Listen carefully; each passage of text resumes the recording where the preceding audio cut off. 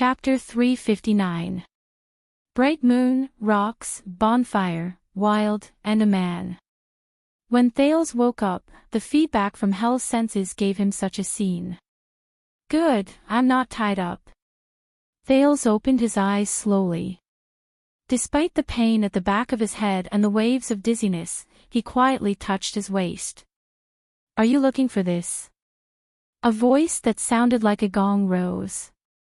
Thales sighed and gave up on searching.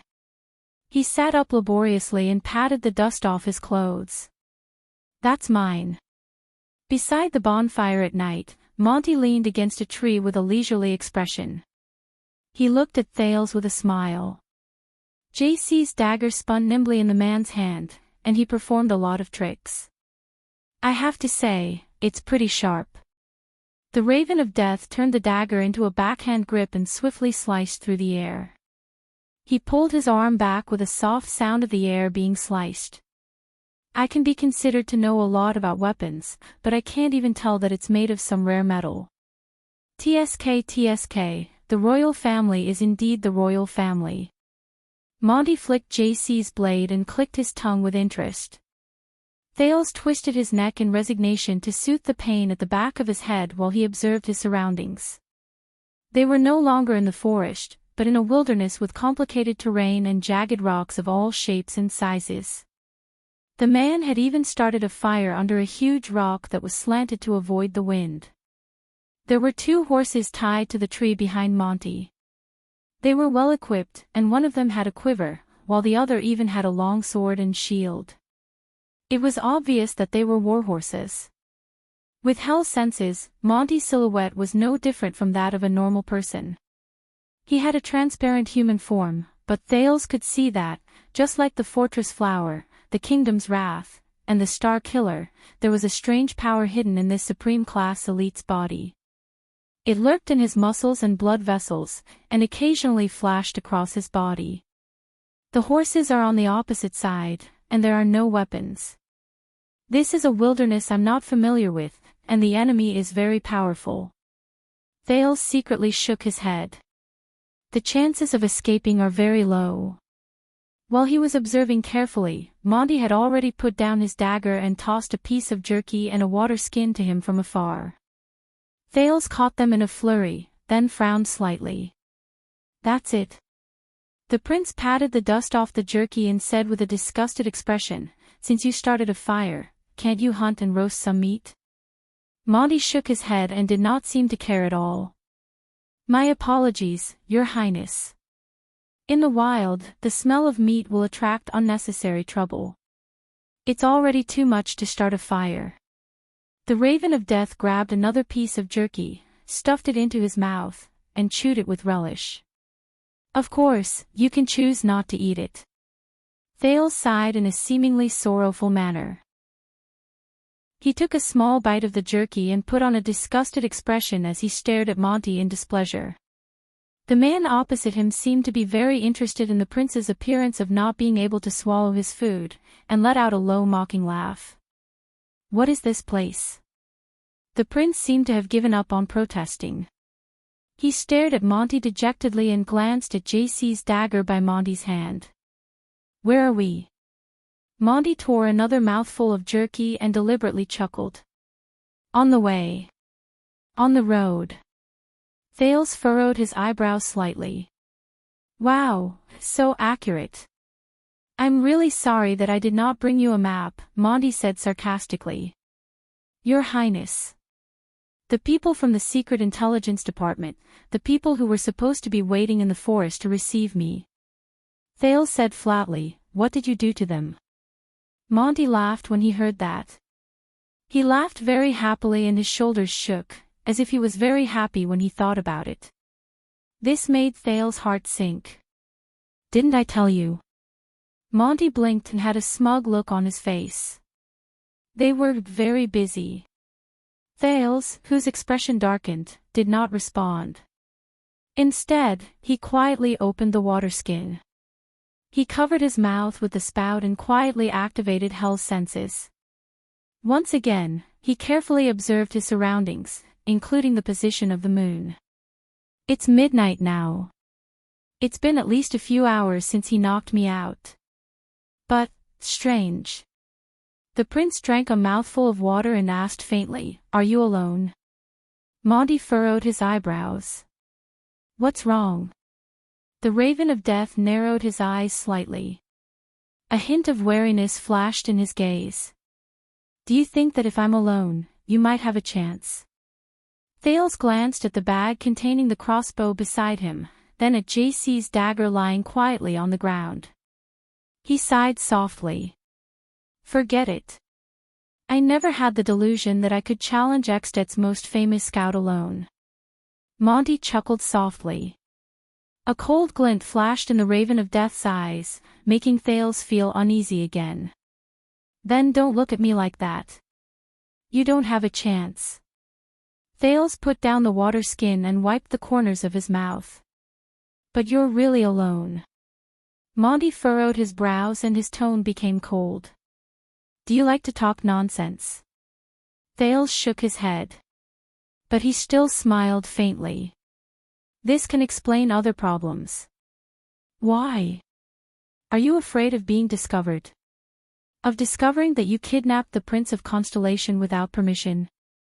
Such as being discovered by Dragon Cloud City, or by your good friend, Nicholas?" Monty raised his head.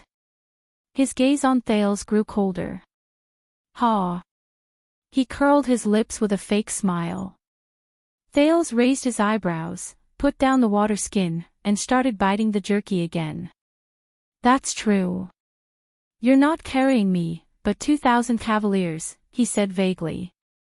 Monty's gaze shifted slightly. "Do you remember? Constellation's 2,000 cavaliers are still waiting at the desert border, waiting to interfere with the Alliance of Freedom's war." The prince tore the stiff jerky with difficulty and drank a mouthful of water from time to time. "It concerns the interests of the city of faraway prayers and Dragon Cloud City. The burden on your shoulders is not light when you bring me along, Lord Monty."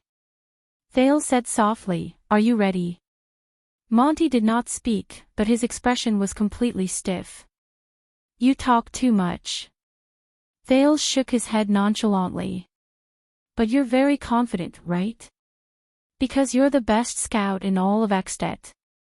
The City of Faraway Prayer's army is also greatly enhanced because of you." The Raven of Death snorted coldly. His gaze on Thales became even more hostile. "Flattery won't help you, Your Highness," he said coldly and unhappily, "so, why don't you finish the food in your hands and shut up?" However, at this moment, Thales suddenly laughed out loud. "Ha ha ha ha." Monty was slightly surprised at first, then he looked at him suspiciously. "I understand now." Thales swallowed the last mouthful of jerky with water and patted his half-full abdomen. The smile on his face became brighter. "Oh you, Raven of Death." Monty's expression became even more unpleasant, and his attitude became even more displeased. "Damn it. Understand what?" Thales forced himself to put away his smile and averted his gaze from Monty. He shook his head hard. "Nothing." But he burst into laughter again, as if he could not hold it in. "It's just that. I suddenly realized that I'm too slow." Monty's gaze became fierce. The Raven of Death said coldly, "You've said so much, but it gives me a bad feeling. You're planning something, or you know something." Thales seemed to be engrossed in eating his jerky, but his eyes never left Monty. Monty felt very uncomfortable under his stare, and he said coldly, "They say that you're very good at persuading and swaying people. So, perhaps in the next moment, you'll say something that will make me hesitate." Thales' smile faded away, but he shrugged. There was not a hint of fear on his face. "Perhaps you're hesitating because you're guilty to begin with." When he finished speaking, the air sank into silence. Only the crackling of the bonfire remained. The warmth on the Raven of Death's face disappeared completely. This time, he stared at the prince quietly for a long time. Thales felt uneasy as he stared at him. A few seconds later, Monty sneered and stood up. You know, there's a good way to overcome hesitation. Thales was slightly stunned. He watched the Raven of Death walk towards him, and he subconsciously shrank back. What? But Monty was already in front of him. He put on that savage smile of a hunter again and clenched his fists. That is, don't give yourself the chance to hesitate. Are you done eating? Thales felt his heart palpitate. He subconsciously got up and moved backwards. Wait, you... But before Thales could finish speaking, Monty's expression changed. As if he did not need to accumulate any strength, he moved forward at lightning speed. Asterisk bang. Asterisk a dull thud rose. Thales could not even see Monty's movements clearly before he fainted again. You're awake again. This was the first sentence Thales heard in his muddled state after he woke up from his hunger and jolts. It still belonged to that man. The first thing he saw was the ground. The grass, stones, soil on the ground. Wait. Why are they all moving backwards? The moving ground. Thales was shocked. He shook his head hard, and to his surprise, he was lying on the saddle in an ugly posture. As the horse's hooves moved forward slowly, his head and hands were on one side, and his legs were on the other. The prince instinctively struggled to get up, but he realized that he was tied tightly to the saddle. He could not even straighten his body. Damn it, Thales felt the soreness all over his body and looked around in pain. The weather was clear and the sun was shining brightly, but they were walking on a small path covered in weeds. There were cedar trees on both sides of the path. It was obviously not the same place as yesterday's campsite. Damn it. What kind of operation is this? Thales stared at the horse's hooves that moved up and down on the ground with a solemn expression. His heart sank. He desperately looked up at Monty, who was whistling leisurely on another horse. Damn it, is this the treatment you should give to the prince? Thales exhaled. He felt that the pain in his waist and abdomen was becoming more and more unbearable. He could not help but curse through gritted teeth. Are you sure that your superiors won't punish you for this? What if I die on the way?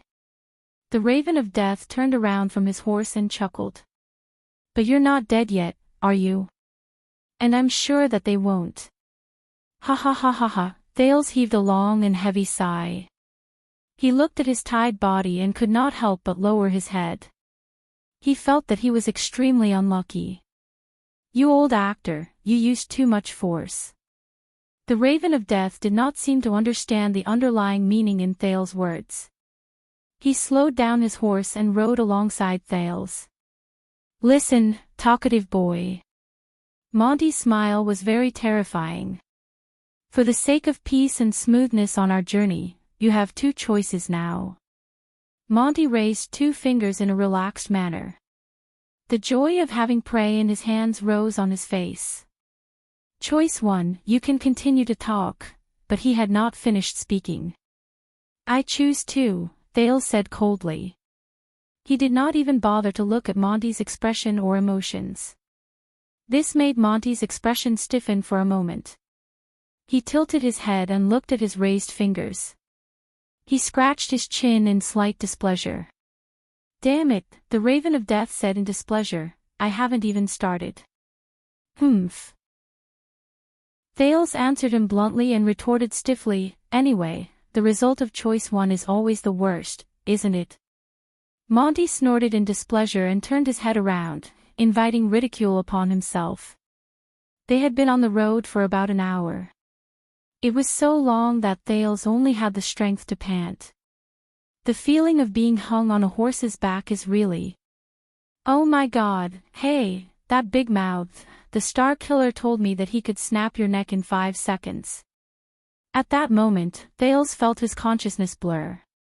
His waist ached, and his abdomen, which was against the saddle, was almost worn through. This made him hate the person in front of him so much that he gritted his teeth. Honestly, right now, I'm really looking forward to that scene. Monty stiffened a little while he sat on the horse. 5 seconds. Is that what he said? His expression became very unsightly.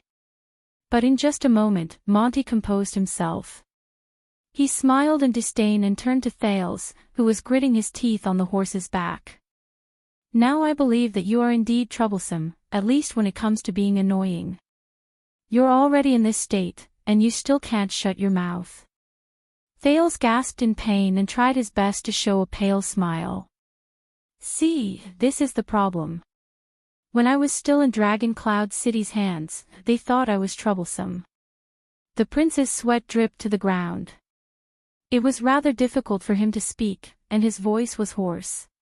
But after they lost me, they remembered that I was still a bargaining chip. And now, I'm in your hands.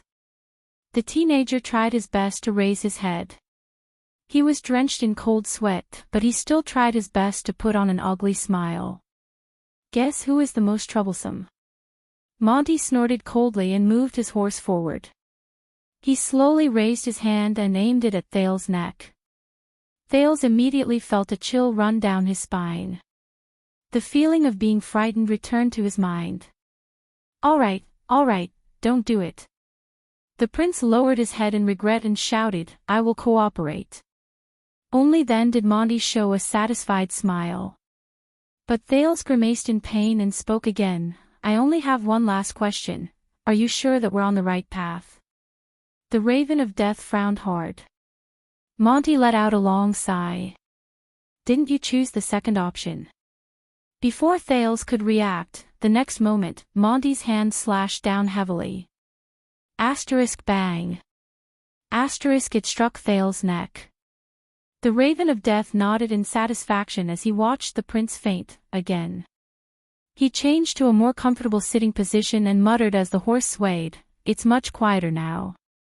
Thales swore that this was the most difficult path he had taken in his short life so far, the most terrifying sleep he had, and the most boring person he had ever met. His daily routine was to eat and faint, wake up to eat again, and then faint again. It seemed like Monty was enjoying this as well. Whenever Thales spoke a little too much or angered him, he would basically serve him with a karate chop, and from time to time, he would say, first rule. Sometimes, Thales would wake up on horseback, and sometimes, he would open his eyes in the wilderness. Every time he woke up, he could only see the scenery changing, the sun and the moon alternating, and he did not even know how much time had passed. Back pain, leg cramps, dizziness, blurred vision, tinnitus, these were all common occurrences. Oh my God! Thales, who was about to go mad, wailed in pain in his heart. Even pigs aren't this cruel. He felt like he had returned to the abandoned house. No, it was even worse. He secretly said, I'll remember this person, the Raven of Death, Ned Monty. Damn bastard. I'll teach him a lesson when we get back. Thales thought through gritted teeth. However, just when Thales thought that this kind of life would last until they reached their destination, one day, when he woke up on horseback, he discovered something different. This time, he was forcibly shaken awake. Hey, wake up. When Thales opened his eyes in a daze, the Raven of Death's voice was a little anxious and solemn. It was another day. Sigh. The prince, who had adapted to the light, was at a loss. What's wrong? Are you lost? It was only then that he realized that the scenery around him was different again. The hills full of fir bushes and jagged rocks had turned into gentle slopes with slight ups and downs. There were fewer trees, and more weeds. Thales stretched his head and hands in pain to ease the pain caused by lying on horseback for a long time. He was almost used to it. He even developed a way to use the sin of Hell's River to relieve the pain. You don't want to be captured by Dragon Cloud City, do you, Your Highness? Monty said coldly. Thales became a little more clear-headed. He suddenly realized that there was something wrong with Monty's words. The prince's expression became stern. What's wrong? Monty grabbed his horse's reins with one hand, and Thales with the other. His horse was much faster than usual. We just crossed the Sunset Snow River. Monty cast a glance behind him. His expression was solemn, and his gaze was terrifying. Someone has their eyes on us. Sensing the heaviness in his words, Thales shuddered and remembered his current situation. We just crossed the Sunset Snow River. They have their eyes on us. Who is it? He asked warily. Monty shook his head. His expression was tense. I don't know, but if I had to guess, it should be Dragon Cloud City or Lampart's pursuers. Thales moved a little. How do you know? The Raven of Death snorted softly. I just know. With an unquestionable expression, he looked around seriously. This is the scout's intuition. The smell in the air is very familiar. Thales was stunned. Pursuers. How can it be? If you don't want to be captured, Monty said coldly, and there was a warning in his words. Then we'll work together. Thales stared at him in a daze. How do we work together? Monty lowered his gaze and gestured at his limbs. We can't go on a leisurely outing anymore. We have to let go of the reins and charge forward. You're also tired of fainting on a horse and sleeping, right? You make me feel like a human trafficker. The Raven of Death said with a disdainful expression, how about it? Thales stared at him. After a few minutes, the prince finally smiled. Of course. He said affirmatively. There's still a long way to go before we reach our destination. Thales nodded and narrowed his eyes. When we're faced with the pursuit of all of Dragon Cloud City, we both need partners. Not troublemakers. We're not enemies, Lord Monty. Thales put away his smile and said solemnly, especially when we're facing Dragon Cloud City. Monty exhaled and gradually smiled. The ominous feeling of having his eyes on his prey returned to him. Under the sun, the Raven of Death raised his eyebrows. Very good. He smiled, took out JC's sheathed dagger from his bosom, and cut the rope that bound Thales without hesitation. Thales exhaled. Finally. His limbs were numb. He straightened his back and sat up straight on the horse. He felt like he had not ridden a horse normally for a few lifetimes. Thales let out a satisfied sigh of admiration. His feet in the stirrup gave him a sense of security. How is it? Can you do it? Monty glanced at him. His gaze was subtle. Thales exercised his wrists and rubbed his numb waist.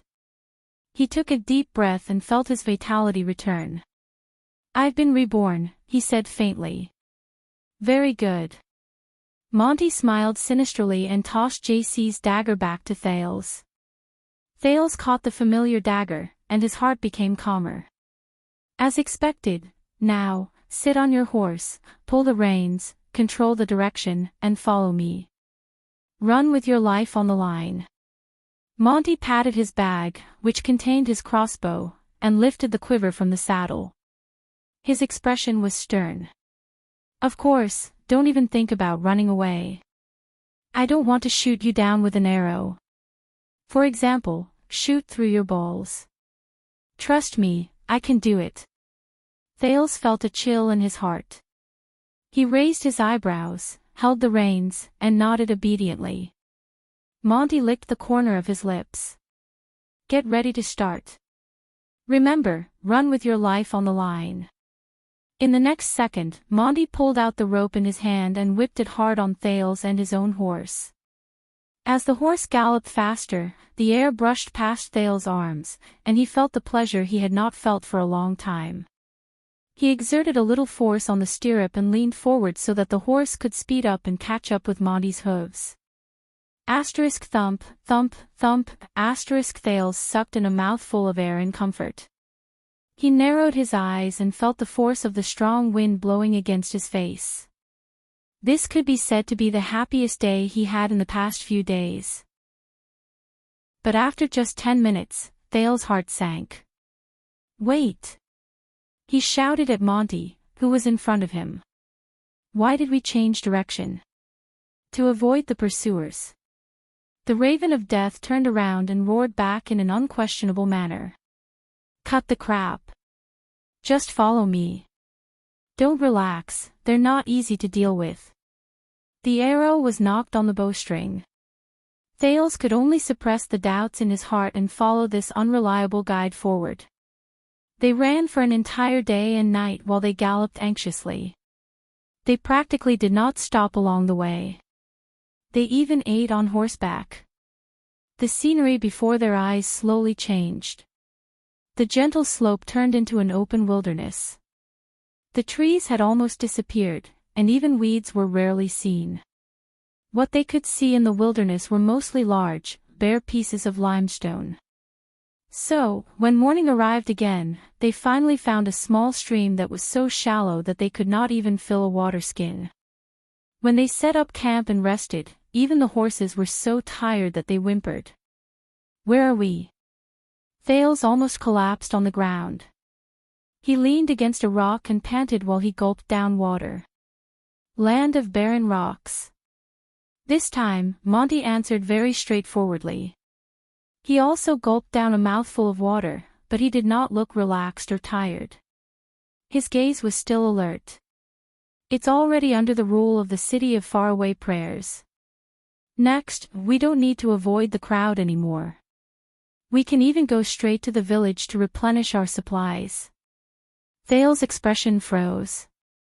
Land of barren rocks. So, are we really going to the city of faraway prayers? He asked nonchalantly. So, the great desert is in the south. Monty shrugged and did not answer. He just tore off a piece of jerky and put it into his mouth. God knows how he could eat the moment he got off the horse, run once he got on the horse, and sleep the moment he laid down. For example, Thales felt like he was about to collapse from exhaustion. He did not even have the strength to eat. Did you take a detour? Thales panted. Why do I feel like you're not walking in a straight line? Monty glanced at him in disdain. Shut up. When you're outside, you have to listen to the professionals. With a hint of worry, Thales turned around and glanced behind him. So, we shook off our pursuers. Of course. Monty seemed to be in a good mood. His eyebrows relaxed, and he actually answered his question. Even if I'm carrying a burden, I'm still Axtet's best scout. As he watched the Raven of Death's smug expression, Thales could not help but raise his eyebrows. He mumbled in his heart, a burden, so, who is the one chasing us? Monty only shook his head. The person you don't want to see the most. Alright, I suggest that you shut up now and have a good sleep. Or do you want me to help you sleep? Thales could only turn his head around in embarrassment to avoid being knocked unconscious again. He picked a relatively flat rock in the land of barren rocks, which was covered in sand and dust. He lay down without any worries, recovered his strength, and thought about his next step. When he was captured by Monty, Thales initially thought that the situation was very bad. Later on, after his first conversation with Monty, he discovered to his surprise that the situation was very good. But now, after following the Raven of Death for an entire day and night, Thales frowned again. No, the situation is not as good as I thought. When he thought of this, Thales cast a worried glance at Monty. This person isn't as simple as I thought. It's much more troublesome and complicated. I'm very close to returning to my country. Now, I need a chance. A chance. As he thought of this, Thales quietly closed his eyes and entered dreamland.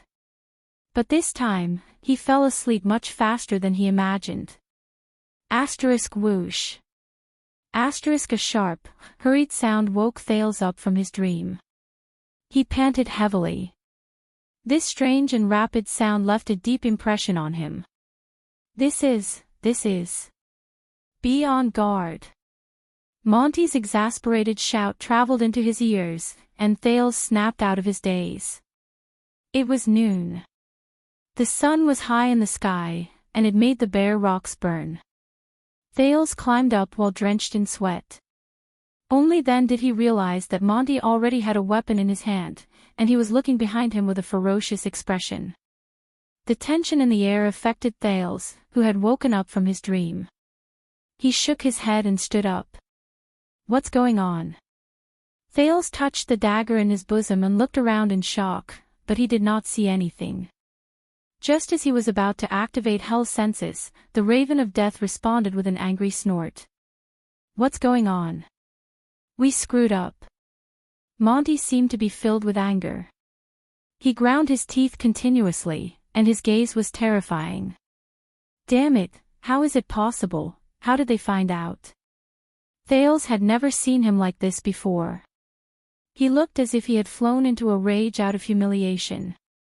But Monty's body tensed up even more. Like a frightened beast, he stared fixedly at the back of a rock. Thales was stunned. How? But he suddenly recalled the most crucial part. "The sound just now," Thales said in shock and bewilderment. He desperately tried to recall the impression in his memory. "It's a little like the whistling arrow of Dragon Cloud City's patrol team, but there are some differences. I must have heard it somewhere before," and at that moment, a hoarse and deep male voice traveled slowly from behind the rock. Because it wasn't the patrol team's whistling arrow. At that moment, Thales and Monty's expressions changed. This voice, the sound of unfamiliar horse hooves, rose from behind the rock. A masked man with a white cloak and a saber on his back rode out from behind the rock. His eyes were bloodshot, but they were still as sharp as a blade. Thales froze. Cloak, mask. I recognize this attire. He is, the newcomer swept a cold glance at the two of them. He gently pulled down the scarf beneath his face, revealing the pale but distinct outline of his face. When he saw the newcomer clearly, Monty covered his forehead in pain.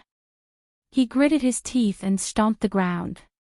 "Son of a B***TCH. The newcomer said hoarsely, "That is the signal arrow of the White Blade Guards of Dragon Cloud City, which has been used for almost 100 years. 6 years ago, it rang countless times in Dragon Cloud City." Thales sighed. In the next second, the teenager took out the jerky from his pocket, stuffed it into his mouth, and chewed it hard. "I told you this in the hall, right?" Thales Jade Star. Under the sun, the former commander of the White Blade Guards of Dragon Cloud City rode on a warhorse, fully armed. He carried the Rising Sun saber on his back and stared at Thales, who had a gloomy expression on his face, with his terrifying eyes. Thales and Monty looked at each other. Their expressions were unpleasant. "Be careful. You'd better not fall into my hands." The voice of the Star Killer, Lord Sorry Nicholas, rose in the wilderness. There was a murderous chill in his voice. Chapter 360. Extet, the city of faraway prayers, the land of barren rocks. Under the sunlight, Thales and Monty stared at the uninvited guest in front of them with great caution and bewilderment. "Why is it him?" The Star Killer dismounted his horse with an expressionless face. He walked slowly into a piece of rock that had spat out and tied the reins naturally, as if nothing had happened. He gave off endless pressure. "I heard what you said, Big Mouth. Why? Are you too confident in your abilities?" Nicholas slowly tied the reins and turned to Monty, who looked as if he was facing a great enemy. He glanced at the short knife in Monty's hand. "Do you think that after Isaiah left the White Blade Guards?" The Star Killer fastened the reins. His eyes were bloodshot. It was obvious that he had been working hard for many days, but the meaning in his eyes was chilling. "Do you think that after Isaiah left the White Blade Guards, there was no one else in Dragon Cloud City who could keep up with you?" He shook his shoulder gently and moved the hilt of the Rising Sun saber to the position where it was easiest for him to attack. Monty's pupils shrank. Ah, I have to say, the experienced scout said softly and slowly spun the short knife in his hand, I more or less thought that way. Monty stared at his old comrade and did not move. His face was so cold that it looked like ice was about to form on it. His eyes shone with a light that made Thales feel extremely uneasy again. You are an outstanding scout, Monty, Nicholas said coldly. From the fake appearances, the route you chose, and the way you hid yourself, almost no one can compare to you. But it's only almost. Nicholas walked forward slowly, and the distance between him and Monty slowly shrank. His tone was dark. Just like now. We chased after him for so many miles from Dragon Cloud City. From Rubble Hill, to Sunset Snow River, then to Spear City, and even here, the land of barren rocks and the city of faraway prayers. We almost chased him into the desert. Thales instinctively took a step back. But Monty stood where he was and did not move. He only kept adjusting the angle of the short knife in his hand. But Nicholas did not care. He was still closing in. Thales' breathing became softer and softer. Finally, when he was a few meters away from Monty, Nicholas stopped. But we still caught up to you. He raised his eyebrows slightly and said faintly. Ned Monty. The Star Killer and the Raven of Death's gazes met in midair. One side was cold, while the other side was solemn. It was as if an invisible shackle had been placed on the air. Thales did not even dare to breathe loudly. He could only hold his breath and look at the two people in front of him while he anxiously thought of a countermeasure. This situation, the two men stood still, facing each other like heavy icebergs. The Star Killer's pale face brought out the blood in his eyes. The Raven of Death's eyes did not move at all. Other than being solemn, it was as if he was emotionless. The sunlight shone on Nicholas' hilt and Monty's blade, and they reflected a strange light. After a while, one side finally moved. He, Monty blew hard, and the solemn expression on his face disappeared. It was replaced by a helpless smile. I have to admit, Spiky, you've improved. It's the same for the White Blade Guards. The old scout shook his head, as if he was meeting an old friend. He smiled and sheathed the short sword at his waist. How did you do it? When Nicholas saw his old friend put away his saber, his gaze was no longer as terrifying as before. At that moment, Thales breathed a sigh of relief, even though he thought that a fight was about to break out in the next moment. Since 6 years ago, the Archduchess Guards reduced the training for charging and breaking through enemy lines, commanding the army, and even fighting alone. The Star Killer, who did not do anything, but made people's skin crawl, said coldly, the extra energy and money were all invested in the training of another skill. He said flatly, sentries, reconnaissance, stealth, and tracking. The air was silent for a moment. Monty frowned. 6 years ago, so exaggerated. Nicholas stared at him for a while before he nodded slowly. Yes, it was.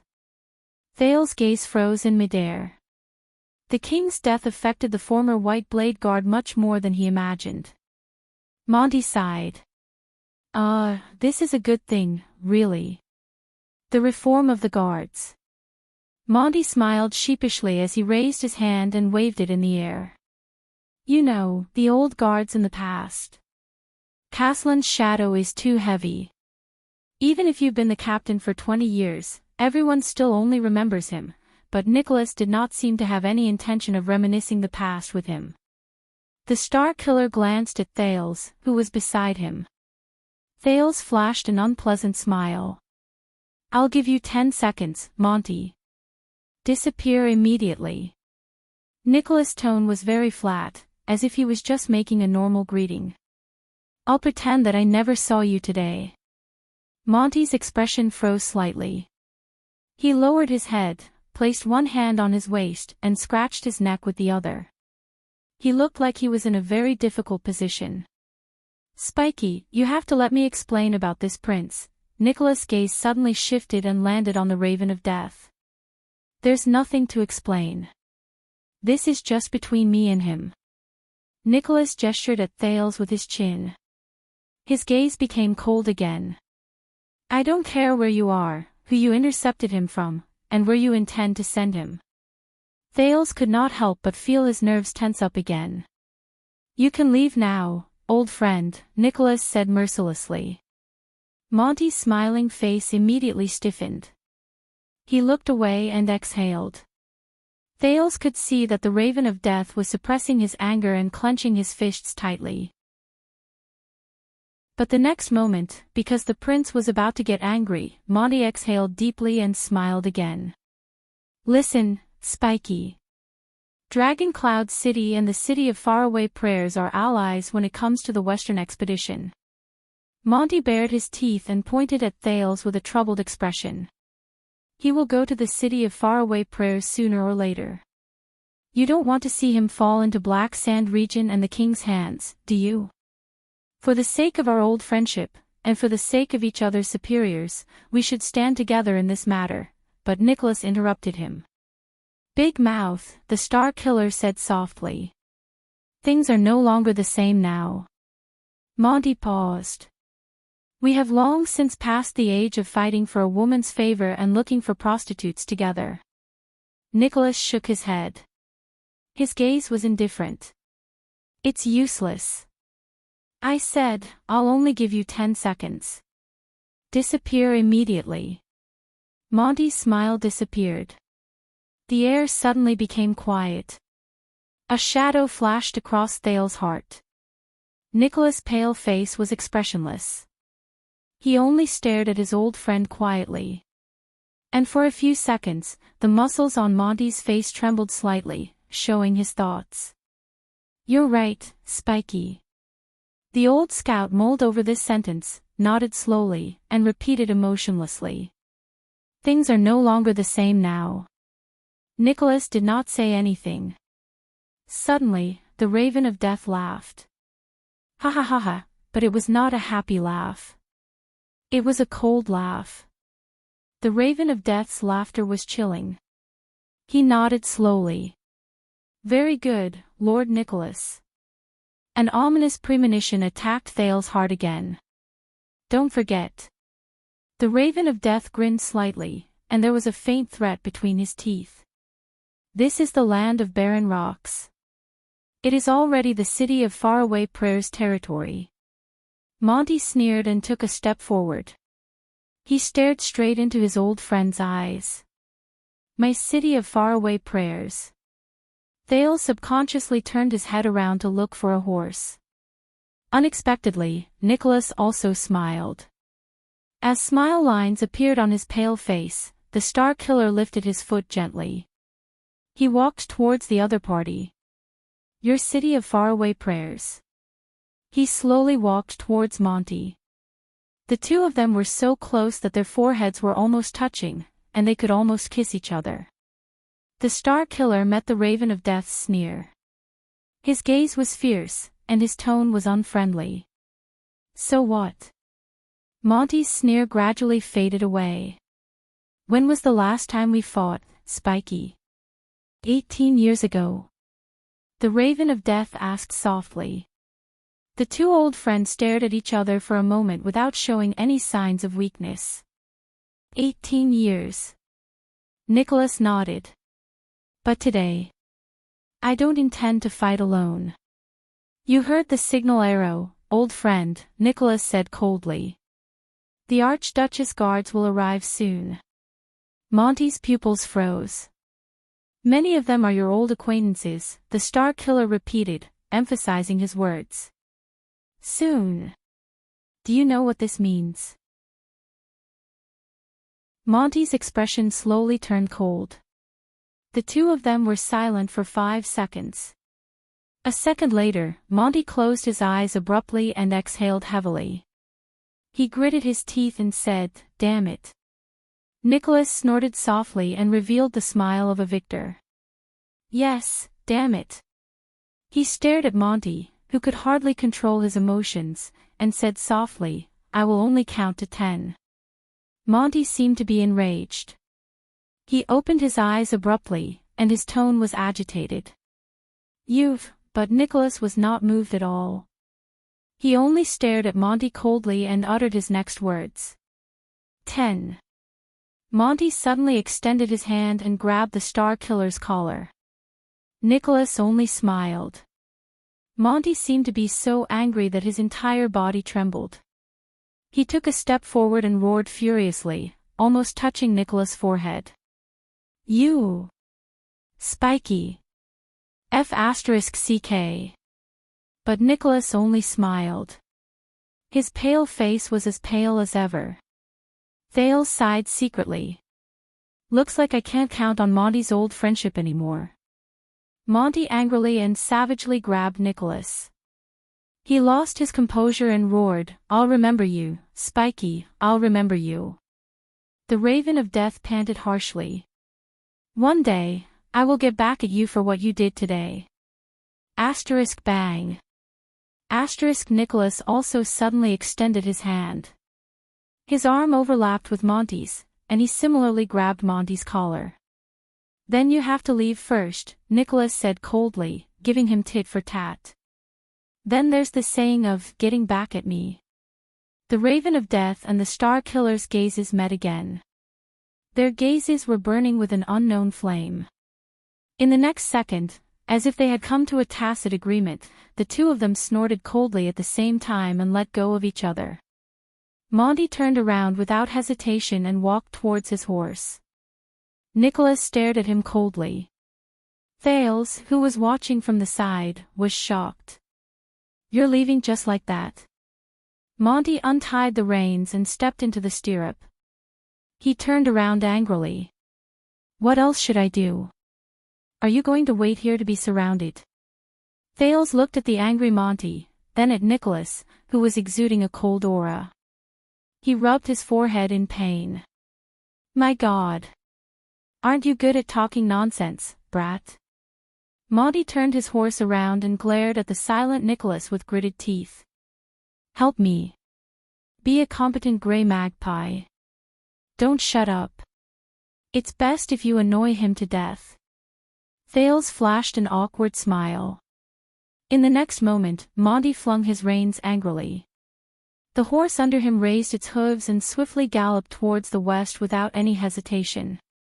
His back was hidden among the rocks, and he left their sight. Then, the sound of the horse hooves disappeared, and the unpleasant smell disappeared. The prince, who had held his breath in the tense atmosphere just now, turned his head around in annoyance. He looked at the only person left. What a deep impression, Lord Nicholas. Thales sighed and said, You caught up to me so quickly. Nicholas crossed his arms and flashed a cold smile that chilled people's hearts. It was just like the first time they met. The Star Killer lowered his head and glanced at the dagger in his hand. He did not say a word. The teenager shook the JC dagger in his hand and smiled helplessly. Thales sheathed JC's dagger and stuffed it into his bosom. So, before you wait for your companions to meet up and capture me, can you tell me how you did it? Thales sheathed JC's dagger and stuffed it into his bosom. I thought you sealed off the city and were busy dealing with the important people to screen the people who might kidnap me. Why did you suddenly appear here? Nicholas smiled. With a certain look on his face, he nodded slightly. Yes, your plan is not bad, young prince. Arrange for people to attack the team and create the illusion that you were kidnapped out of thin air. When the situation is at its most complicated, make everyone in Dragon Cloud City suspect each other. When he said this, the Star Killer's gaze turned cold. Greatly slow down the efficiency of the search and mislead us. In reality, he secretly escaped by himself. If we really fell into your trap, even if we searched for half a year, we wouldn't be able to find you. Thales felt dejected. He still found out the truth. Then how did you find out? Thales raised his eyebrows and crossed his arms. He looked like he had completely given up on resisting. When did you become so smart, dead face? When he heard this nickname, Nicholas' smile became colder. "It's true that I'm not that smart," he said coldly, "but compared to someone like you who can come up with 10 clever ideas in a second, more than 20 years of being a guard, especially the last 6 years, have taught me at least one thing." Thales furrowed his brows. "And that is?" Nicholas put his hand into his bosom and said softly, "When you face something you don't understand, you can never be too cautious." The Star Killer took something out of his bosom. He spread it out, then let go of it gently. Thales' pupils shrank. That thing floated in the air for a few seconds, until it landed at his feet. The teenager stared blankly at the thing the Star Killer took out. He almost could not believe his eyes. Lying at his feet was a piece of paper. It was a sky blue, expensive piece of paper with ugly wrinkles. Thales stared at the thin piece of paper, and the feeling in his heart was indescribable. It was that piece of paper. That invitation card that Asda wrote for him. After they were intercepted by the highly suspicious Nicholas in Heroic Spirit Palace, under Thales' teasing and cover-up, the Star Killer angrily crumpled it into a ball. "But, I thought you'd thrown it away." Thales frowned and looked at Nicholas. "Didn't you read the joke on the paper? Do you need me to repeat it?" Nicholas let out a chilling laugh. He took a step forward and stomped on the thin sky blue paper. There was a line of words written on the paper that had faded a lot. It was especially eye-catching. "Star Killer, you big idiot." "Yes, but that's just the surface." Nicholas shook his head slowly. Thales' image was reflected in his eyes. No matter how Nicholas shook his head, it never left the center of his pupils. "You can't imagine how I spent 2 whole months, paid a huge price, and mobilized almost all my information resources. From the quality to the source of the information, I wholeheartedly investigated the details of this piece of paper." Thales was horrified. "Rylan paper," Nicholas repeated word by word in a lifeless and rhythmic manner, as if he was reciting knowledge he did not understand at all. "The raw wood comes from Norton Dukedom. The manufacturing and dyeing process comes from Dragon-Kissed Land. The material is excellent, durable, and can even be repeatedly erased. It's a special paper provided by the Palace of Unlenzo Dukedom in the south of the Western Peninsula. It's specially used for writing nobles' invitations." Thales stared at him solemnly. Nicholas flashed a smile, and there was a hint of smugness from having caught his opponent. In Northland, the rich and powerful nobles might spend a lot of money to forge a sharp sword or rear a good horse, but no one would use this kind of luxury. You can't buy this kind of paper anywhere. Even the Camion merchants are too lazy to transport it to Northland. And we've searched Constellation's diplomat group before, including Viscount Pudrain-Nemain. There's no trace of this thing either. Under Thales' complicated gaze, Nicholas pointed at the crumpled paper on the ground. "This thing. It shouldn't have appeared in Heroic Spirit Palace and in your hands." The next moment, the Star Killer's voice turned cold. "This can only be brought in from the outside through a channel we don't know of. You even had to deliberately hide it from Heroic Spirit Palace's eyes and ears, because it must bear some secret and special mission." When he heard this, Thales closed his eyes gently. "Secret and special mission, sigh. Young prince, it's obvious that you've been hiding something from us for a very, very long time." Nicholas curled his lips and revealed a hint of a cruel smile. "Although I don't know, you've indeed been secretly planning to complete it by leaving the palace every month to play chess. Obviously, there's something wrong with that chess room." The Star Killer's gaze became unprecedentedly sharp. "So after you disappeared, when Count Leesban was still thinking about who kidnapped you, and when the major forces of power were still testing each other in bewilderment. I knew it, and I believed it without a doubt. I knew it, and I believed it. You were neither kidnapped nor carried away. Instead, you escaped on your own." Nicholas shut his mouth and looked at Thales in disdain. At that time, I knew that all of this must have been a show you made up and acted out yourself. That's all. At this moment, a light breeze blew across the land of barren rocks, stirring up sand and making Thale's heart grow colder and heavier. When I think about it this way, it's very obvious where you went after you disappeared. Nicholas' words had never sounded so forceful before.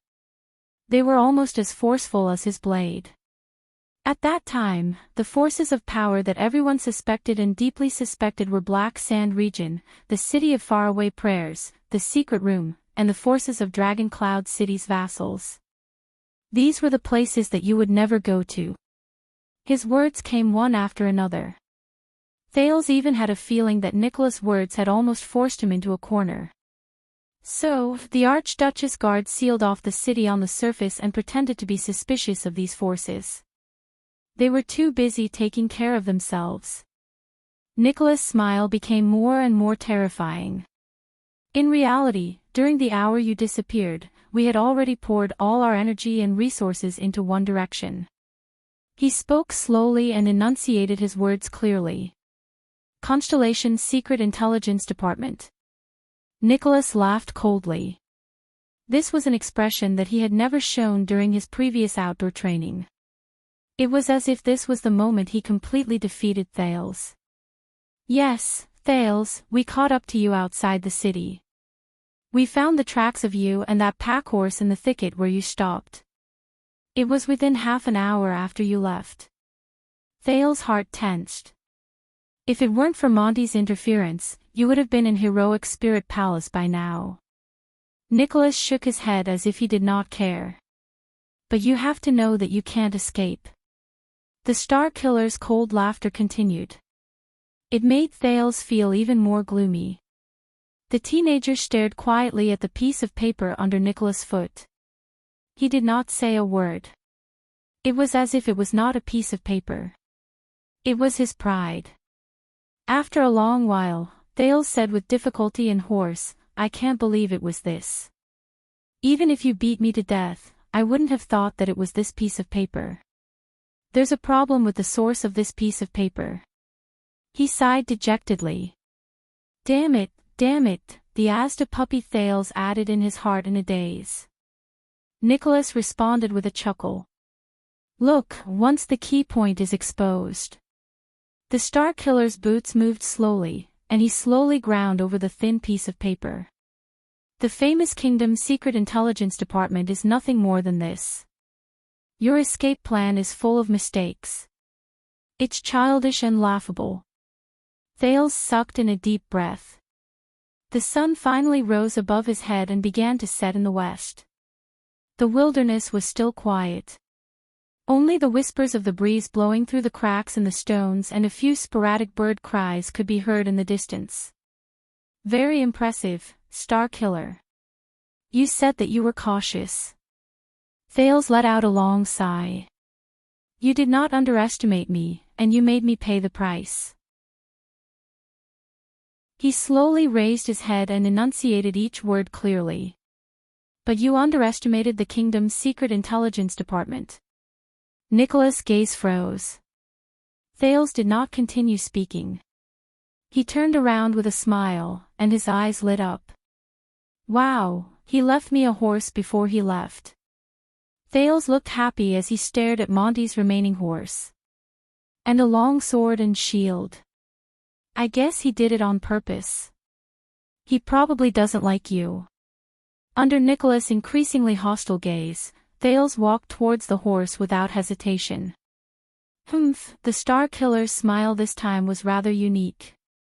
He smiled and shook his head. Really? You and me? Thales smiled as well. He drew his long sword from the saddle, picked up his shield, and turned to Nicholas, who had a strange expression on his face. Speaking of which... Thales looked at the other party in high spirits. He swung his long sword, tested the weight of the shield, and nodded happily.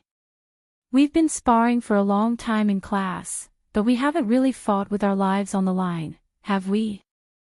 In the next second, Thales put away his smile and put on the starting stance of the Northland military sword style. He raised his shield and moved his sword forward, waiting for orders. The teenager's expression was solemn. He faced the strongest opponent he had ever challenged, aside from the mystic. The Supreme Class Star Killer. Sorry, Nicholas. This was probably not the battle with the greatest disparity in strength he had ever experienced. But it was definitely the most difficult battle. You only have one chance. Thales focused his attention on the person in front of him and said to himself quietly, Thales. Only once. Nicholas' smile slowly faded away as he watched Thales, who had his weapon in hand and was fully prepared. This is a bad idea. He was expressionless, and his words were concise. What right do you have to win against me? Thales snorted coldly and shrugged. Why? At this stage, do you still expect me to surrender obediently? The Star Killer furrowed his eyebrows tightly. The wind howled, and the cold blade reflected the scorching sunlight. Nicholas' eyebrows relaxed, and he suddenly spoke. You use your right hand to eat, right? Thales narrowed his eyes. What? Nicholas' pupils shrank slowly. Don't worry.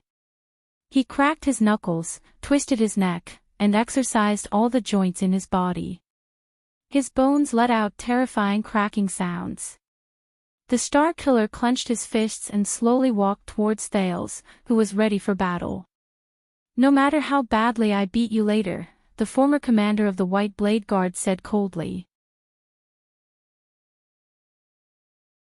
Chapter 361. Thales still remembered his first meeting with the Star Killer.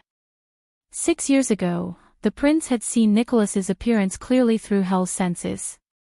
He was a silver human figure that emitted a light that was as sharp as needles.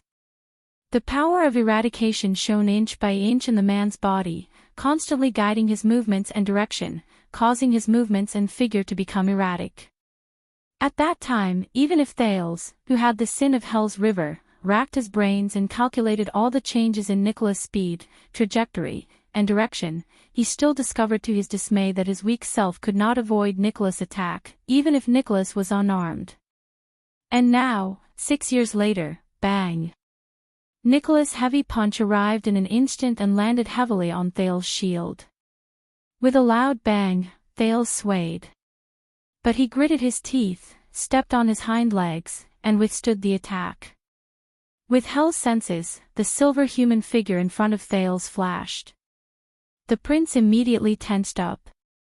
Just as expected, the Star Killer's left fist, which was the second wave of attack, arrived before Thales' eyes without any hesitation. Thales was prepared to retreat as he always did. But at that moment, why his words when they were training in the courtyard brushed past his ears. Your Highness, you can't always retreat or defend. This is what happened when Caribbean and I fought against that big guy in Heroic Spirit Palace. We were too afraid of the Rising Sun Saber's attack and kept avoiding the fight, but in the end, we failed. Defending is not giving up, but preparing for the next attack. Nicholas' fist brought with it a terrifying sound of wind. Thales took a deep breath. The next moment, he faced his opponent's fist with a stern expression. He took a step forward and attacked with the Northland military sword style's flank attack. The tip of the sword forced Nicholas to stop attacking for a moment. However, the Star Killer's adaptability was beyond his imagination. While he avoided the tip of the sword, he also changed the direction of his left hand and struck his right wrist, which was holding the sword. With the help of Hell's senses, Thales watched the movements of this supreme class elite. He praised in his heart, as expected, defense is not the same as retreating. Take Nicholas for example. Every time he defended, he would take an aggressive step forward. Even if he was retreating to dodge, his opponent would never think about avoiding damage, but about inflicting damage. When he thought of this, Thales gritted his teeth and moved forward again. He pushed out his shield and collided with his opponent's swinging left arm. It was the third defensive stance of the Northland military sword style. He swung his shield in the name of defense, but it was actually for his next counterattack. Bang! Under the collision, a muffled sound rang out again. His left hand was slightly numb, and his entire body was trembling, but Thales roared and tried his best to counterattack. But Nicholas's movements were faster and more bizarre than he imagined. His left arm was pressed against the shield, but his whole body charged forward without stopping. Aiming at the center of the shield, he delivered a powerful knee strike. Boom! Thales felt suffocated. In the next second, he groaned in pain and fell 2 meters away with his shield. Very good. The unarmed Nicholas' expression did not change. He cracked his knuckles and furrowed his eyebrows in a barely noticeable manner. It's probably the best performance you've had in so many training sessions. The Star Killer walked closer slowly and put on a malicious smile. At least you have some awareness of fighting. You're no longer a blind man swinging his sword and a coward raising his shield. Thales climbed to his feet with great difficulty. He swung his numb left hand and picked up the shield again. He smiled bitterly and said, "It's your power of eradication that suddenly changes direction, again." The Star Killer shook his head, as if he did not want to waste time. "Hurry up and end this. I still want to eat lunch." Thales sucked in a deep breath, endured the pain, and reassumed the confronting enemy stance. The Northland military sword style. He suddenly remembered what Gilbert told him when he first learned the sword style. This set of sword style was created to fight against terrifying opponents who are far more powerful than humans. A huge disadvantage, a hopeless battle, a sure-death defense, a suicidal charge. He looked at Nicholas, who was getting closer to him, and sighed in his heart. Terrifying, opponents who are far stronger than humans. No, it's not just that. Another mysterious man's back appeared in Thales' mind. How did humans defeat the ancient orcs when they were at an absolute disadvantage? How did they win the battle of eradication? True elites seek hope in hopeless situations, seek to turn the tables when they are at a disadvantage, turn favorable situations into certain victories, and turn unforeseen and unexpected situations into their own support. They seize all useful and useless factors, hold tightly onto every possible bargaining chip, play the most crucial move, and change the entire battle. Thales took a few deep breaths and tried to shake his head, which was a little dizzy from the fall. My bargaining chip, my chance of victory, there are. But, only once. In the next second, Thales roared and charged at his opponent again. He thrust his long sword. Nicholas knew him too well. Every time they trained outdoors, the Star Killer would use all sorts of methods to defeat him with a smile that was at ease. Every time they conducted a surprise inspection, the Star Killer would rely on his skills to toy with him. Every time he probed and provoked him, the Star Killer would be fully prepared to test the standard of his followers. So, Thales' pupils shrank. So this is the Star Killer's biggest weakness. He knew himself too well. Come on. Thales' face was contorted. He gritted his teeth, roaring with his mouth and calling out in his heart. Come on, my companion. The sin of Hell's River. The familiar fluctuations surged towards him. After 6 years of experience, it instantly spread through his entire body in a faster, steadier, and smoother manner. Again. Nicholas sneered as he watched Thales charge towards him. Same method, same ending. The Star Killer exerted force in his legs and charged towards Thales. He easily dodged Thales' thrust and threw a punch at the prince's face. The wind from his fist howled. Thales' entire body trembled. He swung his shield once again to counterattack. He swung his fist at his opponent. But this time, it's different. This time, I need strength. Strength. The teenager thought coldly. The sin of Hell's river surged excitedly into his arm. The shield and the iron fist collided again. Asterisk bang. Asterisk Nicholas' sneer remained. As I said, young prince, but after a mere tenth of a second, his laughter came to an abrupt halt. Because an unprecedented force came from the shield in front of him. It shook his fists and body. Nicholas' expression changed drastically. Nicholas stared in shock at the roaring prince. He was forced to retreat under the great force and took an extra step to stabilize himself. What's going on? This strength, Nicholas blocked the shield in shock and instantly counterattacked with his left elbow. But before he could figure it out, Thales roared again, Star Killer. I need to react. React. The sin of Hell's river surged happily into his eyes, brain, and sword-wielding hand, forming a synchronized connection. At that moment, the roaring Thales seemed to have predicted his opponent's movements. The moment the Star Killer moved, the tip of his sword suddenly appeared and pointed at Nicholas' forward momentum. Nicholas was shocked again. With this momentum, his opponent would pierce his left lung. This prince who doesn't know how to fight. How can he react so quickly? But the experienced and skillful Star Killer reacted in a short moment. At the price of giving up on attacking, he quickly turned around and dodged the sword. But his opponent did not think so. Finally, Thales thought coldly. I need speed. Speed. Speed that can take lives. With that thought, the remaining sin of Hell's river surged into Thales' arm muscles with a roar, like a beast released from its cage. It ignited a terrifying flame inside, burning with explosive power. Ayaha! Thales' roars continued without stopping, as if he wanted to use up all the strength in his life. Asterisk whoosh. Asterisk in an instant, the tip of his sword brought with it a piercing sound of wind. It suddenly flashed in the Star Killer's field of vision. As if it had disappeared. At that moment, the already shocked Nicholas suddenly had goosebumps all over his body. A chill that he had not felt for a long time rose in his heart. It was a sense of danger that could only be felt in front of a powerful enemy and on the battlefield. He suddenly felt a chill on the left side of his chest. *T. *T. In the next moment, Nicholas gritted his teeth laboriously and activated his power of eradication in a frenzy. He restrained himself from dodging and turned to the other side of the tip of the sword. No!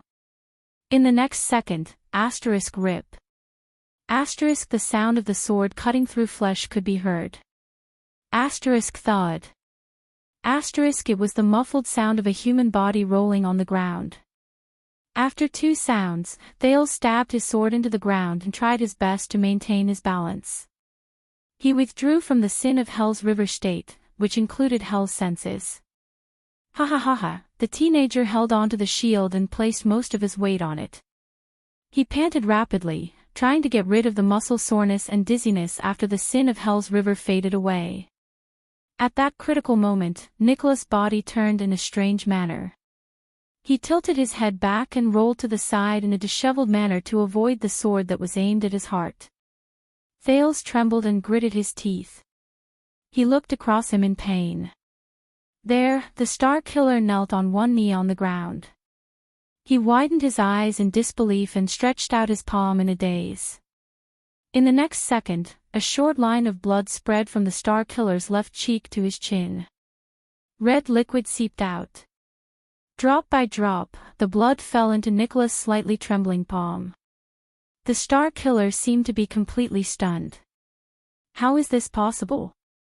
He, the prince who never knew how to fight, he touched the wound on his face and felt the pain that he had not felt for a long time. The Star Killer raised his head in shock and anger. He stared at the pale and panting Prince of Constellation and tried hard to understand what was happening in front of him. That piece of trash who can't even take one punch from me, how did he suddenly, Thales shook his head hard, trying to shake away the brief dizziness. He felt indignant. Damn it, damn it. Even if I use everything I have, I still can't make him. A few seconds later, the extremely disheveled Star Killer panted a few times and calmed his emotions. That's not right. This power, this reaction, he furrowed his eyebrows tightly. There was deep suspicion in his eyes. It's not something you can do. There was disbelief and surprise on Nicholas' face. Was that the power of eradication just now? Thales flashed a weak smile at him while he leaned on his sword. The teenager now only hoped that his opponent would talk more nonsense. At least he had to get over the numbness and soreness that came with using the sin of Hell's River too much. The Star Killer's expression was solemn. But when did you awaken to the power of eradication? Haha, Thales chuckled and interrupted him. The prince, whose hands and feet were numb, could no longer hold on to the long sword. Hence, he let go of the sword hilt and shook his hand with a slight tremble. He tried his best to look as if he was at ease. It was a long time ago. Are you surprised? Nicholas stood up slowly. His expression became more and more serious. As he watched Nicholas get up, Thale's hand on the shield trembled slightly. So, the speed you displayed when you snatched the book in front of the stable that day, and the strength you displayed during training. Nicholas stared at him, ignoring the bloodstains on his face. None of it was a coincidence. You hid the fact that you possess the power of eradication from us and the eyes and ears of the entire heroic spirit palace for so many years. Thales snickered. His numb limbs were regaining their senses. The training over the past 6 years was more or less effective. Even if he could not improve, at least his body had gradually gotten used to the price of the sin of Hell's River. I'm sorry to say this, but... The prince shook his head and placed his hand on the sword hilt again. There are still many things you don't know. The shock and anger on Nicholas' face slowly turned into pure annoyance. So, during all the outdoor training sessions, you were beaten up so badly, but you never used it even once? Power is not for show. Thales gently clenched his right hand, which had returned to normal, and wiped the cold sweat off his face. If I can't use it at the most crucial moment, then you might as well hide it and confuse your enemy. Nicholas laughed angrily. He extended his hand and wiped it across his face. His pale, blood-stained face began to turn red. I knew it, little prince. You have always treated us as your enemies, from the first day you came to Dragon Cloud City. You were born with cunning and treachery. The Star Killer's eyes were practically ablaze. The pain on his face reminded him of the fact that he was injured by a weakling, and it made the proud man even more furious. God knows how many more things you have hidden from us over the past 6 years. Thales sneered. What about you, Star Killer? He took a deep breath, stood up slowly, and pulled the long sword out of the ground. How many truths have you, Lisban, and even the late King Nuvan hidden from me over the past 6 years? Nicholas' breathing froze. In the face of the prince's profound gaze, with suppressed anger, he steadily extended his hand to his back. This time, it was Thales' turn to have his expression change drastically. I apologize to you. The Star Killer drew the weapon on his back with a fierce gaze while the sound of metal rubbing against leather echoed in the air. There was a scar on his face, and his words were filled with caution. I was wrong. I never treated this as a battle. I've underestimated you. Thales Jade Star, who awakened to his power of eradication before he was 14. Thales stared worriedly at the long and narrow saber in Nicholas' hand that reflected a golden luster. It was the legendary anti-mystic weapon that had once been pressed against his neck and threatened his life in the hands of its previous owner. The Rising Sun Saber. How terrible. Are you sure? Thales braced himself and raised his shield.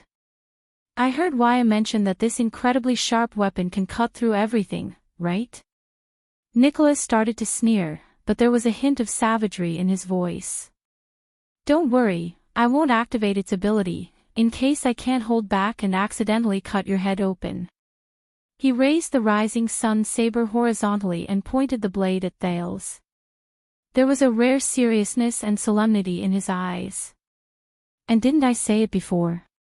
No matter how badly I beat you, I will leave you with that hand." In the next moment, Nicholas' expression changed. He instantly left the spot. The nervous Thales sucked in a sharp breath and instantly entered Hell's senses. In his field of vision, the silver figure flashed with a rapid light as it charged towards him. The battle began again. But this time, the speed and angle of the Star Killer's attack were far beyond Thales' imagination. The blade instantly arrived before his eyes. Sensing the threat, the sin of Hell's river automatically boiled. The nervous Thales immediately raised his sword and blocked the Star Killer's merciless slash. Asterisk clang. Asterisk as he stared at the golden saber in front of him, Thales felt a chill run down his spine. He could not help but think, if this thing is really like what Wyas said and can melt everything, then wouldn't I already be? Without any time to think, Nicholas let out a low growl. He held the saber with both hands and pressed his entire body against Thales along with the blade. Thales only felt a weight on his hand. He was about to lose his balance. His heart tensed up, and he instinctively used a side attack to dodge his opponent's slash. But Nicholas did not stop his attacks. He used the momentum of the slide to charge forward, and with his right shoulder, he rammed into Thales. Asterisk thud. Asterisk Thales grunted laboriously. At least he managed to hide behind the shield before his opponent crashed into his bosom and forcefully withstood his opponent's charge. Asterisk thud. Thud. Thud. Asterisk a huge force charged at him.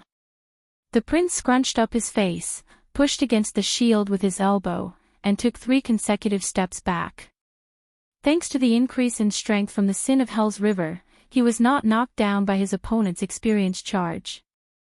A true warrior is formed through experience and blood on the edge of a blade. Nicholas used half of his body to push against Thales' shield.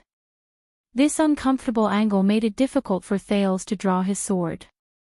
He could only grit his teeth and withstand his opponent's attack. The Star Killer's angry voice rose into the air. Condition, mentality, experience, adaptability, body. Not a single one can be omitted. You only know how to train against targets. You're still far from that.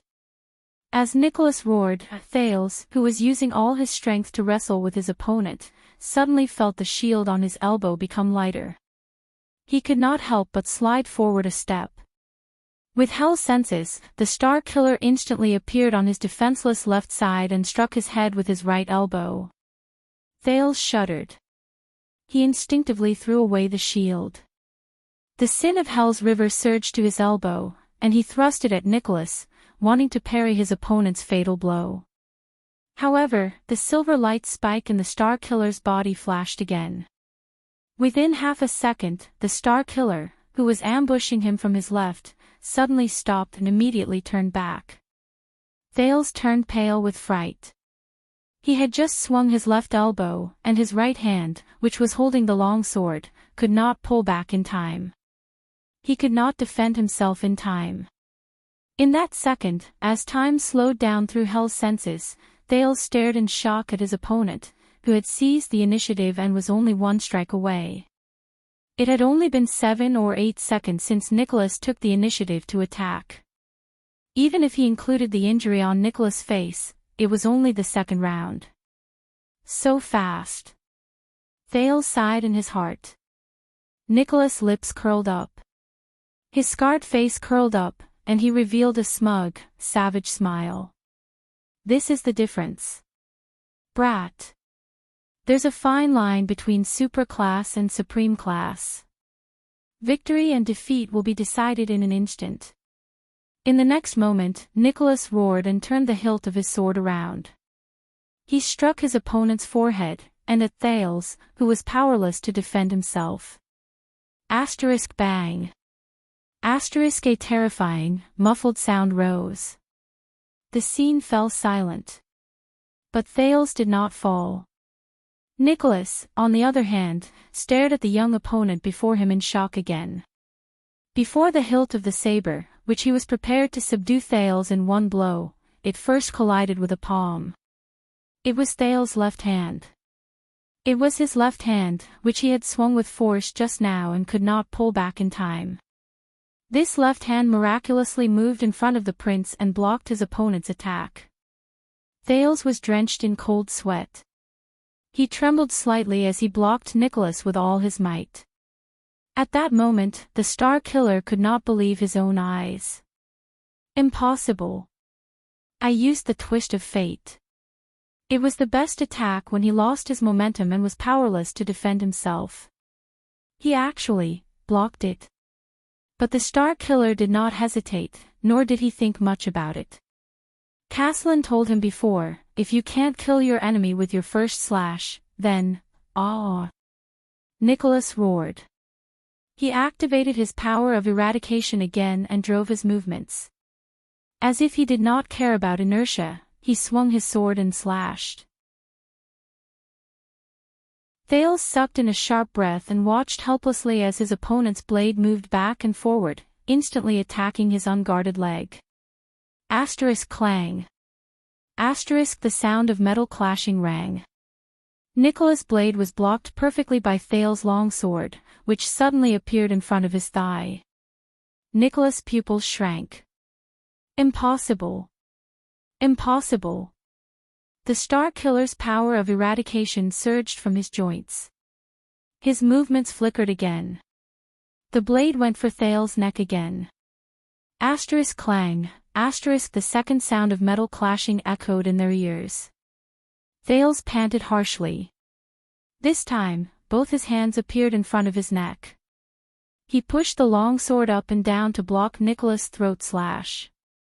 Nicholas stared at him in a daze. His eyes were filled with shock. He even forgot his desire to attack again. This, asterisk swoosh. Asterisk Thales used the last of his strength to force Nicholas back with one slash. Then, with a thud, he fell to his knees. The prince could not stop panting, and his groans were mixed with pain. But the Star Killer was already stunned. Just now, Nicholas blinked and stared blankly at Thales, who had an unpleasant expression on his face and was drenched in sweat, as if he was enduring torture. He opened his mouth gently. He wanted to say something, but stopped himself. His expression was incredibly complicated. Thales only panted continuously, as if the few attacks just now had almost taken his life. In the end, the surprised Nicholas still opened his mouth. You used it to block me just now, he furrowed his eyebrows tightly. No, your power of eradication is. Thales' breathing gradually slowed down. When he heard this, he weakly squeezed out a smile. Ha ha ha, Nicholas continued to stare fixedly at him and did not move. Thales was still kneeling on the ground. He supported himself with one hand and raised his long sword with the other. Oh, you're talking about this? The prince sucked in a sharp breath. In an instant, his face turned even paler. But he swung his sword sideways. His movements were very imposing. But when the sword was halfway through its slash, it strangely changed its direction. In an instant, it fell and cut straight into the ground. Asterisk clang. Asterisk Nicholas watched this scene in a daze. Thales laughed weakly and said, a sudden change in direction that can't be predicted. This is. The Star Killer murmured as he fixed his gaze on the long sword on the ground. This is a rare supreme class elite. Thales lifted his head weakly and stared anxiously at Nicholas, who had an interesting expression on his face. He forced himself to say, he used 6 whole years to personally demonstrate this ultimate skill to me every week. According to him, this is a rarely seen power of eradication in history. Thales smiled again. No one knew that at that moment, the muscles in the prince's body were practically rebelling. Pain, soreness, numbness, pain, cramps, and all sorts of other sensations attacked him at the same time. It was simply indescribable. The Star Killer's expression became more unpleasant. The prince smiled even more happily and continued to say, "There is only one in Northland." Thales narrowed his eyes slightly while enduring the pain. "It's called the twist of fate." At that moment, Nicholas' expression almost turned into the coldest ice. "You should feel honored." Thales smiled softly again and carefully observed Nicholas, whose mind was in turmoil at that moment. "Because he told me."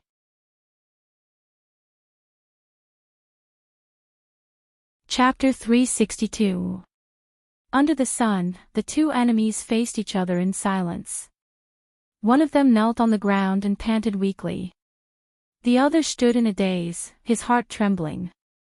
Finally, Thales exhaled. The after-effects of forcefully using the sin of Hell's River were slowly fading away. Compared to 6 years ago, when he would easily faint every time the sin of Hell's River came, Thales smiled in relief. "Look. Even though I can't improve, but I can still get used to it."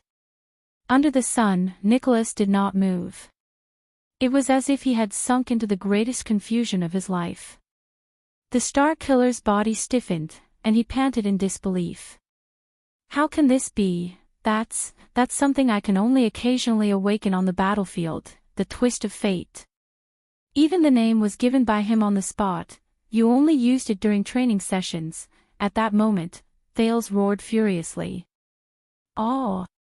He threw away his long sword and charged at Nicholas with a ferocious expression. Nicholas trembled slightly.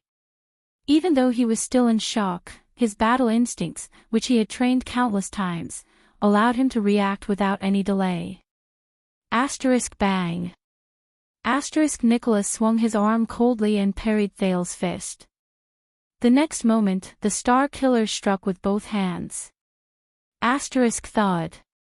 Thales, who was at the end of his tether, felt a pain in his chest. His forward momentum stagnated, and in the next second, Nicholas' rising sun saber appeared at his throat. After 6 years, the weak Thales could only sigh slowly as he felt the faint chill from the same weapon pressed against the same spot. "What's going on?" Nicholas recovered from his shock and stared coldly at the prince in front of him. "The twist of fate. It's completely different from any systematically trained power of eradication. It's impossible for you to learn it from any swordsmanship or moves." A gentle breeze blew past the quiet world. It blew past the rocks, bringing with it a mournful howl, and the sporadic chirping of birds in the distance. "Ha!" Thales forced a smile. "Is it really that strange? After all?" He leisurely raised his trembling hand and flicked the blade in front of his neck, as if this was just a pleasant outing. "I'm the Star Killer's disciple, a good student who gets beaten up by you once a week." Nicholas' expression turned cold. He withdrew his blade and lifted Thales' collar. "I'm warning you for the last time." At this moment, Thales suddenly raised his finger and interrupted him. "Shoo, listen." Thales flashed a gratified smile, as if he was really listening attentively. "That's the sound of a gray magpie." Nicholas was slightly stunned. "What?" But in the blink of an eye, a terrifying shudder erupted from Nicholas' entire body. The Star Killer's expression changed drastically. It was the intuition of a soldier who had been through hundreds of battles. He subconsciously wanted to turn around. But Thales did not think so. The prince, who had been prepared for this, suddenly raised his hands and grabbed the Star Killer's shoulders tightly. "Don't let him leave this place." Nicholas, who was halfway through turning around, was suddenly seized. His expression changed drastically. "You," he did not continue. A terrifying, muffled sound suddenly rose in their ears. "Chee!" Thales watched with satisfaction as Nicholas, who was in front of him, shudder violently after that sound. His face stiffened. The Star Killer's expression contorted from shock to savagery, then from savagery to rage. Bang! He threw a punch with his left hand, and without holding back, he hit Thale's chest. The prince was sent flying like a broken sandbag and fell with a thud. Then, with a twisted expression, Nicholas' knees gave way and he knelt on the ground. He opened his mouth and let out a crazed and pained roar. Ah ah ah ah ah ah. The right side of the Star Killer's body seemed to have stiffened. He trembled and threw away the rising sun saber. He clenched his left hand into a fist and punched the rock beside him. Boom! Dong! Dong! Dong! Punch after punch, Nicholas, who was kneeling on the ground, had a ferocious expression on his face. It was as if he had a grudge against the rock beside him. He punched the ground with all his might while he continued to roar in anger and madness. It was as if he was enduring some kind of pain. Thale spat out a mouthful of blood. He endured the pain in his chest and shook his head. He was gratified to see a thin arrow shaft suddenly appear on the Star Killer's back. The thin arrow sank deep into the right side of Nicholas' back, and a ferocious and sharp arrowhead appeared on his chest. Fresh blood dripped from the arrowhead. The Star Killer lifted his head abruptly. His bloodshot eyes shone with terrifying flames. He roared in anger. Ah, Ned Monty! You son of a B***tch. His roar spread through the land of barren rocks and echoed in the cracks between the rocks. At some point in time, the chirping of the birds had disappeared. Only the mournful sound of the wind remained. Thales sucked in a breath and closed his eyes. He was completely at ease. He had won the duel between him and Nicholas. He had grasped every factor and every bargaining chip he had. Thales coughed out a mouthful of blood in pain. He then could not help but laugh. Yes, the prince's only chance of winning in this duel is that Nicholas' opponent was never just him. The Star Killer's roar turned into pained moans and grunts. He tried to reach out to retrieve the arrow, but the location of the wound was too tricky. Nicholas could not touch it at all. TSK, TSK, Tisk, a hoarse and sinister voice that both of them were very familiar with came from behind a rock. Be careful, Lord Nicholas. Don't move, especially your right hand. That's a barbed arrow. The more you move, the more you'll get hurt. The hidden man let out a low chuckle. Nicholas' right arm was still trembling as he knelt on the ground. He used his left hand to support himself on the ground. He glared at Monty with bloodshot eyes and gritted his teeth. You can't run away. We'll tear you to pieces. Monty's cold laughter came from behind an unknown rock again. Oh. You're talking about Lum and Jella, the hidden sentries half a mile to the north who are providing support, or are you talking about the two new guards I don't know in the northeast?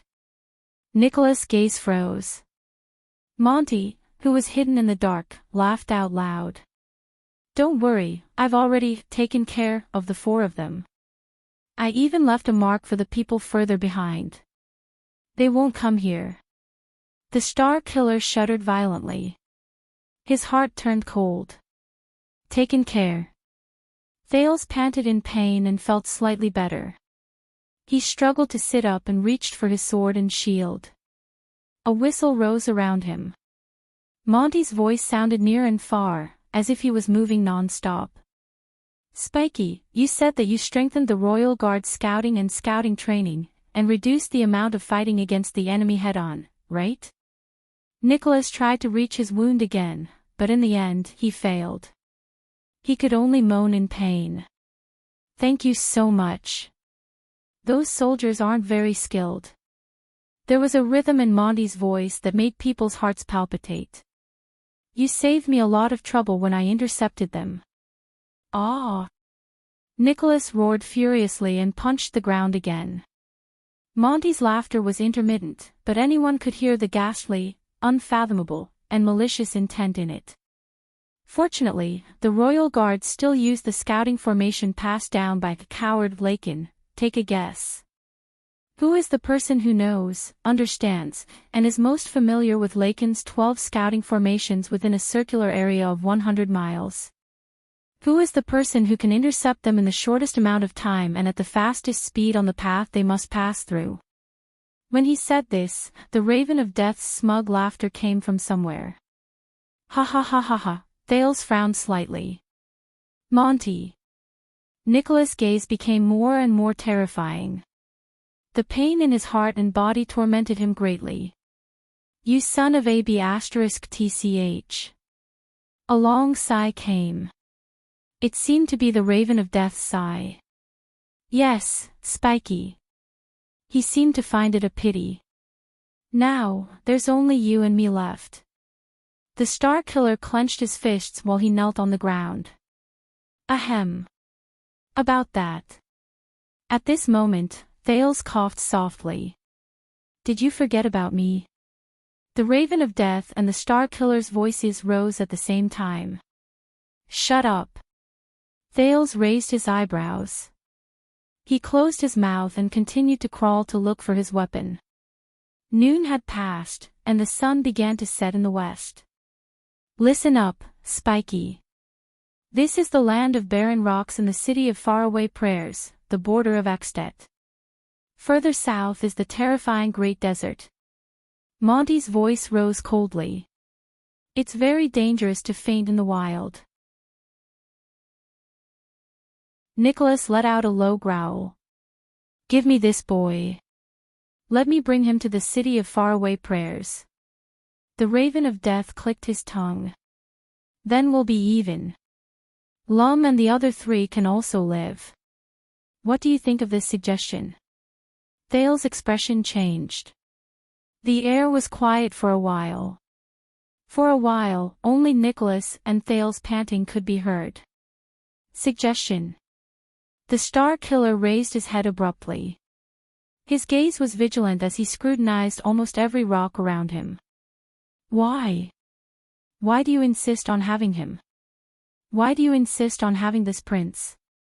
Monty's strange laughter rose around them. You know very well that he will play a key role in the war between the City of Faraway Prayers and the Alliance of Freedom.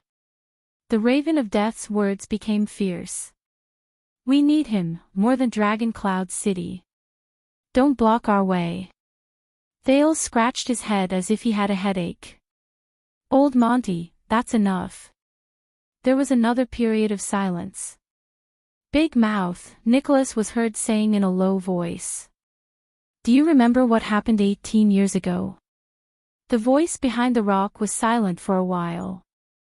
I don't want to talk about the past with you. Monty's cold voice traveled into his ears. You know I hate this the most. But at this moment, Nicholas, who had lost his composure and roared just now, raised his head and laughed. Strangely, this time, the Raven of Death did not interrupt him. That year, the Star Killer seemed to have had enough of laughing. He said airily, Prince Soria and his wife were assassinated. The late king was furious, and all the White Blade Guards were punished. Thales felt his skin tighten. He heard this incident from the past again. Nicholas said weakly, Old Coleman took responsibility for me, the acting captain. He admitted his mistake and resigned. Isaiah was disheartened and left the royal guards. Many of our brothers were implicated. And you, Monty, you rushed back to Dragon Cloud City overnight to fight for justice for them, even though you were out on another mission. Negotiations were fruitless. You didn't even show the king any respect. The next day, you threw away the White Blade Guards and left Dragon Cloud City. Monty did not speak. There was still only the sound of the wind blowing through the cracks in the rocks. It was shrill and sad. Nicholas laughed brokenly.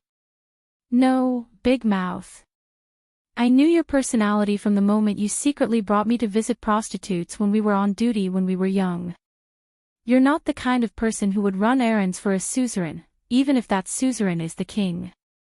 Not to mention chasing after the Archduke of the City of Faraway Prayers all the way from Rubble Hill to this place. There was a hint of sadness in Nicholas' voice. No, you're not. The Star Killer straightened his back and looked around fiercely. Ned Monty. The Raven of Death was still silent. But Thales frowned. But now I understand. Nicholas' anger turned into a sneer. Ha ha ha ha ha, you. His voice contained indescribable hatred, and it echoed among the rocks. It spread. A few seconds later, Monty, who had been hiding in the dark, finally spoke airily. Spiky, the Raven of Death said faintly. What do you understand? Nicholas snorted coldly. He sucked in a breath and let out a long sigh. The pain in his chest and back made him frown from time to time. But Nicholas still gritted his teeth and said softly, Lord Ned Monty, a few days ago, as the so-called vanguard, you came to Dragon Cloud City earlier than the official diplomat group of the City of Faraway Prayers and anyone else. On the day of the council hearing, when the situation was already set, you brought news of Constellation's unusual movements at the border and pushed the prince to the front of the stage. Thales closed his eyes gently. The Raven of Death did not say a word. Nicholas continued speaking. Every sentence and every word he said was filled with an even deeper and heavier chill. The Archduchess tried her best to protect the young prince, but you fanned the flames at the critical moment and forced Dragon Cloud City to send him to the City of Faraway Prayers. After this prince disappeared, at the same time when Dragon Cloud City opened, you arrived even earlier than us, the local tyrants, and intercepted him. He, the Star Killer sneered. Everything you've done over the past few days has puzzled me, even though I know you well. Aren't you putting in too much effort for the City of Faraway Prayers?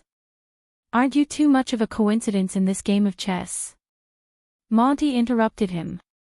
You don't understand.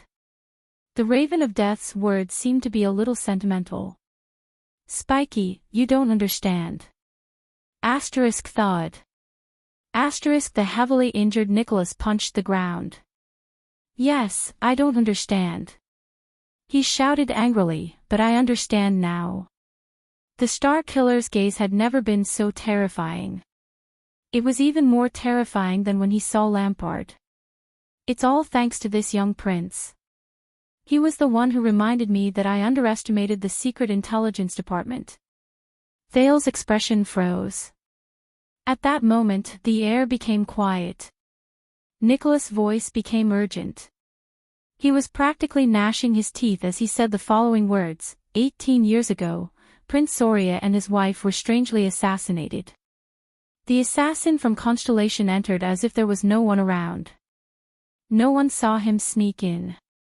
The White Blade Guard's strict defense was useless. No one responded to him. Aside from the sound of the wind. No! The Star Killer shouted angrily. 6 years ago, even a formidable person like Lampard had to rely on calamities to lure us away and weaken us.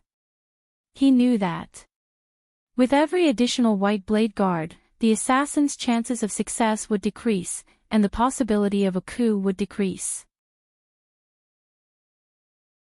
But the assassin 18 years ago could bypass the heavy defense of hundreds of elite White Blade Guards, plan meticulously, and assassinate the prince of the strongest country in the Western Peninsula. At this moment, Nicholas' face was extremely distorted. There's only one possibility. He clenched his left fist tighter. There's a traitor among the White Blade Guards. There was still no response. Thales lowered his eyes and looked at the ground. Nicholas practically hissed each word through gritted teeth. Over the years, I've suspected many people, Byrne Merck, who was the prince's personal bodyguard, Old Coleman, who was the first to arrive that day, Justin, who was patrolling the perimeter. I even suspected Isaiah, who was in charge of protecting Black Sand Region's diplomat group. When the Star Killer said this, he took a deep breath. The rocks were still silent. It was as if even the stream was about to stop flowing. But you just reminded me, old friend.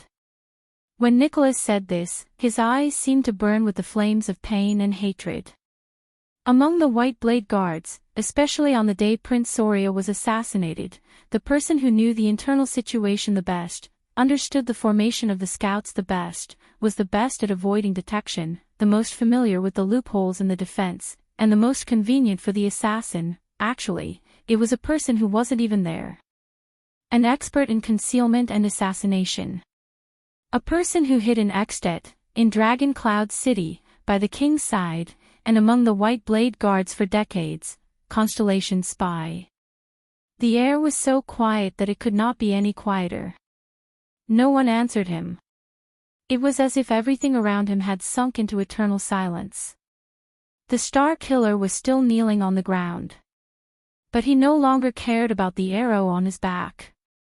Instead, his entire body trembled, his eyes struggled, and his facial muscles twitched slightly. He looked like he was about to wail, but also like he was about to roar. His gaze was incredibly complicated: disgust, pain, regret, resentment, sorrow, sadness, despair. It was endless and mixed together. In the end, Nicholas shuddered and sucked in a deep breath. A mouthful of the coldest air in midsummer. When he thought of this, Thales could not help but shiver a little. "What do you think?" he asked the person behind the rock softly. "Big Mouth, Ned, Monty, the sworn brothers who joined the White Blade Guards with me." The former commander of the White Blade Guards, Lord Sorry Nicholas' voice became more and more indifferent. Finally, he restored his expression to the coldest, most apathetic, most merciless, and most competent version. "Or should I call you, the Raven of Death from Constellation's Secret Intelligence Department?" Thales gently grabbed his long sword. He sighed a little at an angle that no one could see. Silence. Still silence. Another gust of wind blew. The whistling in the crack became more and more sorrowful. Then, a voice that was not so harmonious broke the silence. The sound of a bough being knocked rose clearly. "You know, I've changed my mind about the suggestion just now." The Raven of Death's voice traveled into Thales' ears. He still sounded calm, relaxed, and at ease. Spiky, but this time, his words were filled with a dark, murderous intent that made people shudder.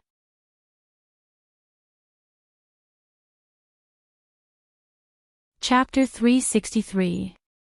All these years, in the face of the Raven of Death's extremely callous words, Nicholas responded calmly, "Monty, this is the first time you didn't argue with me." It was as if he had lost all his emotions a moment ago. "You don't even want to defend yourself." However, the only thing that responded to Nicholas in the crack was the soft sound of the wind. And whoosh.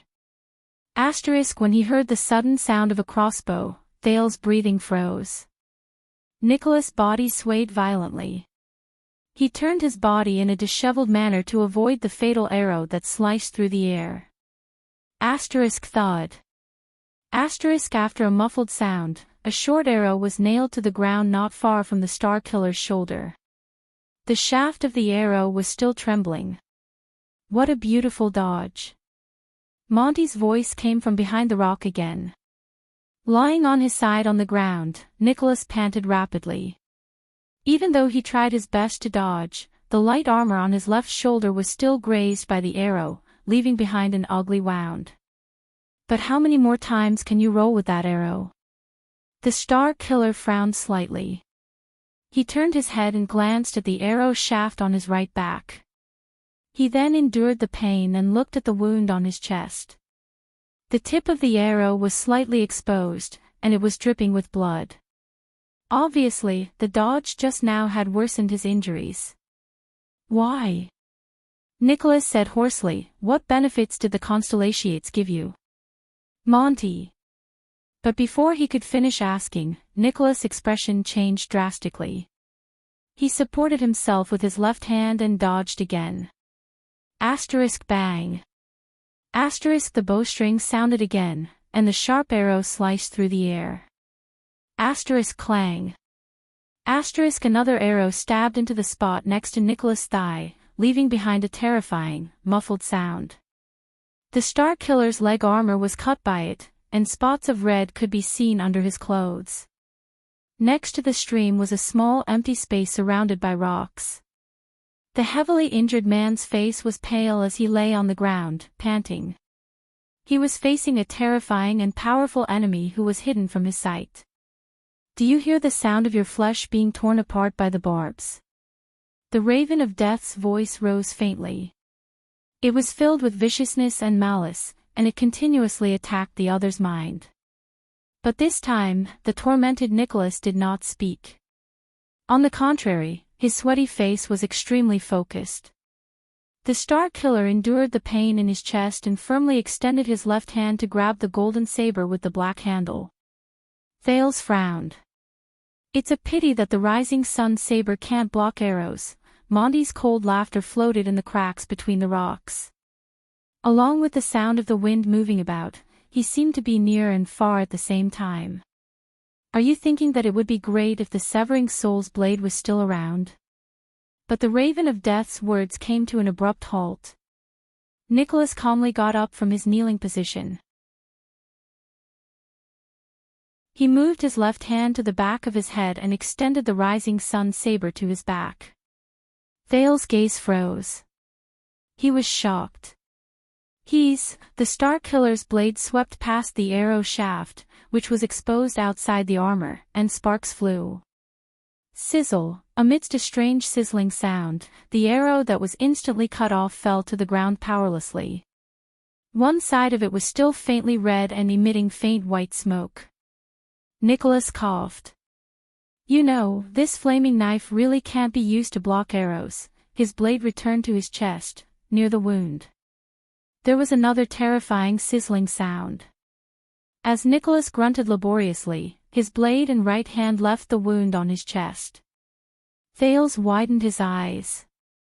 A small but ferocious-looking barbed arrowhead and the broken arrow shaft were pulled out from his chest without hesitation. Aside from the sweat on his forehead, the Star Killer did not even frown, as if he had just cut open someone else's wound. But debridement, removal of the arrow, and stopping the bleeding at the same time are still very useful. The moment Nicholas' voice faded away, the crossbow bolts came flying again. Asterisk swoosh. Asterisk as the sound of the air being sliced rose, Nicholas turned swiftly. The twist of fate surged in his body, causing his figure to change. Asterisk ding. Asterisk the new arrow passed through the afterimage of its target and landed a few inches away from Nicholas' boots. It buzzed with the remaining force. Thales watched the scene in front of him worriedly. The Star Killer panted softly as he stared at the arrow on the ground, but he was not injured. Compared to before, Nicholas seemed to be at ease after he removed the arrow from his body. For the first time, the Raven of Death's fatal arrow did not succeed. Thales could not help but tighten his grip on his sword. 6 seconds, old friend. From the moment you knocked the arrow, aimed, measured the distance, and fired, you took a total of 6 seconds. It's about the same as 18 years ago. The Star Killer took a deep breath. He extended his right hand and clenched his fist lightly. Even though he was not as agile as before, he was no longer impeded by the arrow stuck in his body. Coupled with the movement after the arrow was fired, the interval between each arrow was at least 7 to 9 seconds. 7 to 9 seconds is safe. Nicholas' expression became calm again. He loosened his grip gently, and a small arrowhead fell from his hand. The wound on his chest had long since been sealed by the high temperature, and the wound on his back was no longer bleeding. The power of eradication gathered in the bones near the arrow wound and surged ceaselessly, urging his muscles to contract and seal the wound. Asterisk swoosh. Asterisk the wind from the arrow rose again. Before the Star Killer finished speaking, he suddenly turned around, turned his head, and slashed. Thales shuddered. Hell's senses instantly slowed down the scene in front of him. The silver light in Nicholas' body shot out, propelling his body to change direction in an unbelievable manner, leaving behind an afterimage. His blade was agile and swift, cutting through the arrow in the air. Asterisk shick. Asterisk as sparks flew, the rising sun saber easily cut it into two. The Star Killer's body froze for a moment. The scene in front of Thales returned to normal.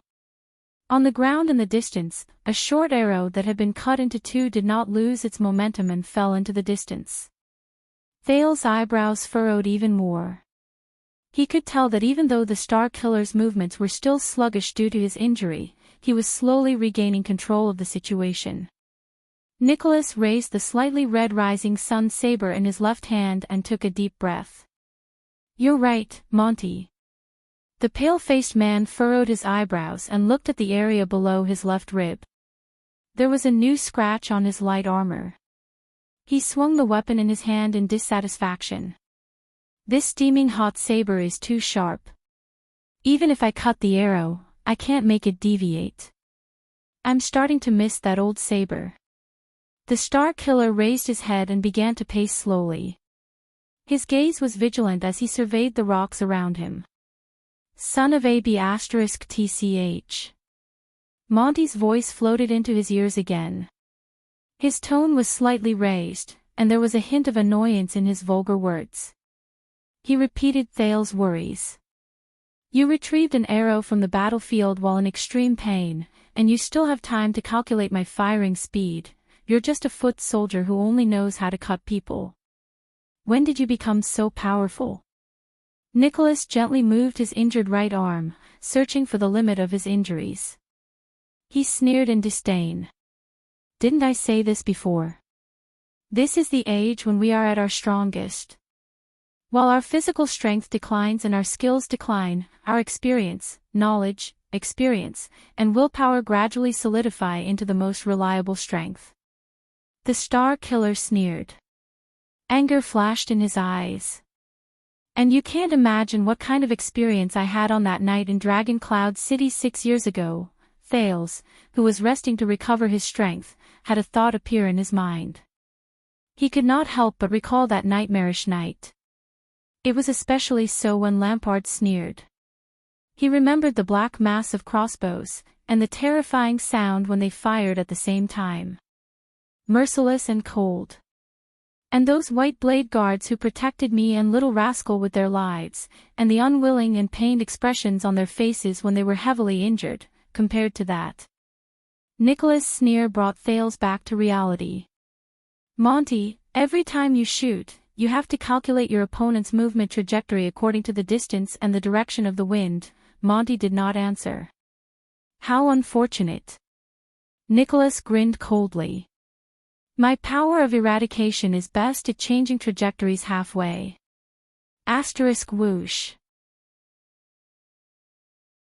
Asterisk another muffled sound was followed by the next arrow.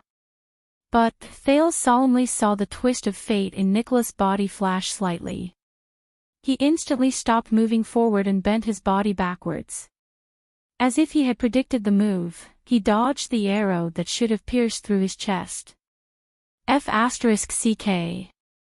Monty's exasperated and furious shout came from afar. Nicholas responded to him by shaking his head indifferently. "Come on, Monty. I almost know where you are." He stared at the area in front of him to the left, and the saber in his left hand spun continuously. Silence returned to the land of barren rocks. Only Nicholas, who was staring at the rock, and Thales, who was sitting on the ground and resting against his shield, were left. Thales sighed heavily. Obviously, the situation has changed. "Ha ha ha." The Raven of Death's laughter rose faintly. There was a faint desolation in it.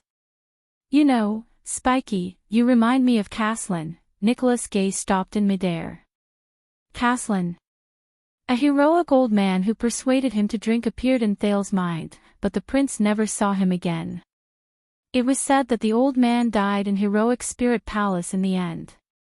Every time Caslin and Turenne fought, the inextinguishable flame, who had fierce attacks, had the upper hand, and was about to defeat the iceberg. Monty continued, counterattack, trap, lure the enemy. Caslin always had a way to deal a fatal blow at the last moment, turn defeat into victory, and defeat Turenne. Even the motionless bow could not help him. Nicholas was first puzzled and stunned, then he reacted. The inextinguishable flame, Turenne. His gaze darkened. The former vanguard of the White Blade Guards, the great warrior of Caslin's generation. There's always a way, there's always a way. You're really becoming more and more like that iceberg, Monty said with a sigh. No, Nicholas breathed softly. Whether it's Caslin or Turenne, they, Dominic, Blake, Lycan, Soul, Bauer. These old faces of the White Blade Guards. Nicholas gripped the blade in his hand tightly with an expressionless face. At this moment, the Raven of Death said flatly, "What are you waiting for, Your Highness?" As he spoke, the bowstrings sounded again. The slightly absent-minded Star Killer was shocked. He immediately activated the Twist of Fate. He immediately turned and dodged the arrow. But it was not over yet. Asterisk whoosh. Asterisk the wind from the sword rose. Behind him, Thales had already arrived before him at some point in time. With a fierce expression, the prince swung his sword at the disheveled Nicholas, who had just dodged the sniper attack, and was enveloped by the tip of the sword. Asterisk clang. Asterisk Nicholas calmly raised his sword. In the most disadvantageous position, he struggled to dodge Thales' attack. Thales gritted his teeth and used the momentum to ram his shield forward. Asterisk bang. Clang. Asterisk Nicholas' right shoulder pushed against the shield, and the blade in his left hand blocked the prince's subsequent thrust. Back off, young prince. The Star Killer exerted force from his waist and pushed Thales back. He warned impatiently, "Or else you'll lose a hand or more." Thales snorted coldly. "Didn't you say that it's enough for me to eat with one hand?" The furious Nicholas was just about to speak when he felt a sense of danger. He immediately lowered his head. Asterisk whoosh. Asterisk another crossbow bolt flew through the air. It slashed past the back of Nicholas' left ear, bringing with it a scorching wave of air. "See, you don't actually have to worry about me."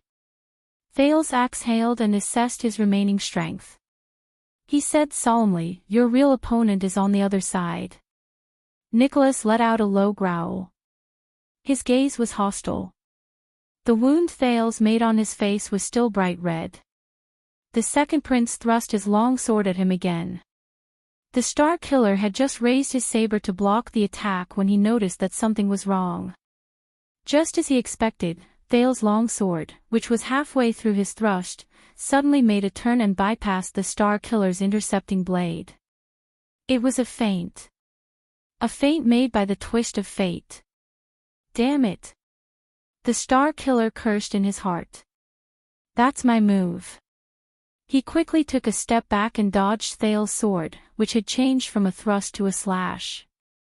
Thales, who had forced his opponent to retreat for the first time, curled his lips. As expected, the right side of Nicholas' chest was heavily injured. Even though he had temporarily suppressed the injury, it could be seen from the fact that he had to use his left hand to use his saber. The Star Killer's dominant hand, footwork, and balance were greatly affected. He was far from being in his best condition. Thales exhaled. Fighting against this terrifying man is no longer as stressful as before. Thales placed his sword on his shield. His gaze was fierce. He knew that he had two great advantages. First of all, unless absolutely necessary, Nicholas was unwilling to kill him. Otherwise, it would be meaningless for the Star Killer to chase him all the way here for Dragon Cloud City. Secondly, this was not a battle between Thales and Nicholas, but a battle between the Raven of Death and the Star Killer. They placed all their attention on each other. The Prince of Constellation was at most an arena. So, as long as I try my best to create trouble for him and make the Star Killer reveal enough flaws, then the Raven of Death hiding in the dark can. Do you want to continue playing? Nicholas looked at him angrily. Then open your eyes wide and watch. The next moment, the saber in his left hand immediately appeared before his eyes. Thales raised his shield, but his heart immediately skipped a beat. With his hell senses, the power of eradication in Nicholas' body surged. He swung his saber and instantly changed direction. Twist of fate. It's this again. The twist of fate that allowed him to instantly change direction and reverse inertia. It had a miraculous effect regardless of whether he dodged or attacked. Thales instinctively activated the sin of Hell's river and imitated the silver needle-like glare that erupted from his opponent's bones.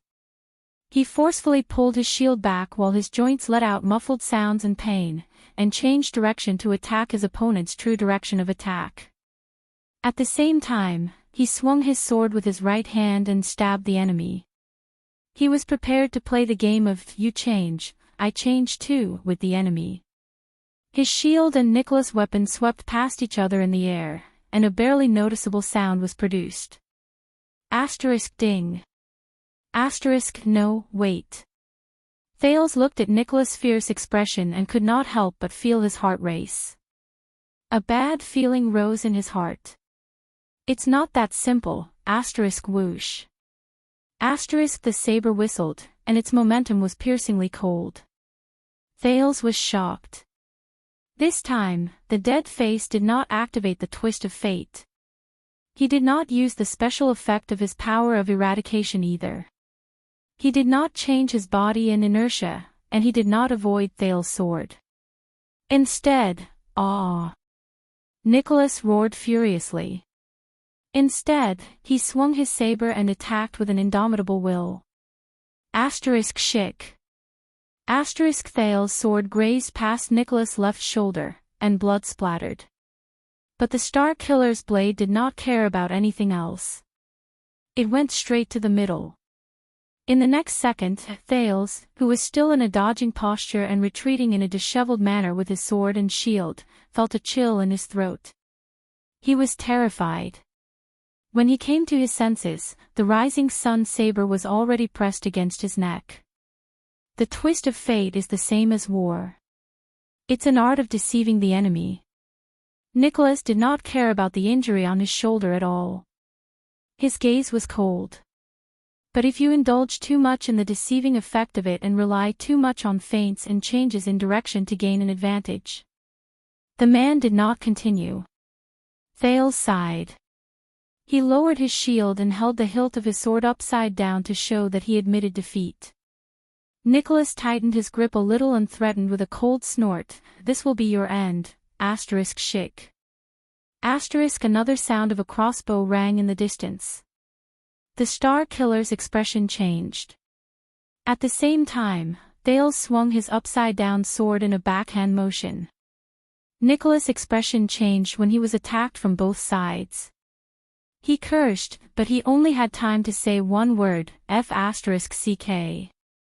The twist of fate in the Star Killer's body circulated again and forcefully twisted his body. Nicholas perfectly dodged Thales' backhand sword that was right in front of him, but his left arm was cut by the flying crossbow bolt, and blood gushed out. The unstable Star Killer gritted his teeth and took a few steps back. He moved out of the dangerous area and used the rising sun saber to stop the bleeding. I think what he meant was, "Your Highness, you know how to deceive the enemy, and you also know how to fight with your life on the line." Monty's lackadaisical voice, which was replaced by a solemn and fierce one, came from the cracks in the rocks around them.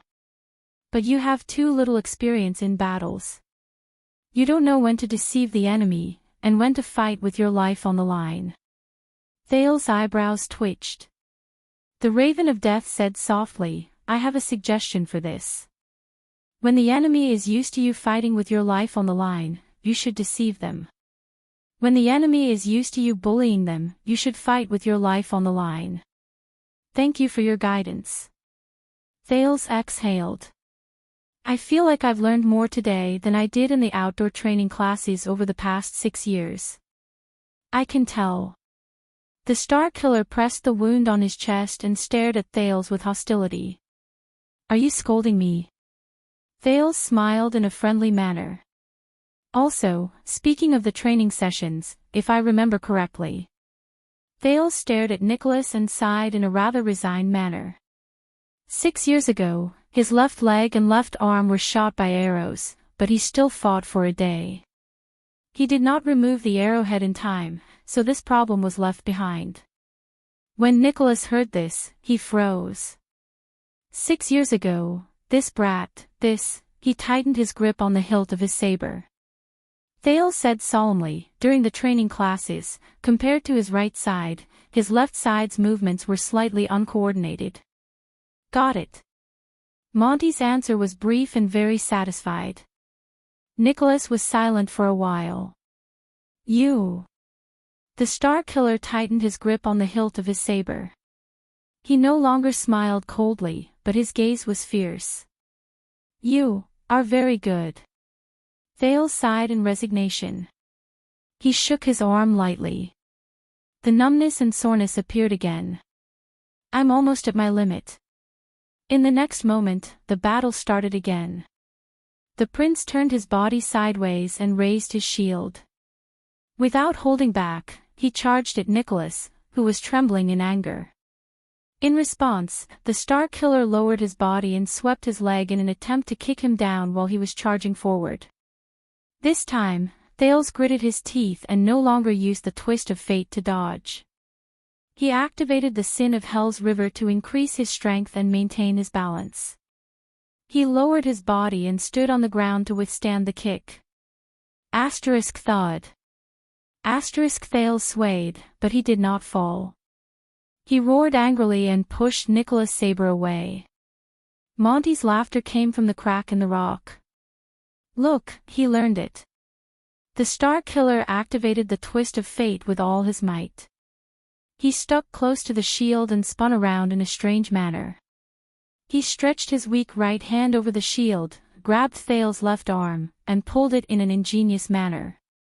Thales lost his balance due to the pull, and his long sword missed its target.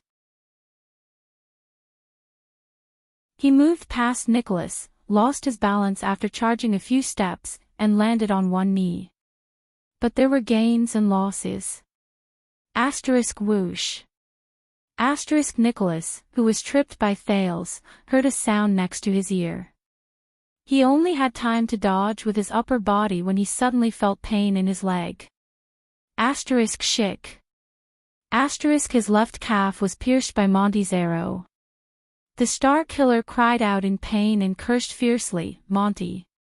CKU. The prince coughed in pain a few times. He got up and stared at Nicholas with a slight frown. He turned his head and said indignantly to the Raven of Death, who was hiding behind the scenes, Calf. Can't you aim for the vital part? Monty's voice rose, and he rebutted Thales rudely, I also want to look for the shooting field. Unless you want me to kill you as well. Before he could finish speaking, the sound of the bowstring being released was heard again. Nicholas' expression was one of grief and indignation. He dragged his injured leg and spun around with all his might. Whoosh. Fortunately, the arrow only grazed past his thigh and tore his armor. Once the arrow was shot, Monty said slowly with a mocking tone. I will shoot you as well, your honorable highness. Thales was speechless for a moment. He shook his head in resignation. Forget it, next time we will bet, but before Thales could finish speaking, he suddenly felt a chill behind him. In his shock, Thales turned his head around. The rising sun saber's blade was right in front of his eyes. Clang. The prince raised his shield with all his might in a panic and blocked Nicholas' slash with both hands. Both of you. Nicholas did not care about his pierced calf at all. His face was red with extreme anger, and the blood from Thales' slash could be seen. I've had enough of both of you echoing each other. The Star Killer shouted angrily with bloodshot eyes, one of you is shameless and sinister, and the other is despicable and lowly. What do you take this for? Thales tried his best to draw his sword and tried to force his opponent to retreat. But the moment he handed over his weapon, he heard a strange sound. Sizzle, a blade suddenly appeared on the back of the shield. It was slightly red and emitted light smoke. Thales felt a chill in his heart. This is bad. As expected, at that moment, the red rising sun saber pierced through the other side of the shield and arrived in front of his eyes. The legendary anti-mystic equipment effortlessly cut Thales' shield in half, and then turned to cut his longsword. Sizzle, all of Thales' weapons turned into scrap metal in an instant, as if they were made of paper. Even Thales' entire arm was roasted red from the rising sun saber's slash. Faint smoke rose from it. The prince grunted in pain. Thud. The next moment, Nicholas roared madly. He tripped Thales and sent him tumbling to the ground. In that second, Thales' face contorted in pain as he fell to the ground. Whoosh. The sound of something slicing through the air rose again. The Star Killer instinctively leaned forward and bent down, sticking close to Thales' back to avoid the arrow, which was filled with murderous intent. Rip. It was the sound of flesh being torn apart at high speed.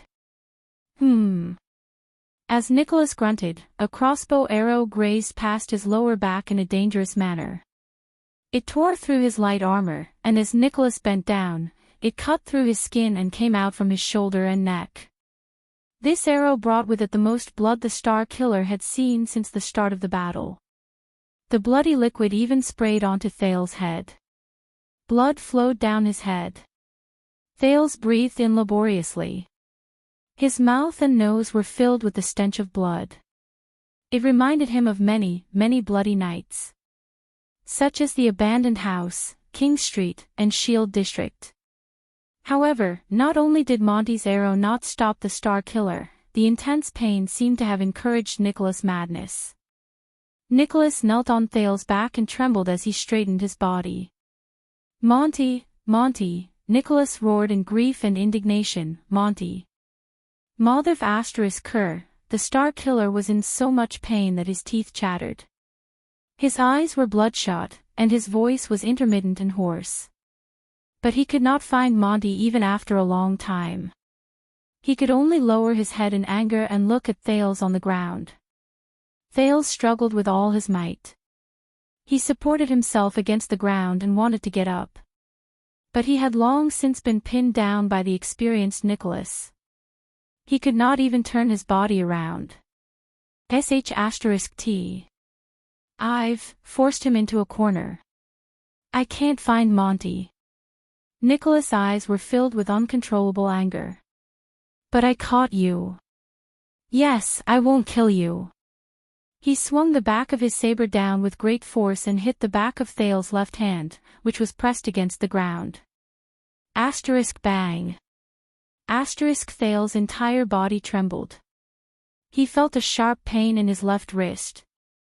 Crack, the clear sound of bones cracking could be heard.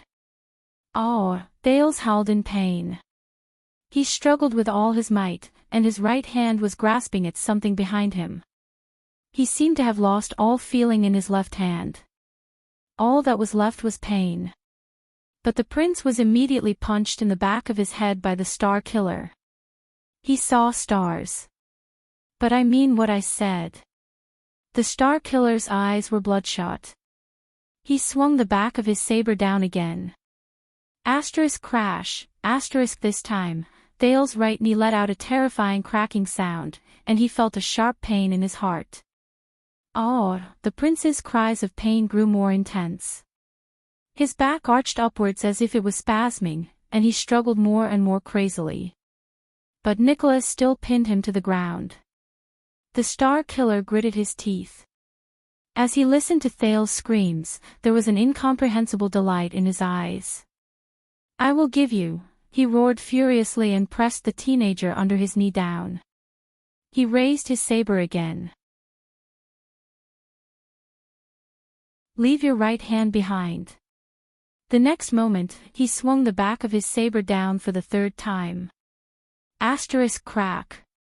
Asterisk Thale's left tibia was broken with a crisp sound that was terrifying to the ears.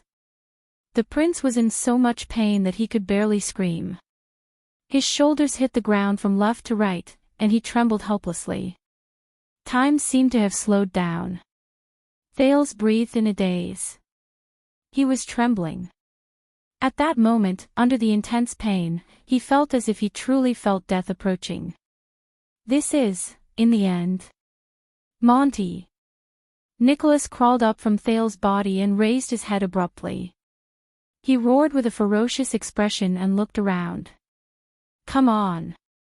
Come and kill me. Asterisk whoosh. Asterisk another twang from the bowstring came from the right. Sensing the threat, Nicholas did not hesitate and swiftly activated the twist of fate. The Star Killer's body leaned forward, and an arrow pierced the ground powerlessly. But it was not over yet. Ha! The vigilant Nicholas tensed up. A short sword and a figure pounced on him from the sand and dust on his left. So, the arrow on my right is just bait. The real him is lurking here, waiting for me. As he thought, the battle seasoned Nicholas did not stop. He activated the twist of fate again, and the rising sun saber in his left hand changed its momentum. He swung it fiercely in an unbelievable manner. Asterisk sizzle, asterisk the sharp legendary anti-mystic equipment cut the person who appeared on Nicholas' left, as well as the short sword in his hand, into two. But the moment Nicholas turned his head around, he was immediately stunned. The only thing he cut was a short sword, and a light armor. *T. It's not the left. Before Nicholas, who felt a chill run down his spine, could think further, a pair of thick and powerful arms with a deep chill and murderous intent stretched out abruptly from his right, in an unstoppable manner, from the direction of the arrow just now. The enemy's left arm went through Nicholas' left shoulder, wrapped around his neck, and latched onto his throat with the crook of his arm. At the same time, the enemy's right arm went through Nicholas' right shoulder, latched onto the joints of his upper arm with his left hand, and pressed down on the back of Nicholas' head with his right palm. Is it the left? Or the right? War is the art of deceiving the enemy, isn't it? The familiar, brassy voice traveled into his ears coldly. Nicholas felt a chill run down his spine. He had just realized that he had made a fatal mistake. In the next second, the enemy behind him suddenly exerted force. The enemy was still tightly pressed against him, but he arched his body, and with his face and right palm, he pushed the Star Killer's head forward. He locked his arms behind him and seized the latter's neck. Do you miss Turen's favorite strangulation technique? 3 seconds to end the battle. 1 second. Nicholas' face turned pale. His vision swayed. The blood in his veins was stuck in his carotid artery, and it could no longer flow to his brain. The voice behind him said coldly, "You're giving me a headache. Your instinctive sense of danger is really hard to kill. I really have to thank that child. Whether it was his reminder or his sacrifice, as expected, you're much slower when you turn your head from the left." 2 seconds. The Star Killer's vision darkened, and his consciousness became increasingly blurry. He had just pulled the rising sun saber, which he had swung backwards, back to his chest. He wanted to stab backwards, but his hand went limp due to the lack of oxygen in his brain. He could no longer find his target.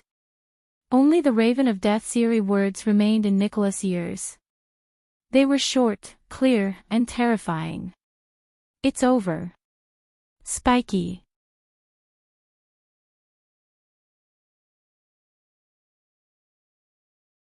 Chapter 364. Thales lay on the ground, trembling under the torment of pain.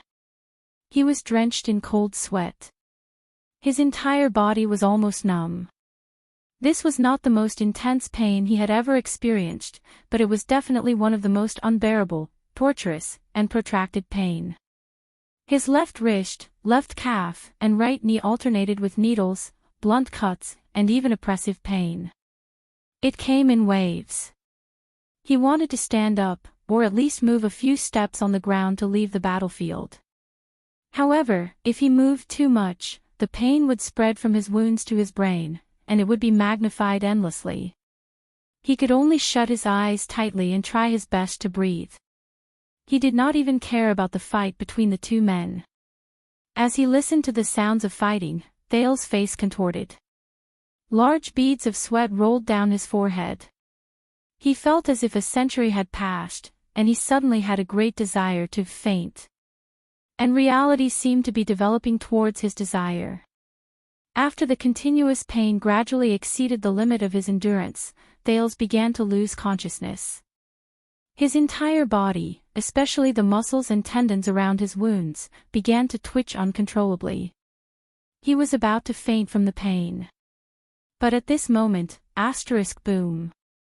The sound of surging tides rose in Thale's ears, temporarily drowning out the sounds of fighting. The teenager, who was enduring the pain in his muddle-headed state, was instantly shocked, and he became slightly more clear-headed. This feeling, it was as if something had suddenly spread through his veins. It's it. Thales, who was suffering from his injuries, tried his best to turn his face away. His mouth and nose brushed against the ground, and he sucked in a mouthful of dusty air.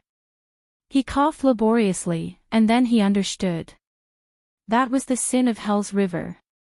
It was the most dangerous power that Black Sword had warned him about. It was one of the companions who had accompanied him the longest through disasters and pain. It was also one of the most unforgettable experiences in his life. Boom. At some point in time, the sin of Hell's River, which had been passively summoned, surged uncontrollably. It was like a fierce beast that had been released from its cage. It was extremely excited, and it let out a roar before it hunted its prey. Its voice grew louder. Thales seemed to have an illusion. Pain, dizziness, and weakness. The sin of Hell's River was like a fish in water in this heavily injured state. The power of eradication was like a river flowing over a dry and cracked riverbank, invading every cell in its master's body without restraint. Including the brain. At that moment, Thales took a comfortable breath. It was as if his entire body had been placed in warm water. The pain turned into a gentle numbness that temporarily disappeared from his senses. Time seemed to have stopped again. Thales lay weakly on the ground and stared at the yellow rock wall in front of him with lifeless eyes. It was very strange. What flashed through his mind was the battle just now. Nicholas' sharp blade cut through his shield, broke his long sword, and swept him to the ground. The scene of the blade that would determine his future misfortune replayed in his mind over and over again. He shouldn't have stopped. Thales thought hazily as his consciousness blurred. The sin of Hell's River was like the flames of hell. It licked his wounds in an active manner and brought about a prickling sensation. Yes, he shouldn't have stopped. Thales gritted his teeth. An urge to get up and fight surged in his limbs. When his weapon was rendered useless, he shouldn't have stopped. He could have gone against the flow and continued to let the rising sun saber pierce through his shoulder. Then, he could have pushed the broken sword in his hand forward. Nicholas' blade was unstoppable. He had placed all the momentum in his body on it. He must have been too weak to defend himself and had no time to push it towards his opponent's neck. I might have to pay a huge price, yes, but Nicholas will definitely suffer a huge loss. He will be miserable. Thales smiled subconsciously in his daze. He clenched his right hand subconsciously, as if the broken sword was still in his hand. As he thought of this, the sin of Hell's River surged cheerfully again and let out a roaring sound. Yes. I don't need to dodge. I can ignore defense and give up on retreating. Forward. Only forward. Towards the enemy, Thales trembled as his vision darkened. He coughed violently, and his mouth and nose were filled with blood. Blood, he felt the feeling of his broken blade piercing through his enemy's artery, felt the heat of his enemy's blood gushing out of his neck, and felt the despair of his life gradually draining away. He fought fiercely in blood. Until death.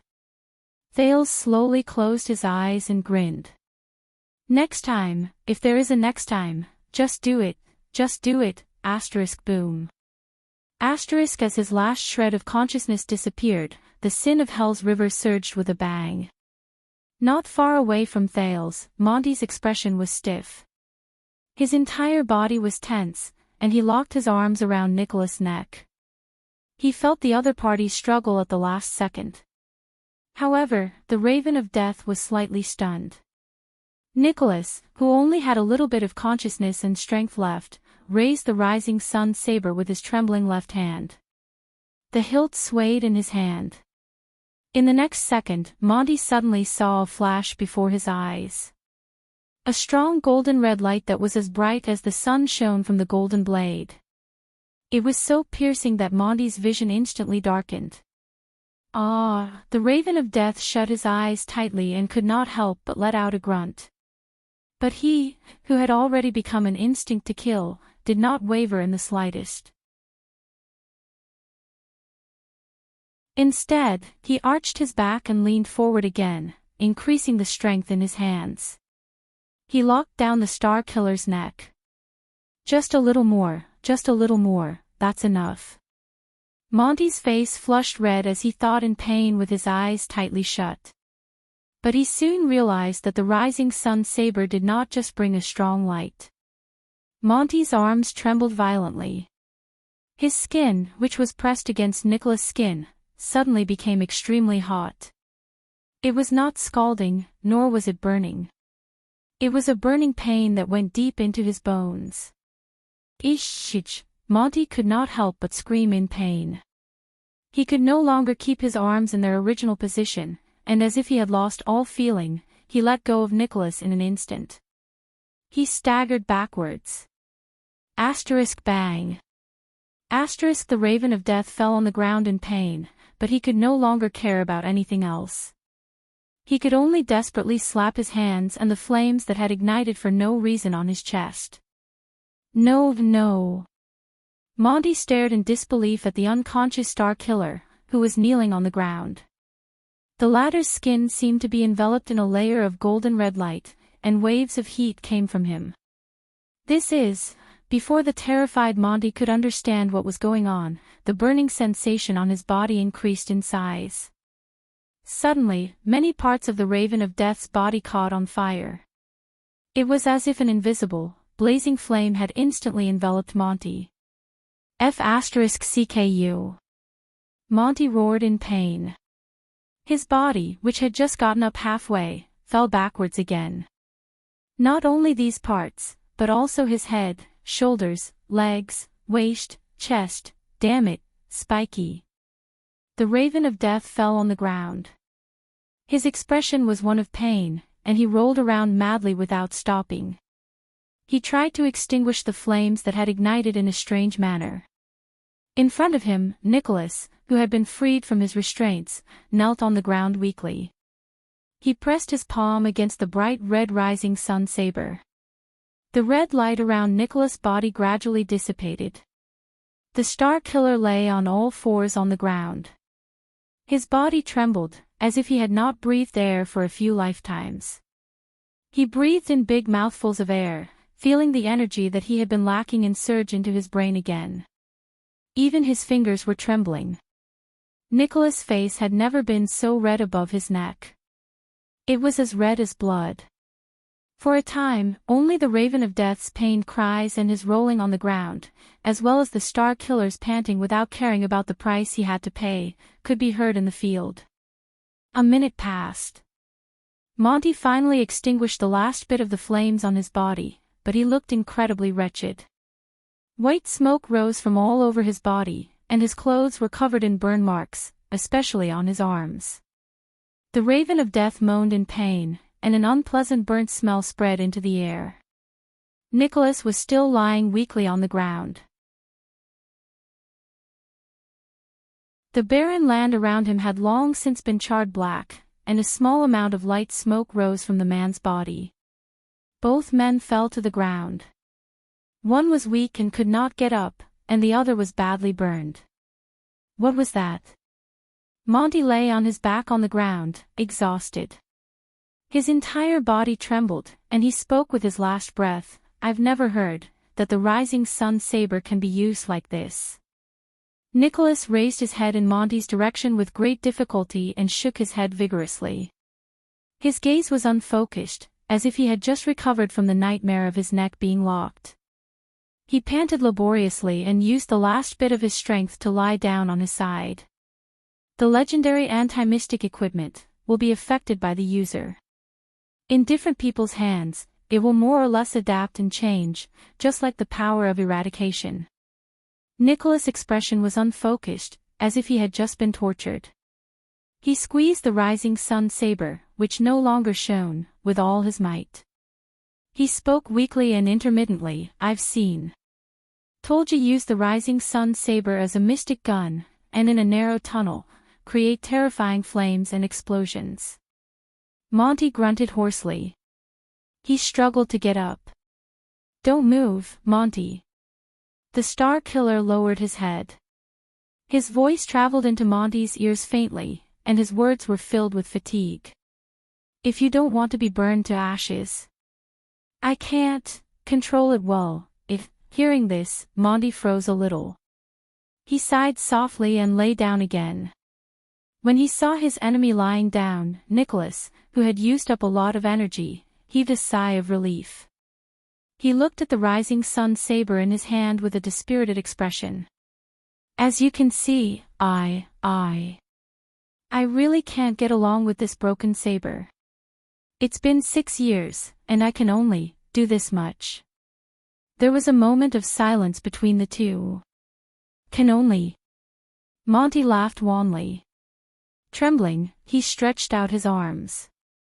His armor had been burned, and his skin was charred black. He felt the last bit of his strength disappear along with the burn.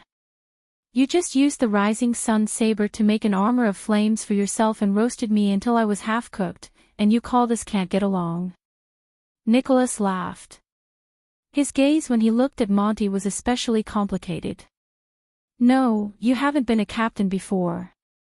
You haven't read the records in the legend of the White Blade Guards. The Severing Soul's blade once fought against the Night-Wing King's tens of thousands of Eastern Peninsula's army on its own.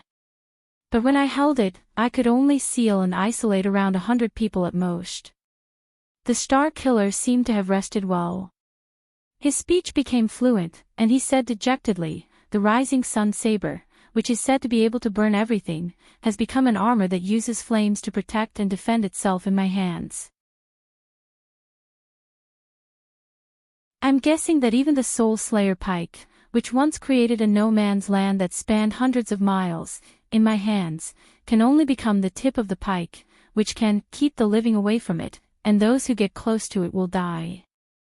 Nicholas raised his head and flashed a bitter smile. "Otherwise, I wouldn't have wanted to fight in such an ugly manner." Panting in pain, Monty's gaze froze. "What?" The Raven of Death stared at his opponent in disbelief. "Are you saying that the current situation was something you planned from the very beginning? You lured me to show up and used the rising sun saber to end the battle." "Impossible." Monty stared at his old comrade, his old superior, and his old captain in a daze. For a moment, he felt as if he no longer knew him. Nicholas lowered his gaze and pursed his lips. "From the start of the battle, I was at my greatest disadvantage. You gained the upper hand and hid in the dark, while I was badly injured, and my combat abilities declined. Plus, this terrain." When the Star Killer said this, he looked at the seemingly unconscious Thales in the distance and pursed his lips. "This is the battle you're best at, and the most advantageous battlefield. Even if I searched for another 20 years, I wouldn't be able to find you. I wouldn't be able to counterattack, and I could only suffer in vain. And with that brat's interference, I wasn't confident that I could survive until you ran out of arrows. Monty's entire body stiffened. I could only grab that brat, pretend to have lost my mind, and risk taking 2 of your arrows. For this, I even sacrificed my leg. Nicholas seemed to have finally gotten rid of the after-effects of having his neck locked. He slowly sat up and extended his hand to treat the injury on his calf. I tried to lure you out and kill me in close combat. Monty gritted his teeth lightly. The Star Killer stared at the miserable Monty with a burning gaze. Of course, it was still very risky. The timing of your appearance was too cunning, and the lock formed too quickly. I didn't even have the chance to counterattack, and I almost fainted. Monty sucked in a deep breath. Fatigue appeared in his eyes. Son of AB*TCH, the Raven of Death said dejectedly as he lay on the ground. If I wasn't in such a hurry, I would have made a few poisonous arrowheads a few days earlier. Humph! Nicholas curled up the corners of his lips and began to silently bandage his wounds. Do you know why you lost? Monty did not speak. He clenched his burned fist slightly. You've been a scout for too long, and you're used to maintaining an absolutely safe distance. Nicholas seemed a little sentimental. His hands paused for a moment. You're used to attacking from behind and killing with one strike. I guess you've almost forgotten what it feels like to fight and bleed while you're face to face. Is that so? The Raven of Death frowned a little, then said in puzzlement, but you, Spiky, since when did you start thinking so much when you're fighting? Nicholas shook his head.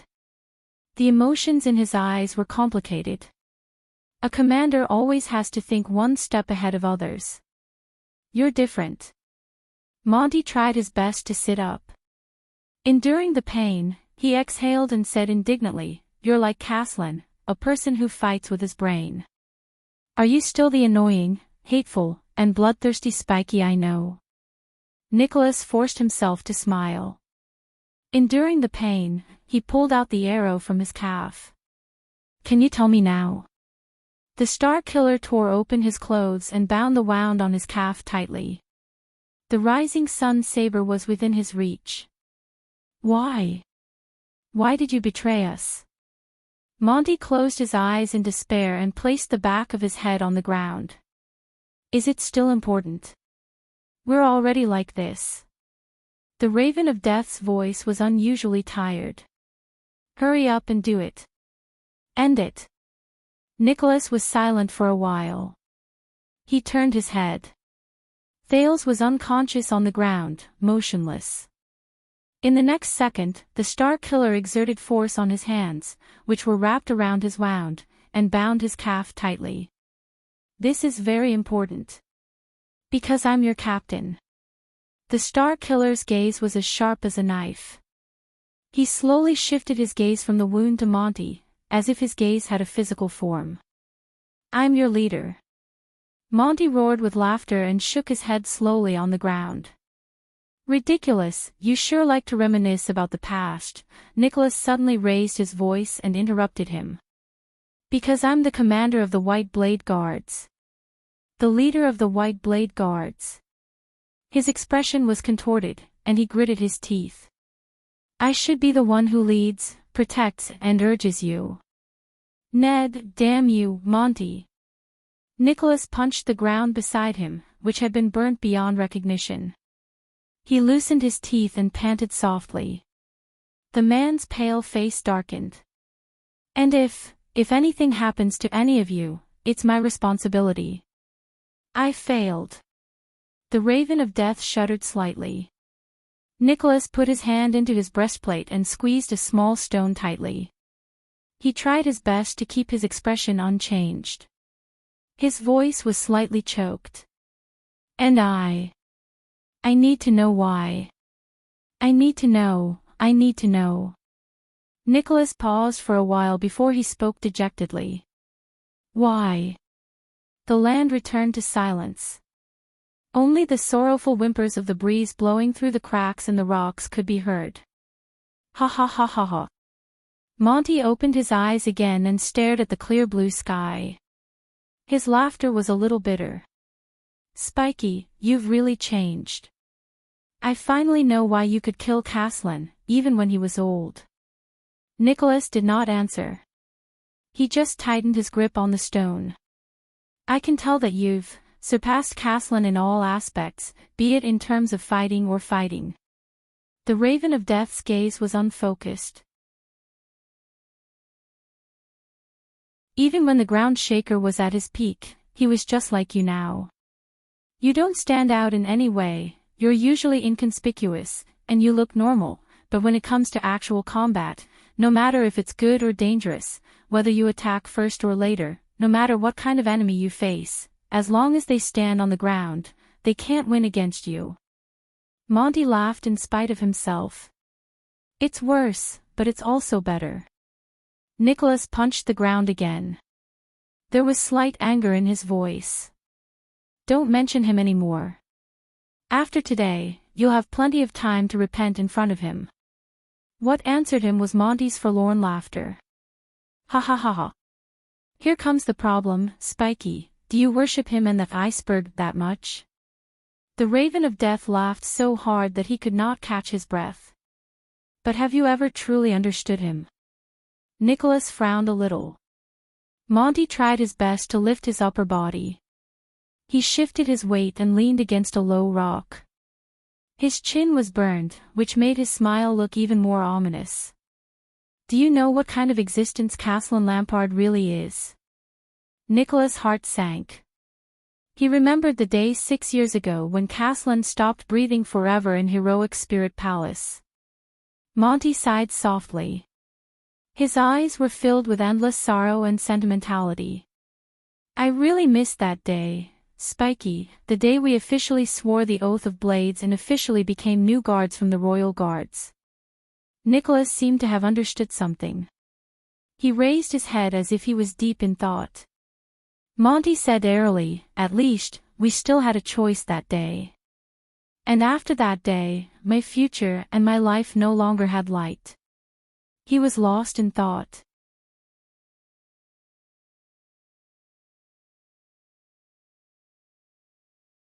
Chapter 365. Nicholas frowned. I don't understand. The White Blade Guards gave you everything. Monty shook his head and sneered, interrupting him. Of course you don't understand. You're the person Caslin chose, the future commander whom he placed high hopes on and nurtured. You're the one who can carry the entire war flag for the White Blade Guards. His breathing quickened. He pressed his right hand against the ground and dragged it along. His eyes were filled with sorrow and indignation as he stared at Nicholas. Sorry, Nicholas, you're the glorious snow blade whose blade shines brightly. How can you understand a scavenging, dirty crow like me? Yes, the White Blade Guards gave us everything, but they didn't give us a choice. As he listened to Monty's baffling words, anger rose in Nicholas' heart. But Monty continued talking, leaving the Star Killer's words stuck in his throat. That was the second day we officially joined the team, Monty said flatly. Monty said faintly, Caslin suddenly told me that he thinks I'm very talented in scouting. Coincidentally, after a coward Lycan died of illness, the Royal Guards are lacking people like me. There's a secret mission tonight. Do you want to give it a try? Nicholas' cheeks twitched slightly. He remembered this. He still remembered the envious expressions and sour tone of the others when Caslin told him about it. He also remembered the uncontrollable excitement and agitation on Big Mouth's face. But, Nicholas looked at Monty's eyes, which were filled with complicated emotions, and subconsciously closed his mouth. There was no moon that night, the Raven of Death spoke softly, as if he was telling a lesson from a long time ago to a child. Caslin brought me and a few other elderly guards. We covered our faces and carried out my first mission after joining the team. His eyes shone with a brilliance that made Nicholas shudder. A merchant had something that the king was interested in. We had to search for it in secret, and while we were at it, Monty paused for a moment before he finished his sentence in an indifferent tone. Kill his entire family. The sun was covered by a cloud, casting a shadow between the two of them. It brought with it a faint chill. What? Nicholas' face turned pale. You? Monty's shoulders trembled. His facial features quivered. He leaned against the rock and laughed. Ha ha ha. His breathing was extremely unstable, and his speech speed was sometimes fast and sometimes slow. He looked like a person who had just been rescued from drowning. Covering your face in the middle of the night and committing murder and arson, it's hard to imagine, right? This was especially true for the awe-inspiring Captain Nicholas. To him, the White Blade Guards were perfect. Protecting is your most sacred duty. Nicholas did not speak. He only stared blankly at the ground. The moon was very dark that night. Even the human blood was black. I couldn't see their faces clearly.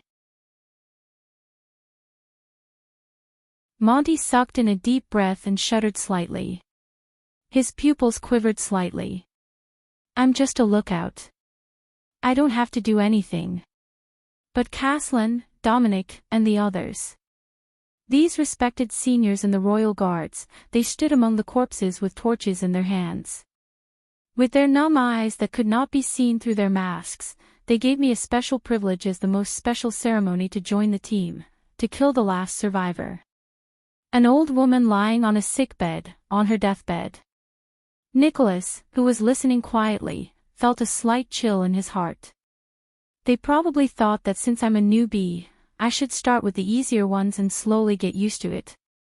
She's about to die anyway. Monty let out a faint, hollow laugh. But Caslin and the others didn't know that when I cut her, her expression before she died was completely different from my grandmother's expression before she died. Of course, I might have remembered wrongly. After all, I've been through so much. My memory of my first target is already very blurry. But Monty's smile still faded away. His gaze was calm. But they don't know. They don't know. Nicholas did not speak. He only stared at Monty in a daze. As a White Blade Guard who was supposed to protect his brother, the Star Killer did not know how to reply at that moment. Monty sucked in a deep breath and watched the clouds above his head slowly float away. The scorching sun shone down on them once again, enveloping them in light. Just like this, Spiky, before the light of the bright moon, under the witness of the snow, raise your white blades high, drink strong wine, and make a blood oath to become White Blade Guards. The Raven of Death said faintly, and I, in the deepest darkness, in front of the dim torches, facing the profound gazes of my seniors, raised my blade high, drank my blood as wine, and used my head as proof. I became another type of White Blade Guard. I didn't even know if my blade hilt was the usual snow-white color when I joined the team. Because it was too dark that night. Too dark. I couldn't see the color at all. I couldn't even recognize the blood on the old woman's neck, much less know if the blade in my hand was a white blade. Nicholas sucked in a deep breath. F***ck, after a long time, I only understood that the White Blade Guards of Dragon Cloud City had been doing this kind of work in the dark for a long time, much earlier than we imagined. Aside from the shiny and tough snow blades, there would always be people who would throw away their limits, dirty their hands, and do the rough work. These were Caslin's exact words. Monty panted a few times. His eyes became more bloodshot. But they were old. The ugly and secretive side of the White Blade Guards needed to be replaced. Caslin needed fresh blood and a successor. I didn't want to be an elite scout or a sentinel at the front lines. I wanted to be an assassin who was not afraid of staining his hands with blood. I wanted to be a cold, merciless, and unshakable blade. I wanted to be a tool with no limits or principles. The Raven of Death raised his head swiftly. He stretched out his hand and patted his chest weakly. And out of so many people, Castellan chose me. Monty gritted his teeth. His expression was miserable. Chose me. The wind whimpered. The two heavily injured men faced each other quietly. From that day onwards, I put down my snow blade, carried a crossbow on my back, and wore a mask. With his face half burned, Monty faced Nicholas with his teeth chattering. I became an ominous raven that chased after death and rotten flesh. Nicholas slumped to the ground dejectedly. Why, Big Mouth, why didn't you tell me about these things? Tell you. The Raven of Death sucked in a sharp breath, threw his head back, and laughed. His laughter was desolate. What could you have done? Thorny soldiers. Did you want to work with me? Or did you want to beg Castellan to let me go and pretend that none of this happened? Nicholas shut his eyes tightly.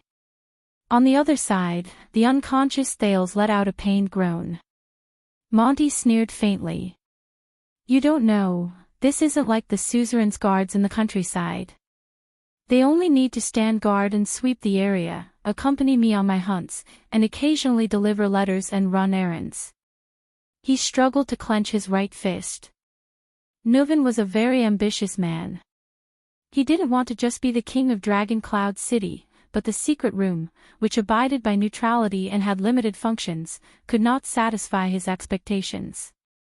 He didn't need eyes and ears, guards, or even soldiers. Instead, he needed a sharp blade, a dark hand, and a group of cruel mercenaries who would be absolutely loyal to him without a bottom line, without asking for a reason, to fulfill his ambition. Castellan was one of them, and I was his successor. Nicholas was silent. He kept thinking about Castellan before he died.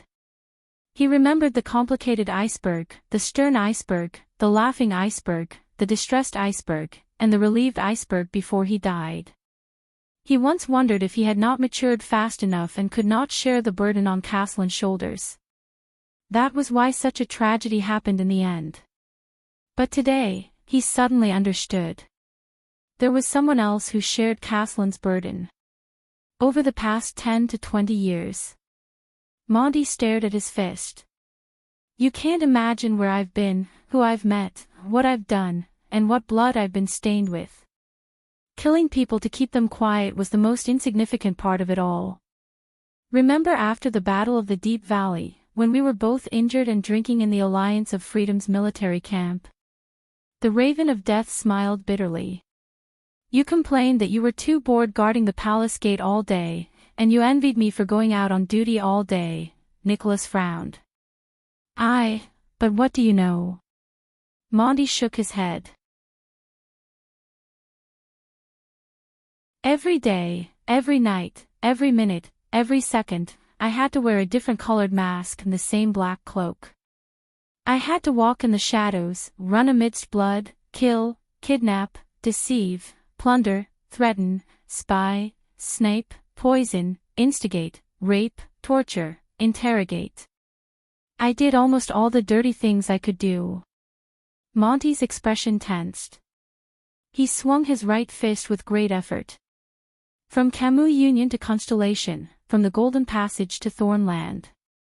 I was a spy who blended into the crowd, a scout who patrolled the front lines, a robber who killed people and stole their goods, a prisoner who committed many crimes, an assassin who sniped targets, a scout who snuck into the enemy's camp, and a spy who started wars. For King Nuven, I became whatever he needed.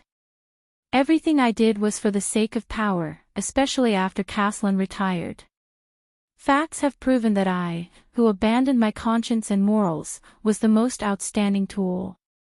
I wore the skin of the White Blade Guards, and during the years I served them, I killed countless political enemies, created countless opportunities, and started 3 wars. Nuven was very satisfied with me. He even handed me over to Prince Soria, hoping that I would become the latter's right-hand man for his coronation and become his royal assassin. Monty lowered his head, but he raised his gaze and glared at Nicholas with the whites of his eyes. He panted like a man who was about to be hanged. Do you understand? You don't understand, Caslin, Spiky, because I'm the one closest to him. Nicholas' heart was heavy. He could not say a word. The Raven of Death slowly raised his left palm and covered the left half of his face. The person you admired the most, King Nuvan's most trusted Caslin Lampard, had two faces revolving around power. A relaxed smile appeared on the right side of his face. He had the usual ruffian and boorish air of the blabbermouthed brown-haired knight, just like he did many years ago. Under one face, he held a white blade and protected the kingdom and Dragon Cloud City. Monty gently moved his left palm to cover the right side of his face, revealing the left side of his face. His smile gradually disappeared. His gaze was cold, and the corners of his face were sharp. Coupled with his charred left lower jaw, he looked incredibly ferocious. Under the other face, he was covered in blood, and he spread darkness and shadows. Nicholas stared at him in a daze. He could not help but let go of the stone in his pocket. He remembered the words carved on the stone. Caslin's protector Talia. Monty gently lowered his palm. There was no longer any expression on his face. He looked cold and stiff. There was not the slightest hint of humanity. Under the banner of For Extet, Caslin was sandwiched between these two faces in agony. He suffered for his entire life, and it was difficult for him to free himself. Nicholas shuddered a little. Monty snorted coldly. Perhaps he did not want the tragedy to repeat itself, or perhaps he had enough of everything, so he... Humph. When he was passing down the legacy of the White Blade Guards and training the last batch of newbies, he stared at his old friend in front of him. Ground Shaker Caslin, the invincible Caslin, he tore his conflicted self, his two-faced self, into two halves while he was still alive. Nicholas' breathing froze. The Raven of Death slowly extended his index finger and pointed it at the Star Killer. His eyes were focused on it seriously, as though it was the aim of a sniper rifle. He gave the bright and dazzling half to you. With a stern expression, he raised his voice and said, "Sorry, Nicholas, the Star Killer who built his career in front of Broken Dragon Fortress. The leader of the White Blade Guards, the war banner that never falls, the indestructible Iron Wall. You are the junior he has high hopes for. You lead the future of the White Blade Guards like the alpha of a pack of wolves, and protect Northland in the snow like the wings of a snow eagle." The Star Killer did not say a word. The breeze blew again, and a thin cloud invaded the path of sunlight. The ground became dark, and the two people facing each other could be seen indistinctly. Monty withdrew his finger and slowly turned it to point at his chest. Even though the man curled up the corners of his lips, the emotions in his eyes were incredibly complicated and unfathomable. And he gave me the dark and filthy side of him. He grinned cheekily and said softly, "Nate Monty, the Raven of Death who lingers on in the boundless hell. A nameless killer, a beast in human skin, a cold-blooded and merciless blade, and dregs whose hands are covered in blood.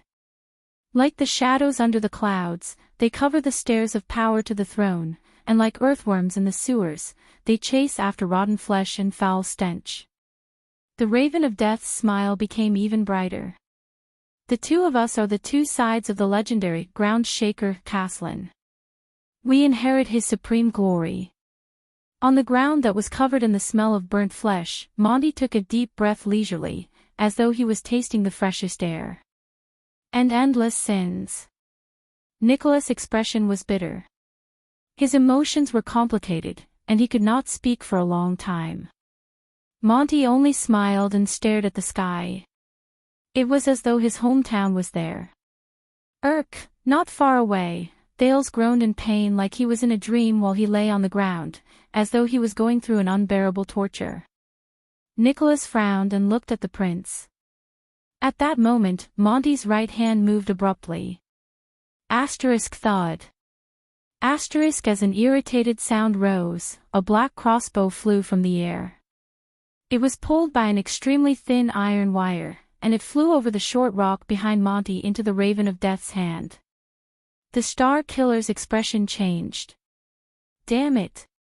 The battle resumed. The two of them, who had recovered a little of their strength, moved almost at the same time. Nicholas struggled to get up from the ground with all his might. With his saber in hand, he limped and charged at Monty with all his might. The Raven of Death, who sat on the ground, gritted his teeth and put his foot into the footrest of the crossbow.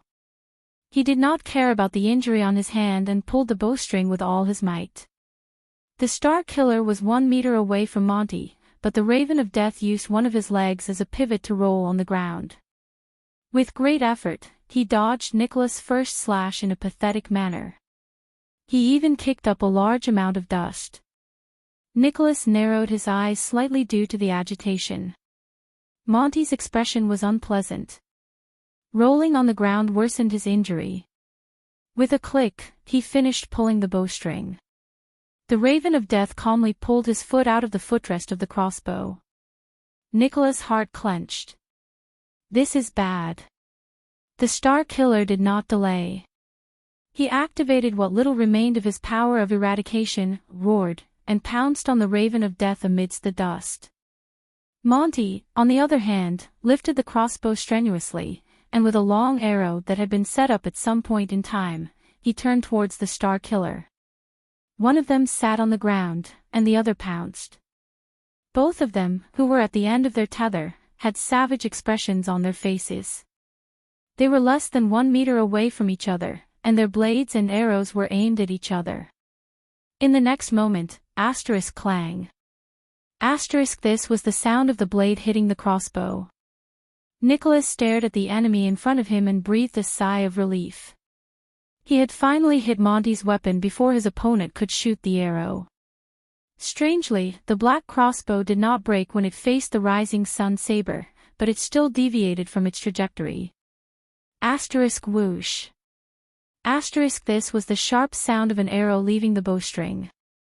A whistling arrow grazed past the side of Nicholas' face and shot towards a place no one knew where it was headed. Thud. Nicholas rammed his knee into the helpless Monty so hard that he coughed up blood and fell back to the ground. His only crossbow fell out of his hand and flew into the distance. The Star Killer roared in exasperation and fell backwards with a limp. Before he fell, he held on to the rock wall. You just won't give up, right? On the ground, Monty, whose face was covered in blood, tried his best to raise his head and smile. When he saw his expression, Nicholas suddenly felt that something was not right. Shick. Without any warning, as if he was pushed by an invisible arm, Nicholas' entire body crashed into the stone wall, and he was stuck to the stone wall. Clang. With a few crisp sounds, the rising sun saber flew a few meters away and fell on the ground. The red blade gradually cooled down. The Star Killer let out a pained cry. He lowered his head in disbelief. He saw a crossbow arrow that was slightly longer than other crossbow arrows first pierce through his left forearm, then his left upper arm, and finally into his left shoulder, nailing the Star Killer to the rock wall. What is going on? Nicholas felt the intense pain from his arm to his shoulder, which made him almost unable to move. Drenched in cold sweat, he stared at the crossbow arrow in shock, then at Monty, who was smiling. I clearly missed, didn't I? Didn't I dodge it? Arg. The Raven of Death spat out a mouthful of blood. He trembled as he tried to get up, but in the end, he fell down again. I forgot to introduce myself. However, Monty stared at the shocked and furious Nicholas, who was nailed to death by the crossbow arrow.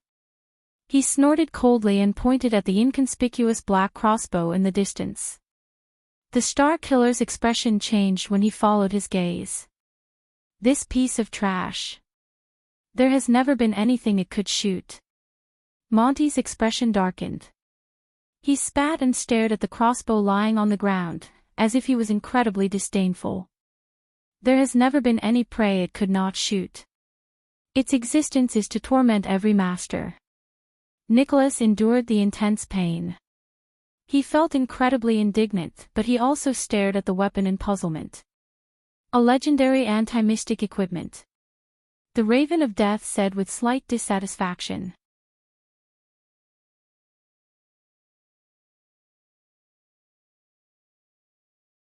Chapter 366.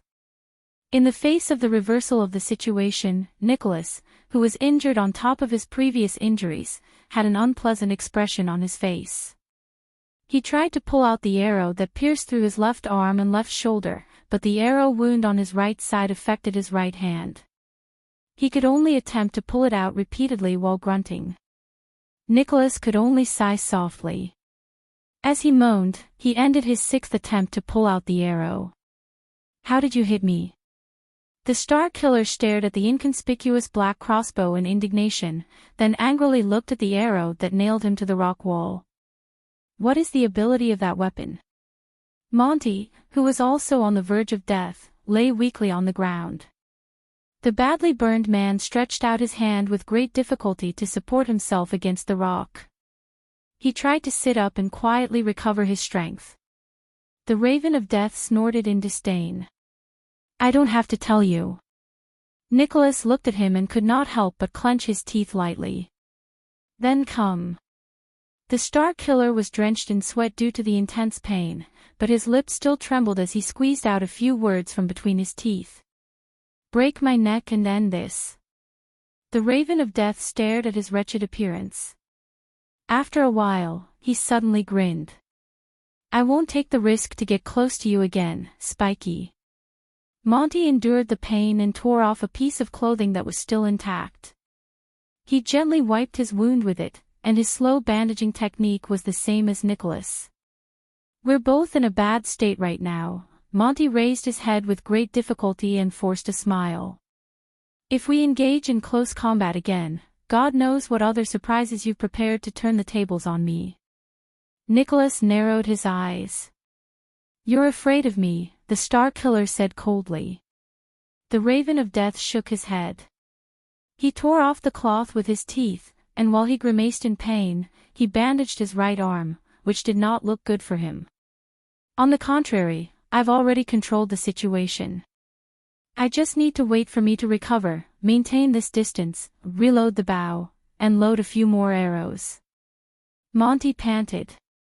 He pointed at the crossbow of time in the distance with a trembling finger, then pointed at his opponent.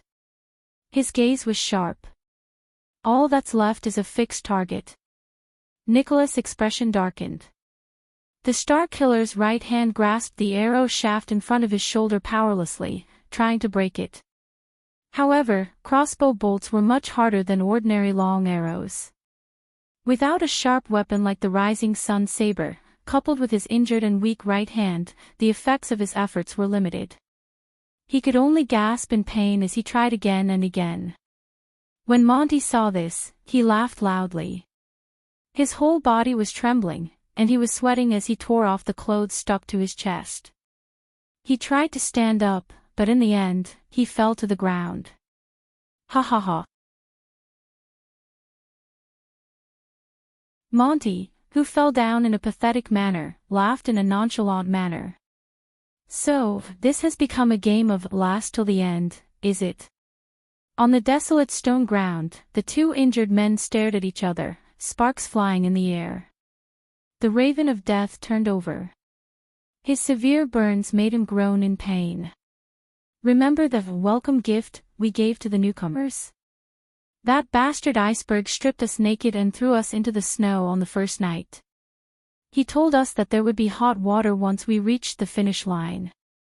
So, a bunch of naked men ran for their lives while shivering." Nicholas furrowed his eyebrows tightly. Monty spat on the ground.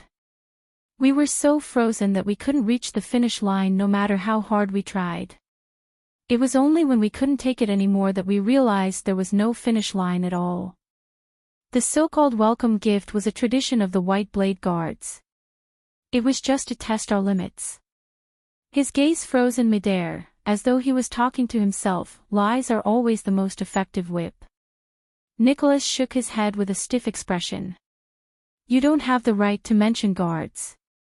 The remaining power of eradication in his body surged to his wound, and he tried his best to relieve the pain in his shoulder. Traitor of the Oath of the Blade. The Raven of Death froze a little, and his breathing became a little heavy. The Oath of the Blade. Traitor. At that moment, Monty looked a little absent-minded. But after a moment, a smile appeared on the man's face, and he shrugged. He endured the pain from the sequelae of the burns and hissed, "Whatever you say." Anyway, the Raven of Death's expression became solemn, and his gaze was cold. Those are your last words. Star Killer. Against his expectations, Nicholas smiled. He leaned against the rock wall and stared at Monty with an extremely complicated gaze. If half of what you said is true, Big Mouth, then at least in the beginning, you weren't a member of the Secret Intelligence Department. Nicholas narrowed his eyes. What made you turn traitor, or did the Secret Intelligence Department get hold of something against you? Monty was first stunned, then he burst out laughing. My God, the way you talk is really becoming more and more like Caslin. Nicholas ignored his attempt to change the topic. Your life as a White Blade Guard may have brought you torture, but you won't improve much by turning to those maggots in the night from the Secret Intelligence Department. You don't really think that they're your saviors and can save you from your predicament, do you? Monty's smile disappeared. That's a worse step. The Star Killer stared at the rising sun saber and the crossbow of time in the distance. You walked out of one abyss, but jumped into another abyss. You must have some other reason. Monty was silent for a few seconds, then he flashed a painful and happy smile. Some things don't need a reason. The Raven of Death snorted coldly. Perhaps I was born a traitor, heartless, unfeeling, and lacking in conscience. That's why Caslin chose me to be that dirty blade. But Nicholas still ignored him. He continued to speak. That was your first betrayal, wasn't it? That assassination attempt. Monty's eyebrows twitched. The Star Killer looked like an old man who was reminiscing about the past. He said flatly, after Prince Soria died, you thought of a way to leave Dragon Cloud City and the late king, because you were also afraid that he would discover the truth. And the reason that instigated your betrayal might have been in that assassination attempt 18 years ago. Nicholas fixed his gaze on Monty. The Raven of Death stared back at him with a solemn expression. Damn it, you've not only become stronger, Monty muttered, but you've also become more paranoid. Nicholas glanced at the unconscious prince who was moaning softly. The Star Killer said coldly, if you fight against a cunning, treacherous, scheming prince of Constellation day and night for a whole 6 years, and you can't even lay a finger on him every single day, you will be able to do anything to him. You would become like me. Monty shook his head and could not help but laugh. None of this matters anymore. The Raven of Death tried to struggle to get up again. His expression became fierce again. Just wait for me. At this moment, Nicholas spoke softly and uttered another name. Adele. At that moment, Monty, who was trying his best to get up, froze on the spot. After a long while, the Raven of Death, who had always looked relaxed, sat down. He was like a chess piece that had lost its center of gravity. As he watched Monty, who had lost his composure, Nicholas sighed deeply. You haven't forgotten her, have you? The Raven of Death's neck moved up and down like an old, rusty clock. He turned to Nicholas with great difficulty, and his expression was stiff. What? The sun set another angle, and their shadows gradually slanted to the east. The Star Killer was like an old man who had been dealt a heavy blow. His expression was gloomy, and his tone was dejected.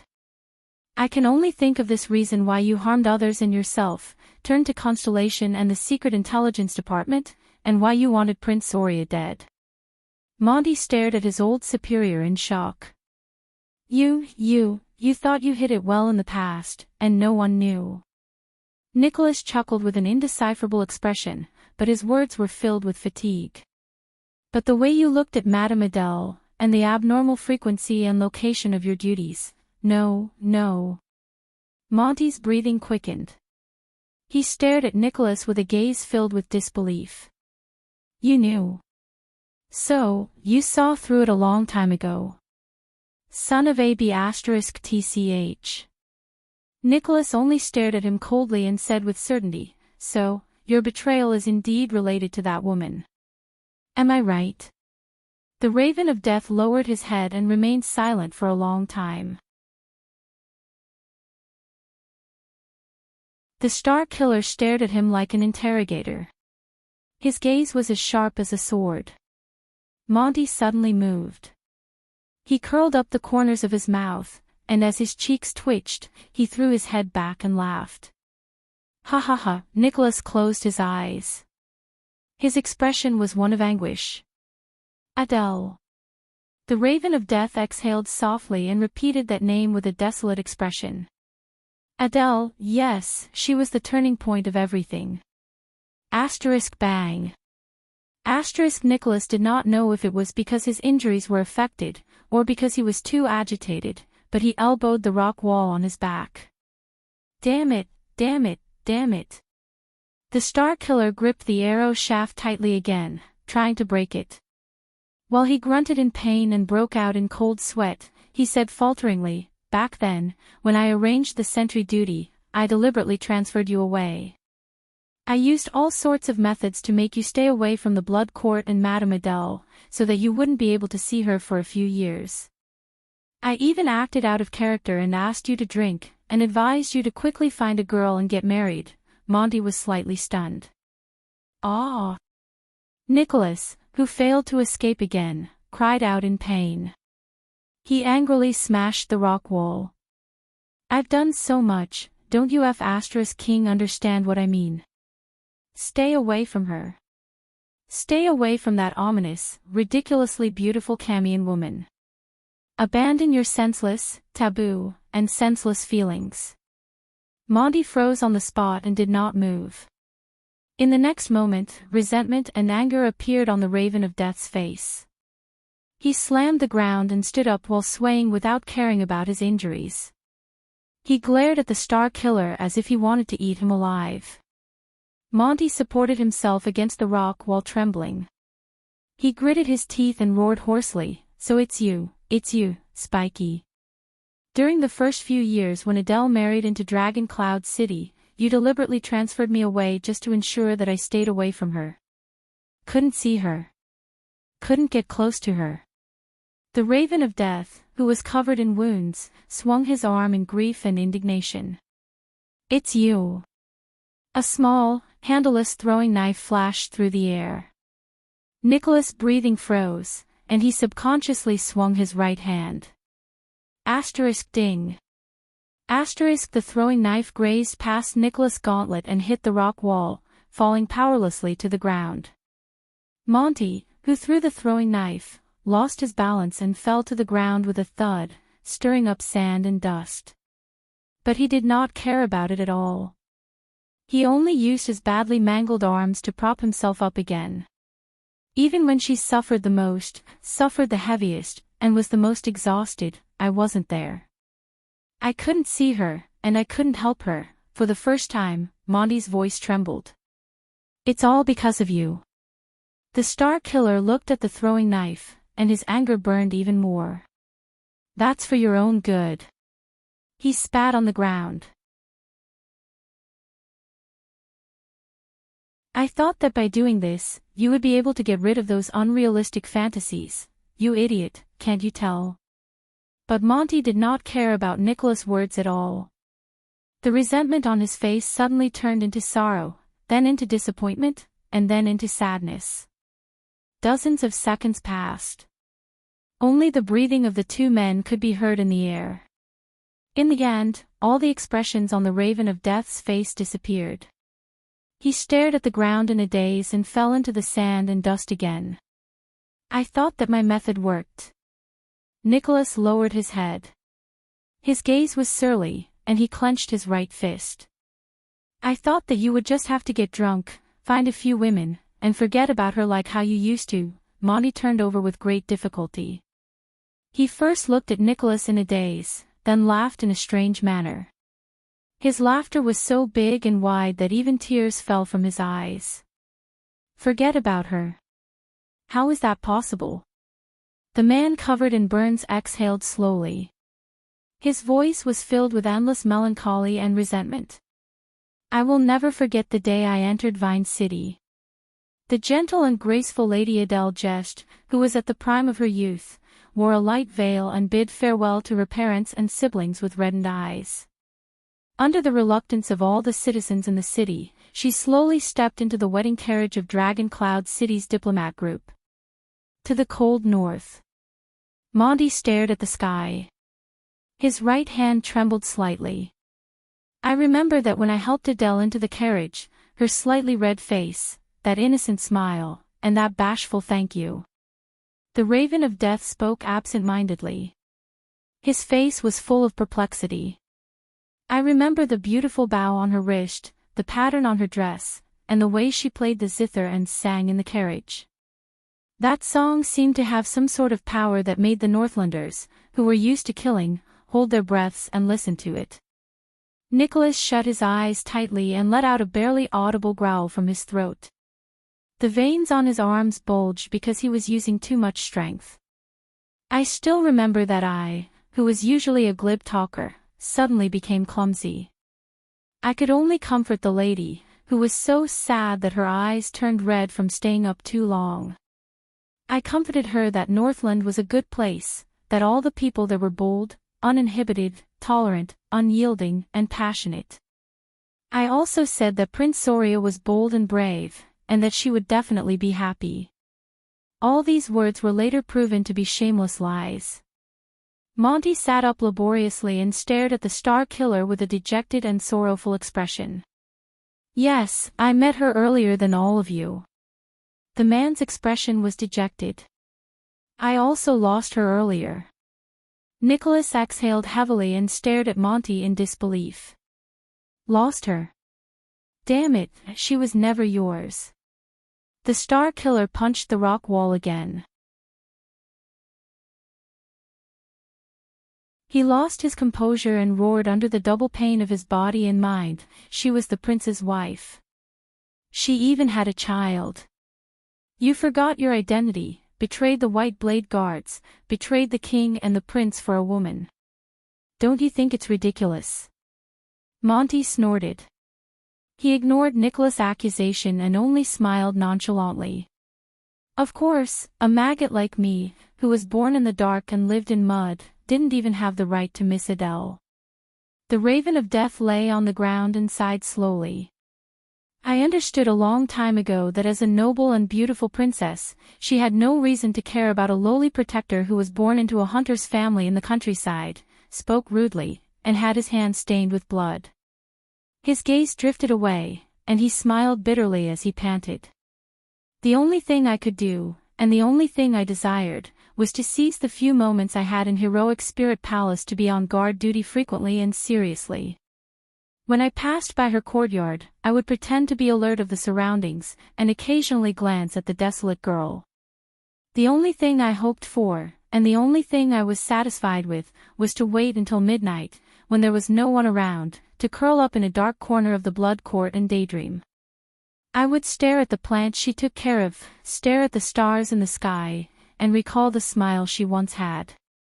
That's enough, Monty, who was immersed in the past, said in a daze. Enough. Bastard, coward. Nicholas looked at him in disdain. I really regret talking so much nonsense with you. I should have castrated you when I realized that you were up to no good. Monty shook his head, as if he did not hear what Nicholas said. So, when that night came, the Raven of Death seemed to have regained his composure. He sneered, and the color in his eyes became terrifying and cold again. Do you know how I felt? Nicholas was stunned. That night? Monty glanced at him. His face was expressionless, but the inexplicable emotion in his eyes made the Star Killer feel uneasy. That night, once again, as the Black Raven, I rushed back to Dragon Cloud City from the war-torn constellation to report to King Nuvan and his son. Monty narrated without any sadness or joy, as if what happened next had nothing to do with him. It was also that night that Prince Soria summoned me in private. Our dignified and valiant Prince Soria Walton calmly and coldly ordered me that there was a scandal in the royal family that should not be made public, and it had to be dealt with urgently. Nicholas' entire body froze. At some point in time, the Raven of Death's voice began to tremble. He ordered me to get rid of his wife without leaving any future trouble. The prince's consort, Lady Adele. Monty slowly raised his eyes. The darkness in his gaze was boundless. And the lover she loved with all her heart.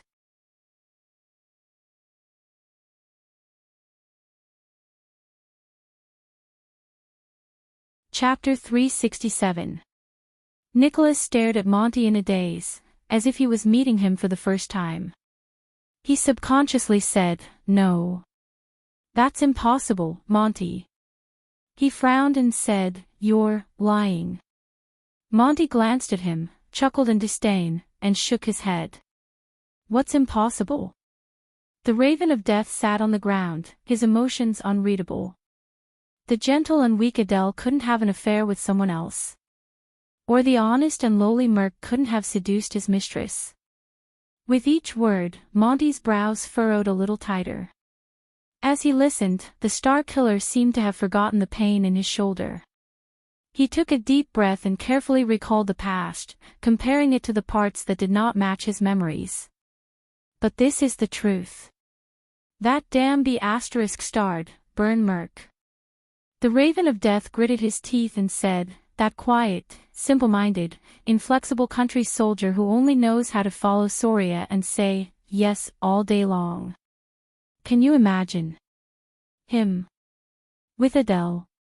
Once he said this, Monty spat out a mouthful of blood and sneered. But his eyes were filled with indescribable pain, like a cornered warrior. "So, Soria has her body, and Merc occupies her heart." Monty's smile slowly turned mocking. "And the only thing I can touch is her death." But the Star Killer still stared at him in disbelief. "Impossible." Nicholas suppressed the anger in his chest and refuted with certainty, "Prince Soria. He couldn't have given such an order. He already promised to let Merc and the others go." As he listened to Nicholas' words, Monty sneered nonchalantly and said, "Do you believe it? Soria wants to let them go." The Star Killer froze a little. Monty's expression changed, and he said coldly, "Soria is the one who lied. That's all. He wanted to create a chance for me, who was in the dark, to get rid of the two of them without leaving a trace." Nicholas' expression changed rapidly between doubt and bewilderment. "No." He gritted his teeth and raised his head. He denied it again. "We all know him. Soria. He's a good warrior.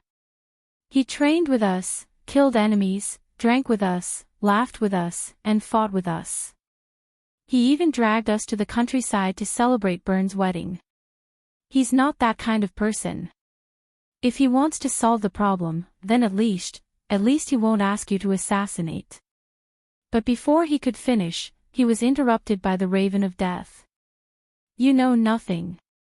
Many people gave him the same evaluation as you did, including that damn Merc."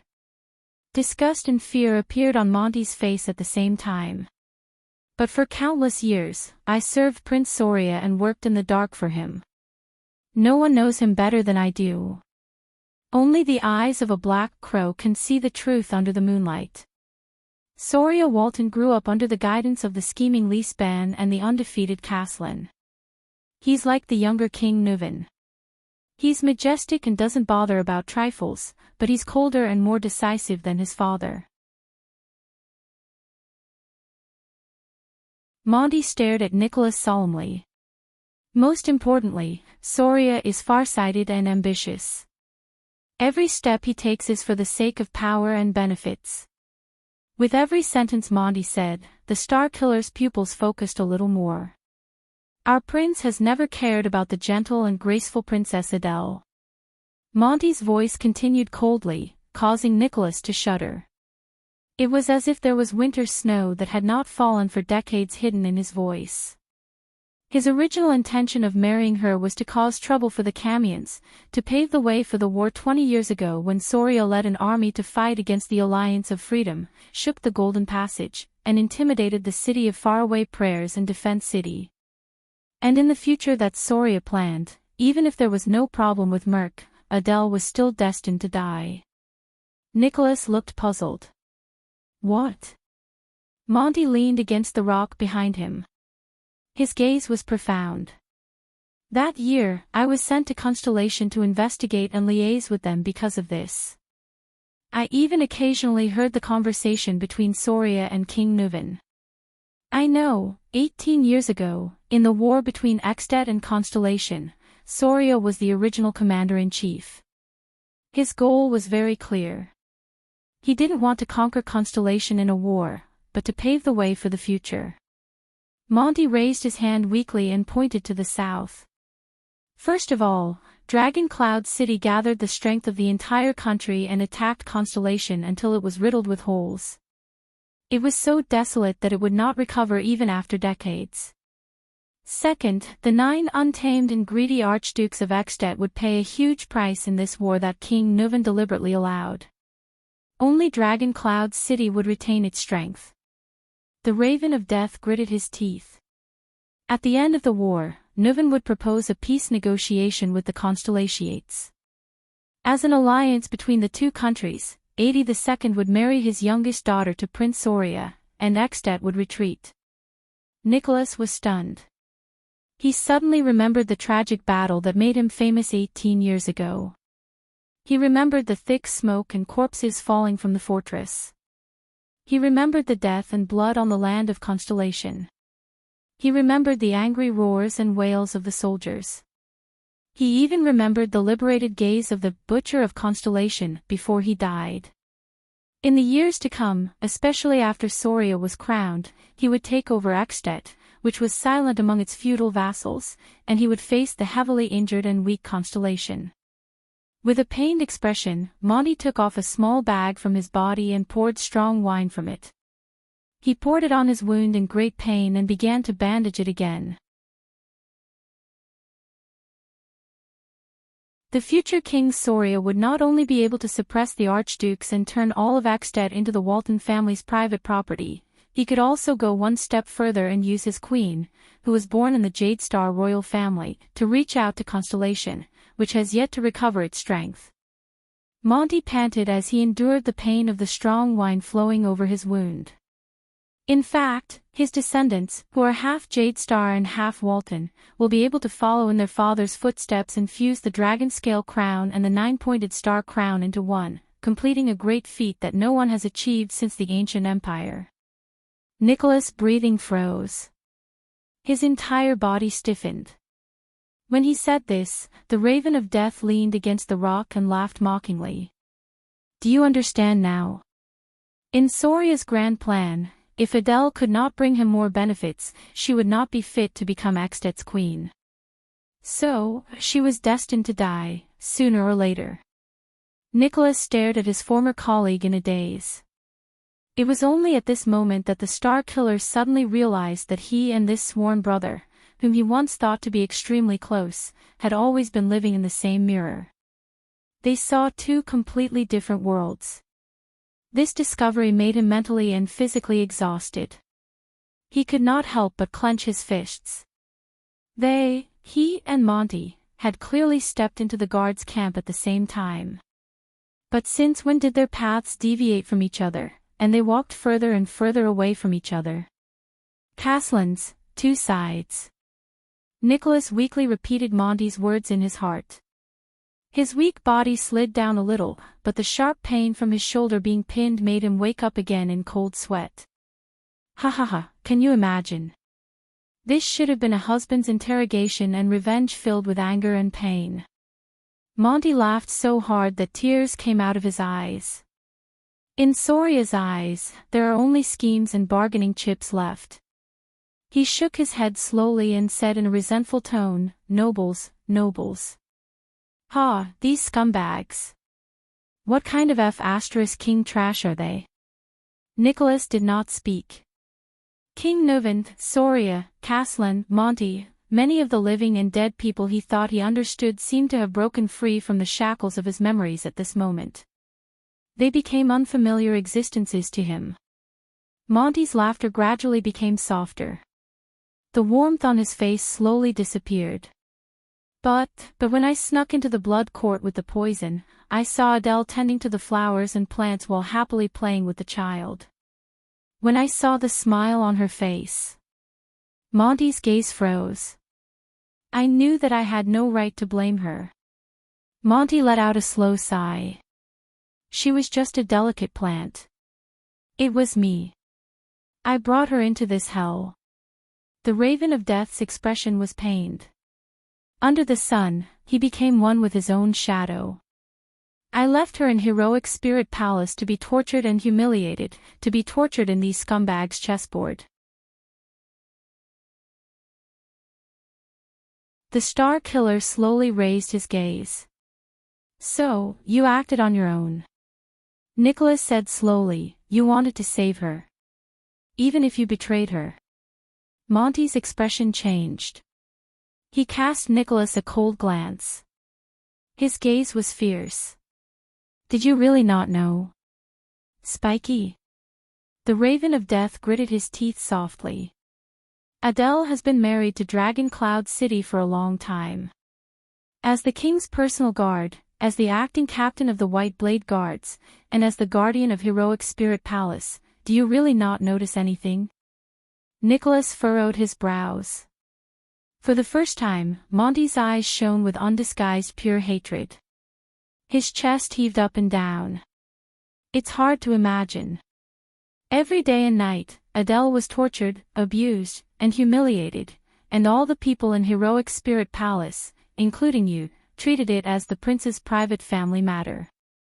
They turned a blind eye to the misfortune and suffering she went through. They stood by and pretended to be deaf and mute. Adele had to turn to that silly Merc for solace. Monty shuddered. And even so, the useless Merc she looked forward to couldn't give her anything. He didn't have the courage to stand up for her, nor did he have the responsibility to help her escape. He didn't even have the ability to protect Adele. Nicholas stared at him expressionlessly. Spiky, Merc, everyone in the White Blade Guards, you're all cowards. Monty spat on the ground. You watched a pitiful and pathetic woman suffer, but you did nothing, not daring to stand up for her. All of you. Monty lowered his head. That night, I looked at the flowers and plants in the courtyard, let go of the poison in my hand, and told myself helplessly, no, he said desolately, I've already sunk into the darkness and can't pull myself out. But at the very least, I can't let Adele become my victim. I can't let her become another soul in my blood-stained hands. Monty's eyes shone brilliantly. The muscles on his arms tightened again, like a sailor who had caught hold of a life-saving driftwood in the middle of a sinking ship. Even if the person she likes is that foolish Merc, if that's the only way Adele can be happy, and smile again. Monty gritted his teeth forcefully. Then it's worth it.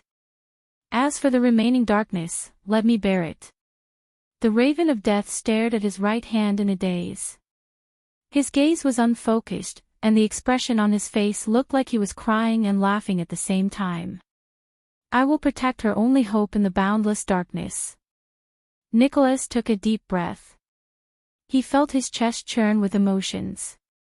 So, you went to Constellation's secret intelligence department? Monty forced out a weak smile.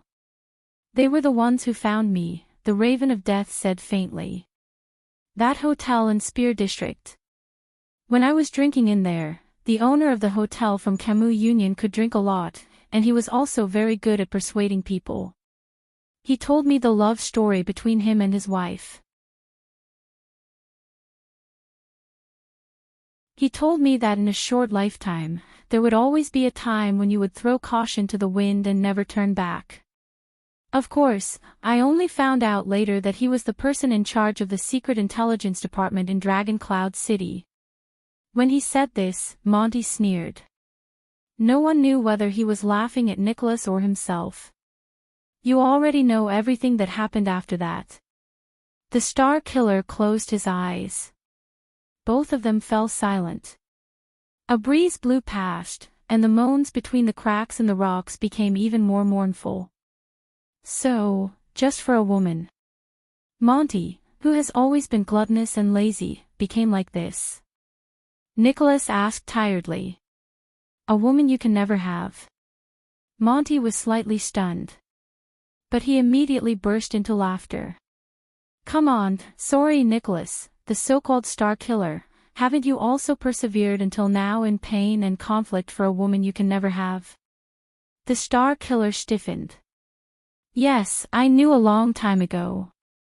Just like how you know me, I also know who the person you miss is. The Star Killer is not as cold as the rumors say. Nicholas stared at the Raven of Death in disbelief. His train of thought stopped. With a mocking expression, Monty clicked his tongue in a sentimental manner and said, when she came to the guards' training camp to visit Caslin, all of us bastards surrounded her like a waterfall. Hundreds of pairs of eyes could hardly leave that girl, only you, Spiky. Only you turned your head away and pretended to be disdainful, but in truth, you didn't even dare to look at her. Trust me, I know what that feels like. Nicholas did not speak. He only shut his eyes tightly and tightened his grip on a stone in his pocket. Once, when we snuck out to look for a woman, you got drunk and hugged a woman. You even called out her name. The Star Killer suddenly opened his eyes. Monty. Nicholas stared at the pair of bloodshot eyes. He was a little angry, and he interrupted the Raven of Death with a cold expression. Monty's words came to a halt.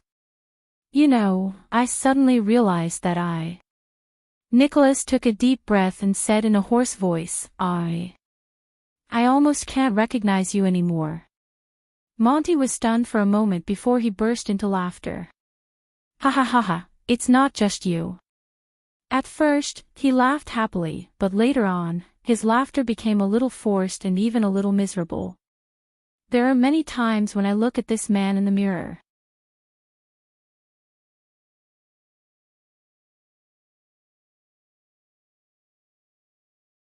Chapter 368. Flustered and terrified, he looked up at the king, then at Lady Alex, who seemed to be asleep in his arms. At that moment, Merc's terrified face was filled with helplessness. That's right, I am your long-lost friend. I'll change it back tomorrow. Before that, let's reminisce about the past. Thales stared at the motionless Alex in a daze. Little rascal, who was sitting by Thales' feet, seemed to be scared out of her wits. She just stared at Alex's body blankly and shuddered from time to time. Merc's face began to contort. Please, your majesty. He knelt on the ground. His voice changed as he spoke. Like an asthmatic, it was a mixture of gasps and pauses. Tears rolled down Merc's cheeks and dripped onto Alex's face. What followed was his pleading voice, Why? Why? Thales clenched his fists, lowered his head and exhaled. Merc sobbed as he screamed at the king, Why? Why? King Nuven seemed to have just recovered from his silent contemplation. He stared quietly at Merc, who was trembling and weeping, and uttered through gritted teeth, You're right. He gritted his teeth and said, Burn Merc. Shouldn't you know that? Merc shuddered violently. If it wasn't for Mariah's death, I wouldn't have combed through the Walton bloodline.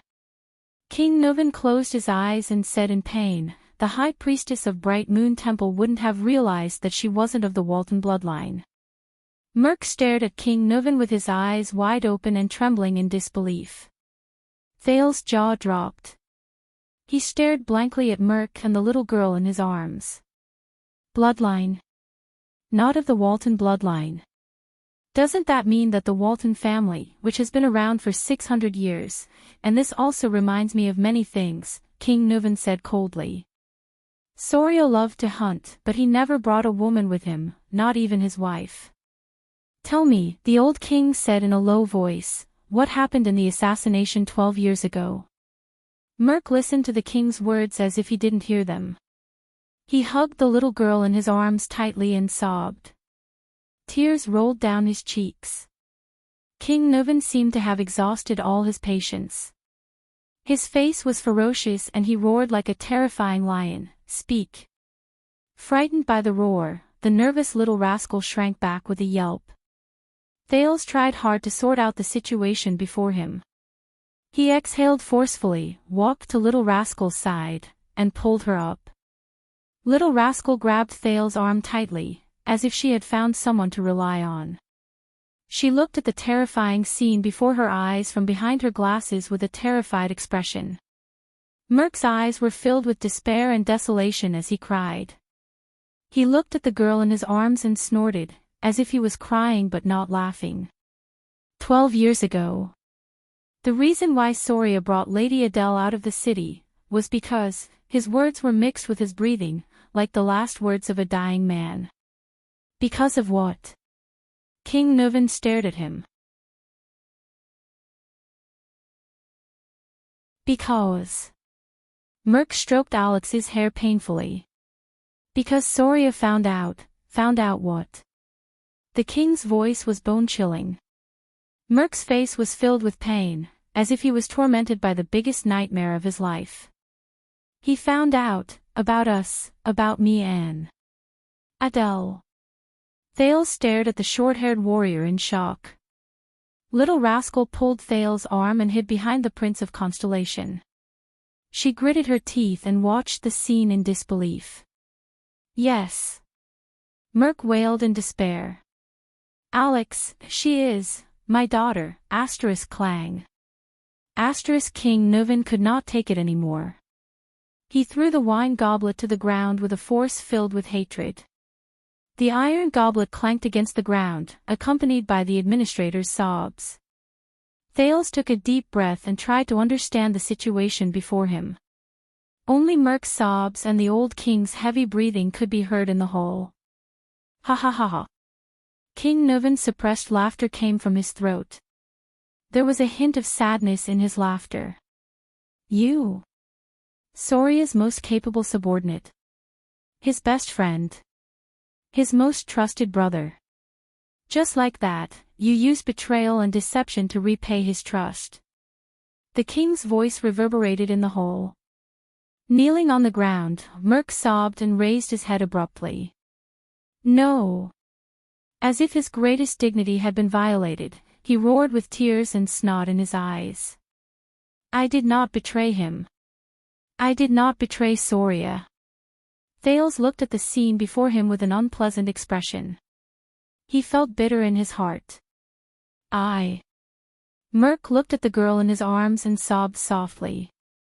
Prince Soria, Soria was a good brother, and I was willing to give up my life for him. He growled, in the White Blade Guards, we trained under Castellan to become the most valiant warriors. When we were at the 38th Century ground, he crawled with a broken arm to block a fatal hammer blow for me. When my mother was seriously ill, and my sister came to Dragon Cloud City to look for me, he personally sent a doctor to save my mother's life. When we were surrounded on White Mountain, he and I had our backs against each other. Those sharp-eared arrows pierced through my left shoulder and his right shoulder. We cursed each other's luck as we retreated with our backs against each other until Dominic came to help. I still remember the day I returned to my hometown to get married. That bastard, Merk said with a smile through his tears. Soria brought his brothers from the White Blade Guards and came to our village with a tray full of rye wine and roasted meat. He raised the flag of the Red Dragon on a black background and the Cloud Dragon spear. The local counts and knights came. The expression on the village chief's face was even more exaggerated than when his son became a tax collector. Mother was very happy. She finally felt that her son was promising. Soria, I have always treated him as my closest brother, comrade, your highness. Mirk roared angrily with tears streaming down his face. I will never betray him. King Nuvan stood up abruptly, his hair and beard bristling with anger. Bullsh *T. Thales felt his hand tighten. Behind him, Little Rascal began to tremble again. He could only try his best to hold Little Rascal's hand and comfort her. You cheated on my son, the man you were supposed to be loyal to. King Nuvan's eyes were burning with anger. He said loudly, you cheated on my son, the man you were supposed to be loyal to, and even gave birth to your child. You tarnished the Walton family's dignity and bloodline. Do you think this is not a betrayal? You never treated him as a brother in the White Blade Guards, a man you should be loyal to with your life and honor. Traitor!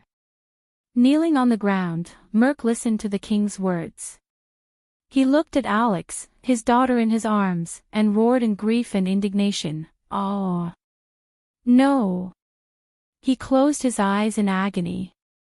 Thales gritted his teeth and frowned as he watched the confrontation between the king and his subject.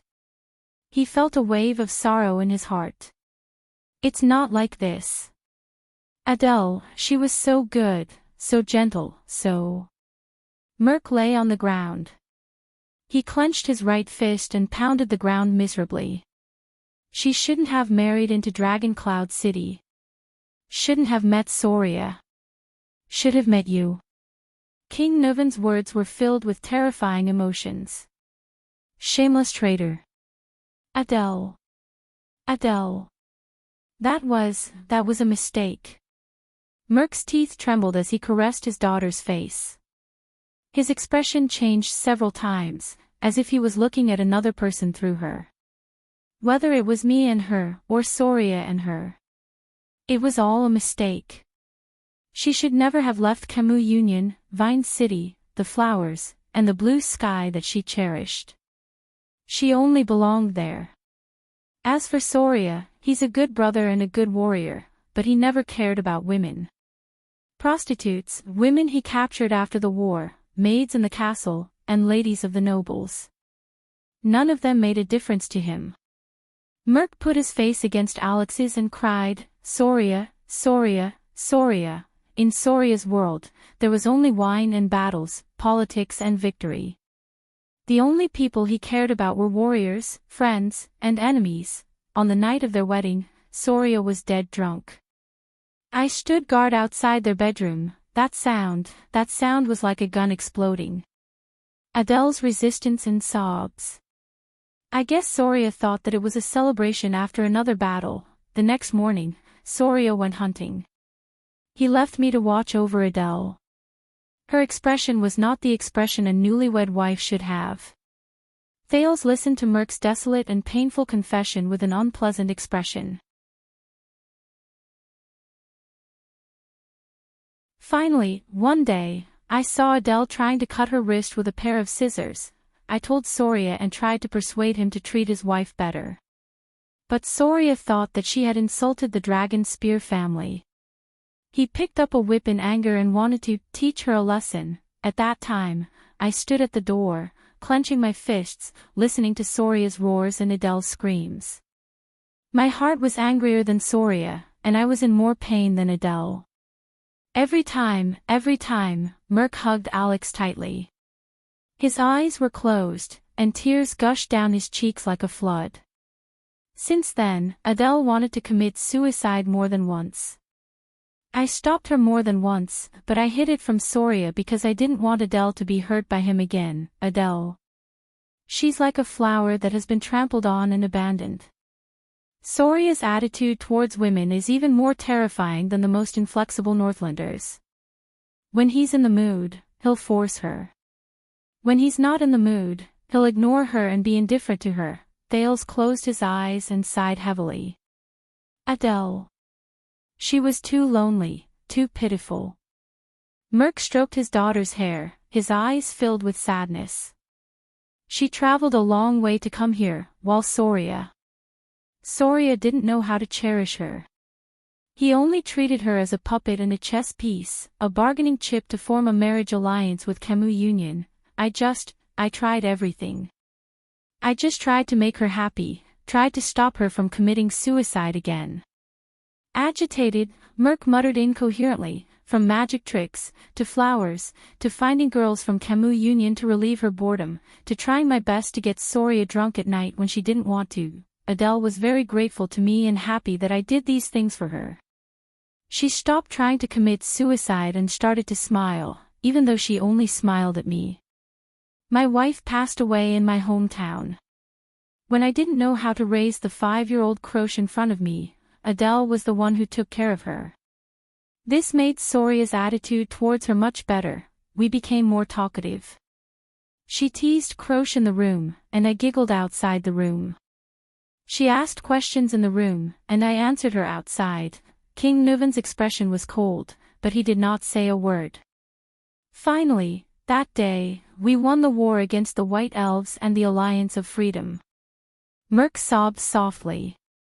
When we returned to Dragon Cloud City in triumph, Soria and we drank all night long, but that day, all I could think about was her. Adele. Merc stuck his face close to his daughter's. His tears did not stop, and his right fist was almost crushed.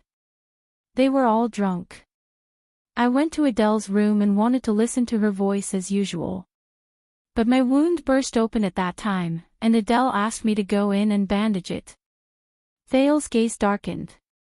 Thale's eyes dimmed. A memory surged up from an unknown place in his mind. Hey! Brother Brainiac, you're actually reading a romance novel. What the hell is a romance novel? This is a bestseller written by an American sociologist. This title is weird. Why would you read this kind of book? What are you thinking about? Hee hee. This. Don't think too much about it. It's just a classmate who asked. No, could it be? Oh hee hee, why are you blushing? It's hot, ha ha ha. Why are you touching my face? I lied to you. Ha ha ha ha, it's so funny. Alright, don't be angry. I'll give you a vitality kiss. Ha ha ha. It's still very funny, what should I do?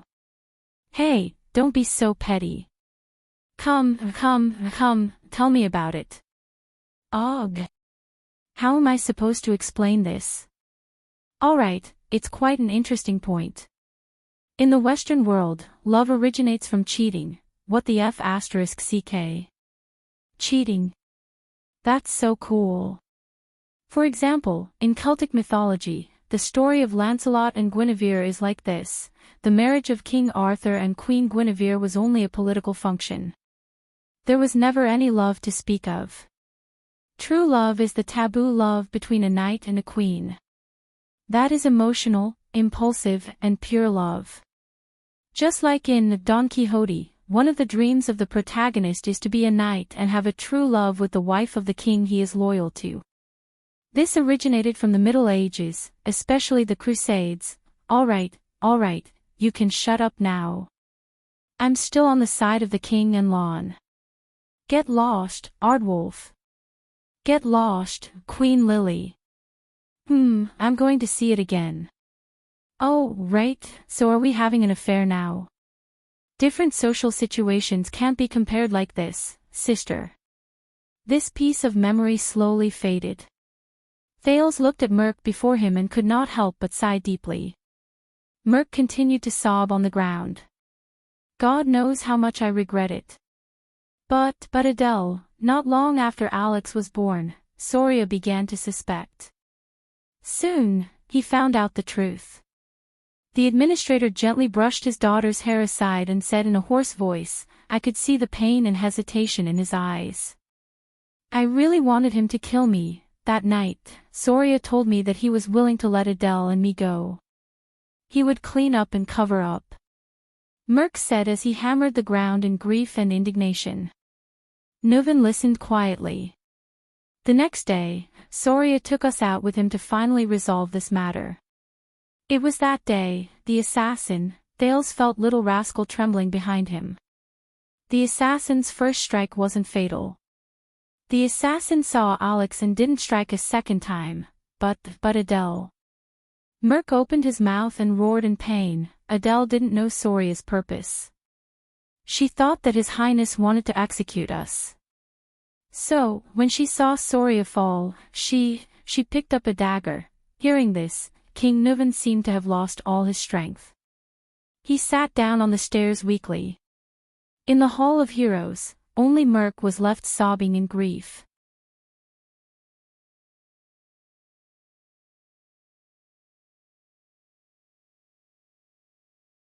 Chapter 369. Thales frowned and said, "Is there such a possibility? What are the consequences?" Silver Shadowman was silent for a long time. After a full 10 seconds, he replied coldly, "This is none of your business, Jade Star." Thales choked on his words and felt a little awkward. The Anti-Theft Chapter. Why would a good reader become an accomplice of a thief? If you want to read pirated copies, then so be it. Why are you hanging around in the book review section? Don't you know that you, who have 0 fan points, are talking about the contents of the VIP chapter, making me very embarrassed. How vexing. But he still sucked in a breath and stared at Silver Shadowman sternly. I have friends up there, in Dragon Cloud City. I want to know. I should know. Thales thought of Saroma and Gleeward. He even thought of the entire Shield District that was reduced to dust during the Great Battle of the Mystics. Shield District. When he thought of this, Thales could not help but tense up. Silver Shadowman seemed to be observing him. A few seconds later, he spoke slowly. What will happen to this curse in the future is not something you should consider, nor is it something you can control. At the very least, as you can see, I can still maintain the current situation so that the curse will not worsen and the number of deceased souls will not increase. Silver Shadowman seemed to feel that his words were not very convincing. It can maintain the status quo for a long time. Thales frowned deeply. A long time. How long? He stared at Silver Shadowman's silver light, which had clearly become much weaker after that strike, and could not help but sigh. If it's just as the general said, powerful existences like you are continuously dying and weakening, and the power you rely on to maintain your sense of self and intelligence is continuously disappearing. Silver Shadowman's black eyes flickered a little against the silver light. Once you can no longer suppress this curse and can no longer maintain its original state. Although I don't know what will happen to the curse, and I don't know what the consequences will be, but above us is Dragon Cloud City, Ekstedt, and the Western Peninsula. Silver Shadowman did not speak. Thales stared at him. Is there no other way? For example, completely eliminating it once and for all? Silver Shadowman seemed to be absent-minded for a moment. He mumbled and repeated the prince's words, once and for all. The man's facial features immediately sharpened, and his tone turned cold. No. All of you. Stay as far away from it as possible. Silver Shadowman suddenly turned around. The contrast between light and darkness on his face was profound and dazzling, causing Thales to feel a chill run down his spine. Leave the rest to me. That's enough. This is the best solution I can think of at the moment, he said resolutely. Thales furrowed his brows for a long time. In the end, he shook his head. I don't understand. Silver Shadowman snorted softly. You don't need to understand. Because you can't do anything about it, Jade Star. He directly denied Thales' worries. Even if you are worried, you can't do anything about it. At the very least, the current you, the weak you, the young you, the immature you, is powerless. Thales was speechless. Under Silver Shadowman's radiance, the darkness around him reflected a cold light. A chill crept up Thales' spine again. The two of them were silent for a while. What about you? You're going to seal the black track, but, Thales asked airily, are you going to stay here forever? Can't you just leave? To the place you're supposed to be at? This question stunned Silver Shadowman for a while. Me? As if this was the first time he thought about this question, he lowered his head and mulled over this question for a while. I died a long time ago. Silver Shadowman said faintly. A very, very long time, so long that I don't even remember how long it has been. But I, who died a long time ago, am still able to survive until now without relying on my body. Besides that great existence, it is also because of the effect of this curse. Thale's expression turned cold. Silver Shadowman's voice became gloomy. It's very ironic, isn't it? I can only stay here and guard this curse forever until I perish together with it, Silver Shadowman said quietly. Or let it conquer me, enslave me, and assimilate me. Thale's heart dimmed. At that moment, he suddenly felt a little cold. In this place, in this dark, damp, cold, dead, and silent place, the man in front of me, just like that, from death until now, he has been guarding this place tirelessly and endlessly. But that's not all. I am the only power that can restrain it. Silver Shadowman's tone became firm and cold again. It allowed no room for doubt. By staying here, I can prevent new souls of the deceased from being dragged into the curse, creating tragedies, and turning them into puppets and nutrients for the next round. As long as I am here, it cannot continue to worsen. This is the reason why I stay here. When he saw the man's determination, Thales could not help but blurt out. What about you? When will you be free? You will always be trapped here, alone, and face these souls of the deceased, the rocks, the darkness, and the curse day and night, day after day, year after year, century after century. You will still have to live in fear and be careful to prevent yourself from losing your mind and falling into the hands of the enemy. What will you do? This time, Silver Shadowman was silent for a long time. I can see that, Jade Star, Silver Shadowman nodded slowly. His tone was slow and profound. In this regard, you are quite like Thor. Thor. Thales did not react for a moment. Who is Thor? Silver Shadowman shook his head. You don't have to worry about me. He returned to his cold tone.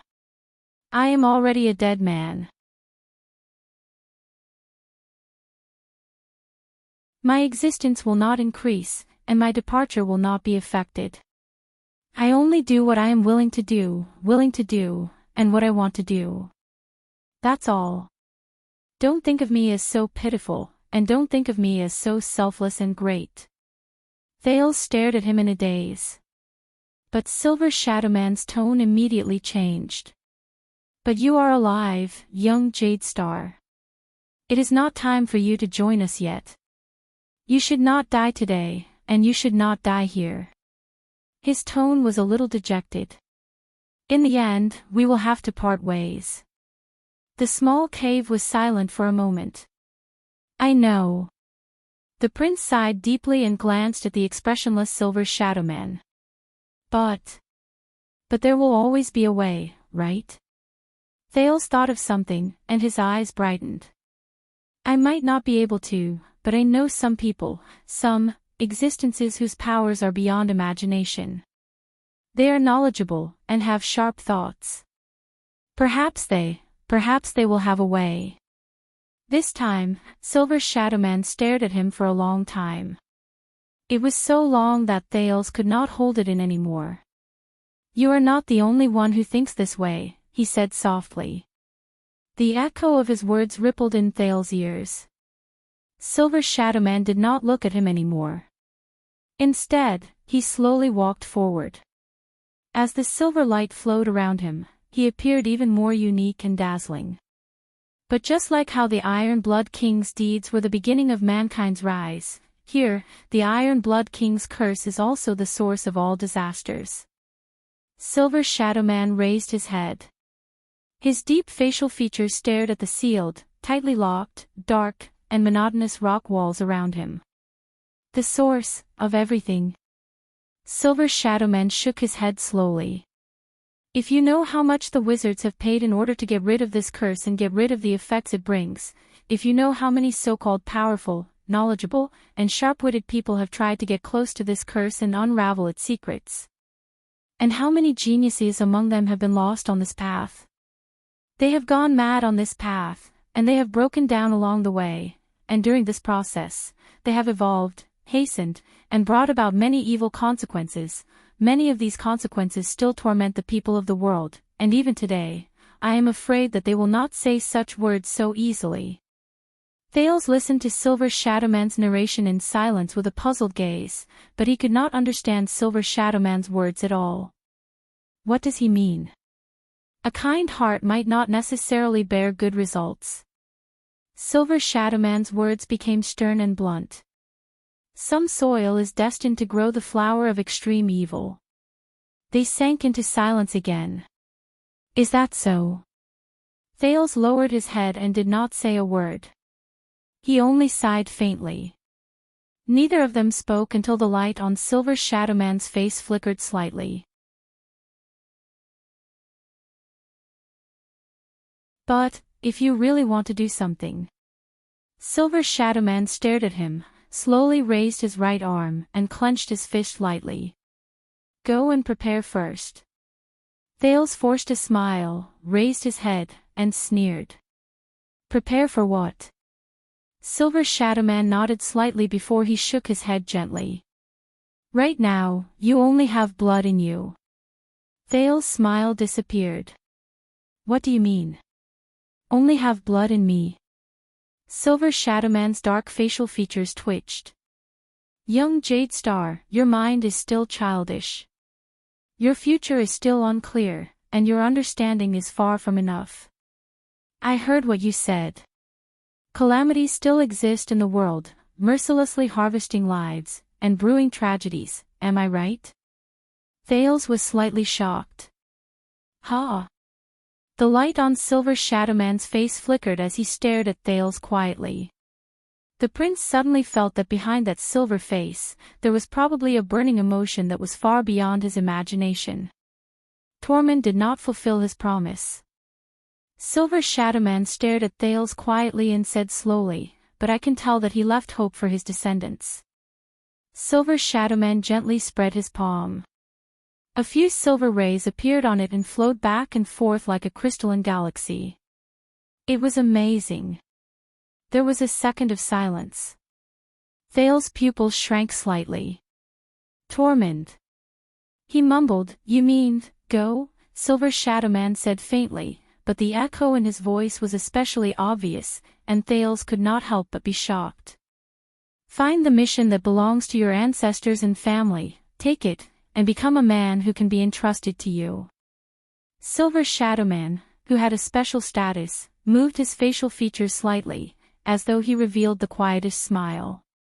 At that time, you will have the right to return and complete the long-cherished wish of Thor and me, which we failed to achieve at the last moment.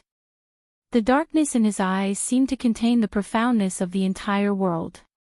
At that time, you will have the right to end everything, and end the calamity, including this ancient curse. From the beginning to the end, you will have the right to end them. Thales stared at Silver Shadowman in this state. He seemed to have grasped something, but at the same time, he did not seem to understand anything. In the end, the prince furrowed his brows and shook his head honestly. I don't understand. Silver Shadowman swayed slightly, and the silver light on his face rippled. Then I hope that you will never understand. Thales was a little surprised. Silver Shadowman slowly raised the flowing silver light on his right palm and watched as the light on it gathered back into his body. Young Jade Star. He walked forward slowly and got closer to Thales while he said airily, thank you for giving me a few precious, interesting, and happy hours in the dark where there is no scale, no end, no future, and no direction. Although, I will soon forget. Return to the past. Thales stared at the man. The emotions in his heart were complicated and indescribable. In the next moment, Silver Shadowman placed his right palm on Thale's face. He leaned forward and placed his forehead, which was formed by silver light, on Thale's forehead. He stared at him quietly. Thales only felt a slight chill at the center of his forehead, where the silver light flowed past. He stared blankly at Silver Shadowman, who was staring at him with a profound gaze. He felt that the man before him shone with a silver light that he could not look at directly, and he had to squint his eyes. But his eyes were incomparably deep. Thales had never looked into the eyes of this extraordinary Silver Shadowman at such a close distance. He even had an illusion that the man's pitch-black eyes seemed to contain all the stars in the universe. May the mountains accommodate your footsteps. May the earth bless your journey. The light on Silver Shadowman's body lit up. With each syllable, the silver light on his body trembled. At that moment, Thales heard a faint ringing in his ears. Asterisk beep, asterisk it was lighter and gentler than any of the previous times. It was as if there was no sound. May you never be lost. When the last few syllables fell, Thales felt the gentle ringing in his ears gradually disappear. In the next second, the light on Silver Shadowman's body suddenly dimmed. Before Thales could react, Silver Shadowman let go of him. The cool sensation on his forehead disappeared. What is this? Thales stared at the man in a daze. But Silver Shadowman only shook his head and did not answer. Thank you. Silver Shadowman continued to face him quietly. Thank you for bringing her greetings. In the next moment, before Thales could snap out of his daze, Silver Shadowman turned around and walked towards the seamless, pitch-black rock wall. The silver footsteps behind him shone brilliantly, as always. The souls of the deceased will not disturb you anymore. Turn around and move forward. You will find a way out. Forget today and return to your life. Silver Shadowman's words echoed in Thales' ears. A thought appeared in Thales' heart. He had a feeling that this was his farewell. An inexplicable impulse drove the prince to take 2 steps forward and shout at Silver Shadowman's back. He shouted at Silver Shadowman's back, "Will we meet again?" Silver Shadowman's footsteps paused slightly. The light on his body trembled slightly. Of course, he said softly. At that moment, the silver light suddenly flowed to the top of Silver Shadowman's head and turned into a line of words. He's lying. Thales was stunned. Silver Shadowman stood where he was, as if he still did not notice the abnormality above his head. One day, we will definitely meet again in hell, just like all the souls who rest in peace. Not here, in a curse of last resort. Young Jade Star. Silver Shadowman took a step forward again and walked back the way he came. His body, which was formed by light, slowly fused into the rock wall. The silver light flickered and turned into words again. He's still lying. Thales watched Silver Shadowman's body sink into the rock strata in a daze. He watched as the silver light gradually dimmed. The silver light also dimmed, and it continued to form a line of words. You will not meet again. Thales furrowed his eyebrows. Finally, Silver Shadowman's body completely disappeared from the rock wall. The silver light faded away, and it could no longer be seen. The almost dim silver light spilled out its final words in the air before it disappeared without a trace. Farewell. In the next second, Thales' vision turned black. The entire cave sank into complete darkness after Silver Shadowman left. Thales was left alone, and he returned to the lonely and silent darkness. He faced the cold air, the stiff rock strata, and the endless silence. Thales could not see anything in the darkness. But he still stared in the direction where Silver Shadowman left with a stupefied expression, until a strange feeling rose in his heart. Not long ago, Silver Shadowman threw a heavy punch, manifested in armor, and mocked him in a relaxed manner. It was as if that scene was still fresh in his mind. I am a dead man to begin with. On the first day I opened my eyes here, I can only stay here, until I am destroyed together with it. Leave the rest to me. It has been a long time, so long that I can't remember how long it has been. Thank you. In the darkness where there is no scale, no end, no future, and no direction, you have given me a few precious, interesting, and happy hours. Even though I will soon forget them, in the end, we will part ways. Of course, one day, we will definitely be able to be like all the souls who rest in peace. Goodbye. Thales clenched his fists and gritted his teeth. He felt an urge surge into his heart and seep into his veins. Asterisk bang. Asterisk his arm crashed into the solid rock wall. But Thales did not notice it at all. He opened his mouth with great difficulty and whispered in the endless darkness, "But I will remember it." It was still dark and silent around him. Only his soft murmurs could be heard. There was no response. Even if you have forgotten everything, Thales lowered his head and resisted the desire to turn around. He whispered in the pitch-black cave, or ceased to exist. At least, there is still one person in the world who will remember what you did here. He seemed to be saying this to himself. But he hoped that this could be conveyed to his back, to the other end of the rock stratum, and to the other end of the lonely night. To the person who could not rest in peace after death, but still smiled as he watched alone in the eternal night, some starlight glimmers. Did you hear that? In the bottomless darkness, the prince, who was in a bad mood, took a long breath and resisted the strange feeling in his nose. Rikaru, Aiksen. Or cease to exist. At least, there is still one person in the world who will remember what you did here. He seemed to be saying this to himself. But he hoped that this could be conveyed to his back, to the other end of the rock stratum, and to the other end of the lonely night. To the person who could not rest in peace after death, but still smiled as he watched alone in the eternal night, some starlight glimmers. Did you hear that? In the bottomless darkness, the prince, who was in a bad mood, took a deep breath and resisted the strange feeling in his nose. Rikaru, Aiksen.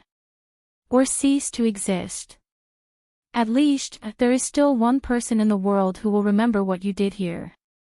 He seemed to be saying this to himself.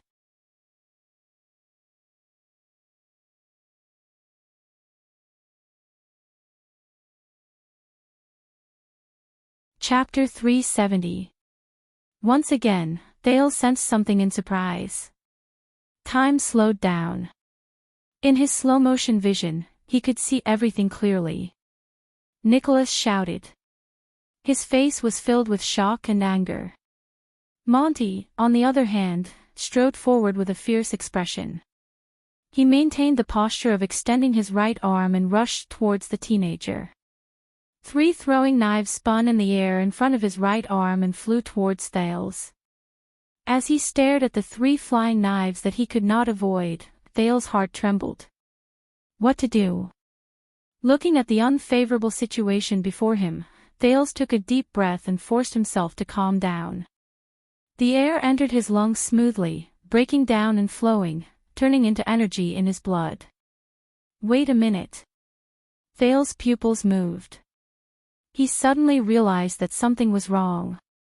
He had just inhaled a mouthful of air, which took at least half a second. But everything in front of him, but in the slowed down time, there was no change. Thales exhaled again. He was surprised to see that the throwing knife in front of him had only moved less than an inch forward. As expected, his heart shook. This time, his breathing just now was slightly faster than the surrounding, slow movements.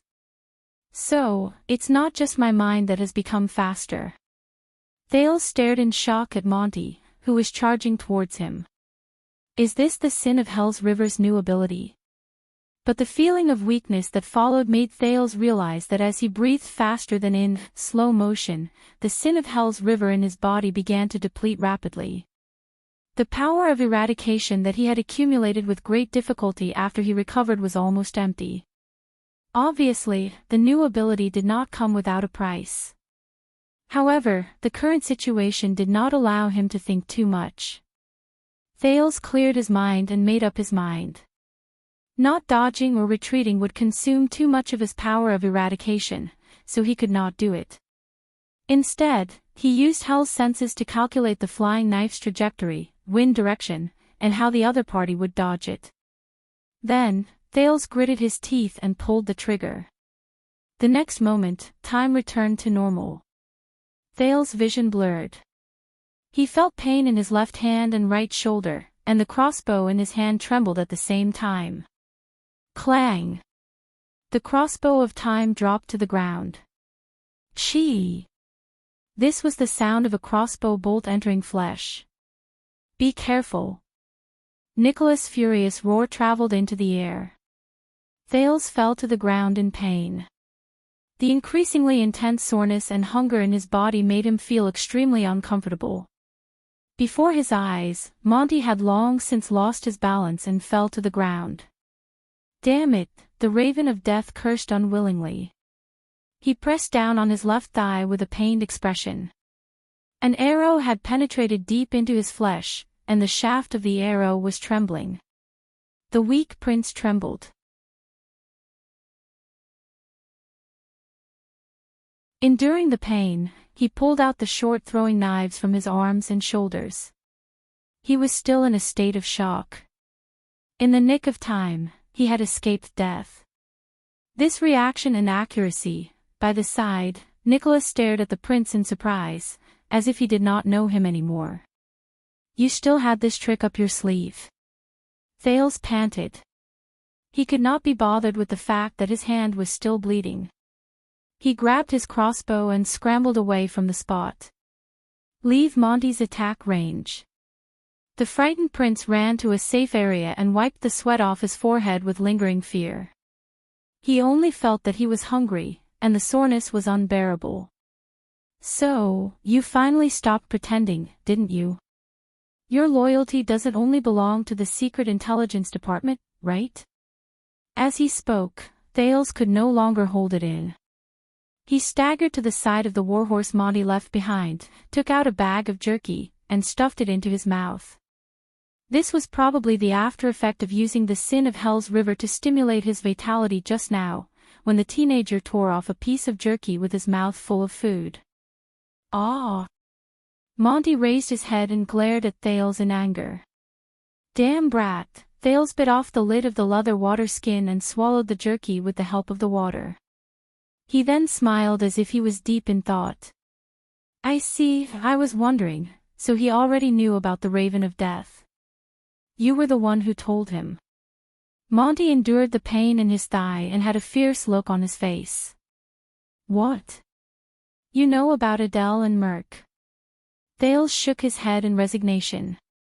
He felt that his stomach had at least filled up a little. So, he only found out about the Archduchess' birth from you. The Secret Intelligence Department planned to rescue me through you. He also found out about this through you. As the prince spoke, the Raven of Death's gaze became even fiercer. The Star Killer was even more puzzled. Thales thought of something and furrowed his brows. So, he came because of this, to use me to break out of the situation. Damn it. The prince swallowed the last mouthful of food. There was a rather vexed and indignant look on his face. To think that I was fooled by him. I thought that I was tricked into coming out, and I regretted it for a long time. Nicholas' dissatisfied question came from the other side. What are you talking about, young prince? Thales ignored him and only shook his head. Thales' face was filled with displeasure, and he gritted his teeth in hatred. As far as I know, there is only one person in this world who hates me so much that he doesn't want me to speak. Thales' face was filled with displeasure, and he gritted his teeth in hatred. As far as I know, there is only one person in this world who hates me so much that he doesn't want me to speak. The Prince of Constellation sighed. So, in the end, this is a fight between him and me. So, Raven of Death, Triple Agent.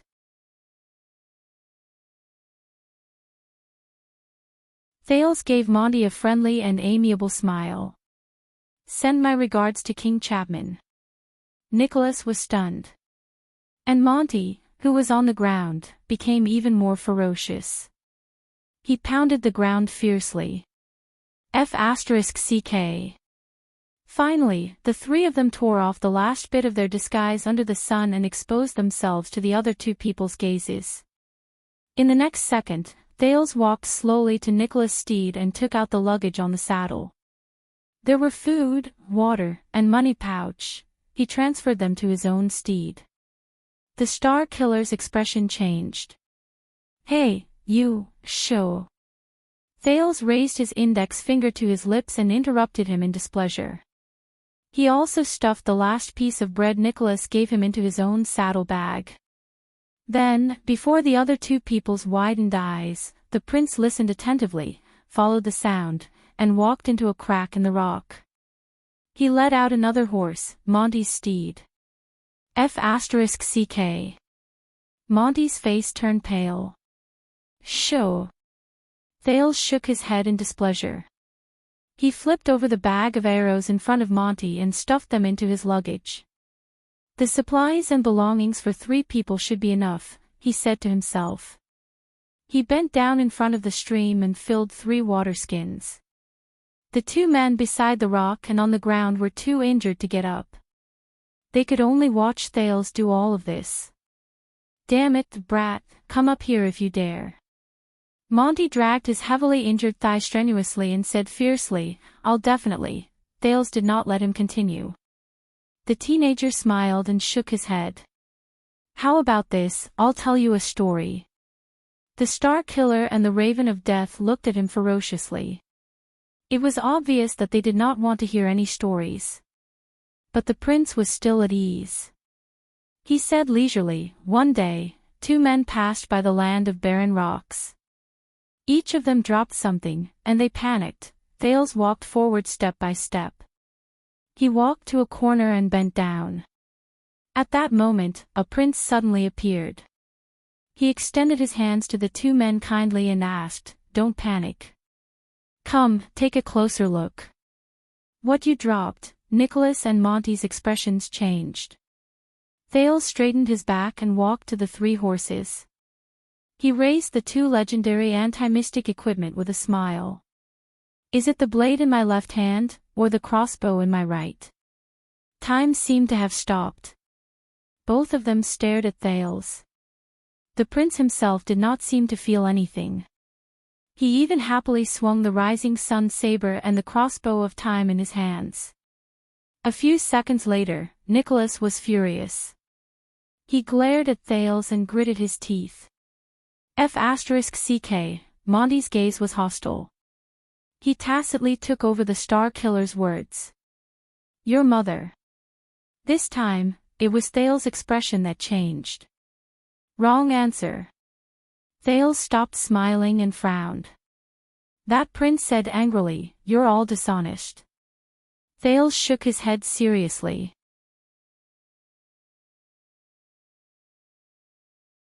These things, he first tied the rising sun saber to his waist, then hung the crossbow of time on the saddle. He flashed a bright smile. "They're obviously mine." As he stared at their expressions, Thales happily untied the reins, stepped on the stirrups, and got on his steed. The horse did not resist his ride. It seemed that ever since Silver Shadowman gave him that blessing at the foot of the mountain, horses rarely rejected him. Thales snorted, looked at the sky, and smiled in a relieved manner. "You know." Thales exhaled and touched the quiver on the saddle. "I can raise the crossbow now and shoot all of you to death here." "Humph," Nicholas said coldly. "Try it." Monty was silent and focused on dealing with his leg injury.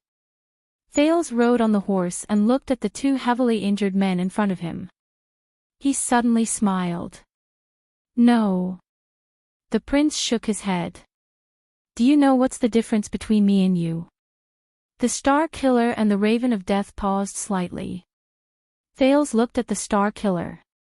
"Nicholas, 6 years ago, I was indeed the one who brought disaster to Dragon Cloud City and brought you the humiliation of the White Blade Guards, but I was also the one who led you in counterattacking and chased Lampard out of Dragon Cloud City. Nicholas snorted coldly. Our enmity is indeed a little complicated. When Thales talked about the past, he felt a little sentimental. But it's okay. During the 6 years I was in Heroic Spirit Palace, we should have settled all our enmity. So, from now on, we don't owe each other anything. Nicholas looked at him coldly. In your dreams. Thales snickered. But his expression immediately became stern. He extended his hand and drew out the rising sun saber. But this saber, Thales stared at the golden saber in silence. Nicholas' expression tensed. The next moment, Thales suddenly raised his hand and threw the rising sun saber far away. Nicholas and Monty were both shocked. Asterisk clang. Asterisk the saber fell beside Nicholas' feet. The Star Killer stared at the saber under his feet in a daze. He did not react for a long time. What are you doing? Nicholas raised his head and asked through gritted teeth, pretending to be generous. No, I'm not that noble. The bones in my body that you broke are still hurting. Thales sighed and straightened his face. But this is the proof of the battle between you and Tolja, and also the weapon you used to protect Dragon Cloud City. Your real enemy is not me, especially after I leave. Instead of wasting time and energy on me, why don't you think about how to take back the saber that belongs to you? So, protect her well. Thales revealed a faint smile. Even if it's for Dragon Cloud City. Nicholas' expression froze. The prince turned to the Raven of Death. Monty, we haven't known each other for long. Thales looked at the man laboriously breaking the crossbow bolt, a little amused.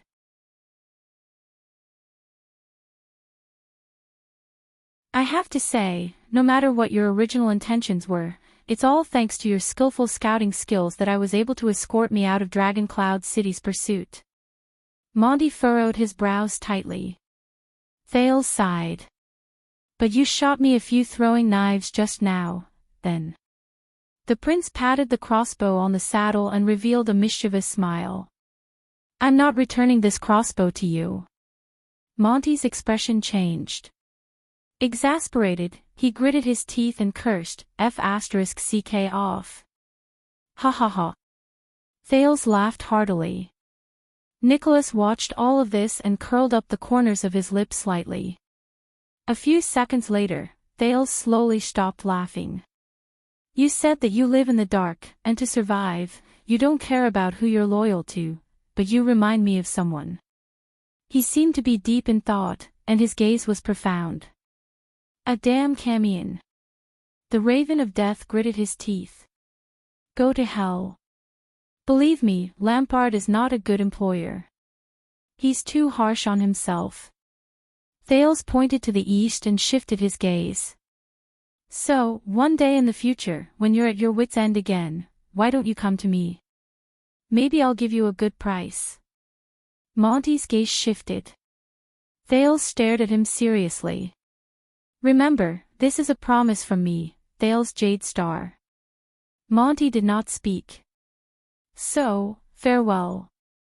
The prince shrugged and bared his front teeth at the two of them. Let's part ways. The moment he finished speaking, Thales swung the reins and whipped the other two mounts, driving them away. Wait. Thales' arm froze for a moment. Monty panted and raised his head. The desert is very dangerous. Heat, lack of water, sandstorms, getting lost, enemies, any one of these can kill you. Thales frowned slightly. I'm the only one who knows how to contact the person from the Secret Intelligence Department in the desert. The Raven of Death gritted his teeth and said with a trembling voice, why don't you tie me up and bring me along? I'm already so injured anyway, at least don't leave me here. Thales pondered for a while as he listened to his words. He turned his head to look to the south. There was only endless barren rocks on the horizon. If you ask me, Nicholas said coldly, you'll definitely die if you enter the Great Desert alone. But bring him along. The Star Killer said sarcastically, you'll die even faster. Monty glared at him. What do you think? You'll give me a good price. The Raven of Death stared at him. Then how about we start now? Thales sighed. All right, your words make me hesitate. Monty's eyes brightened. But Thales smiled again. But someone told me that there's a good way to overcome my hesitation. Monty's expression froze. That is, Thales waved his hand at him cheerfully. Don't give yourself the chance to hesitate. The next moment, Thales' expression was solemn. He lashed the reins on his horse's body.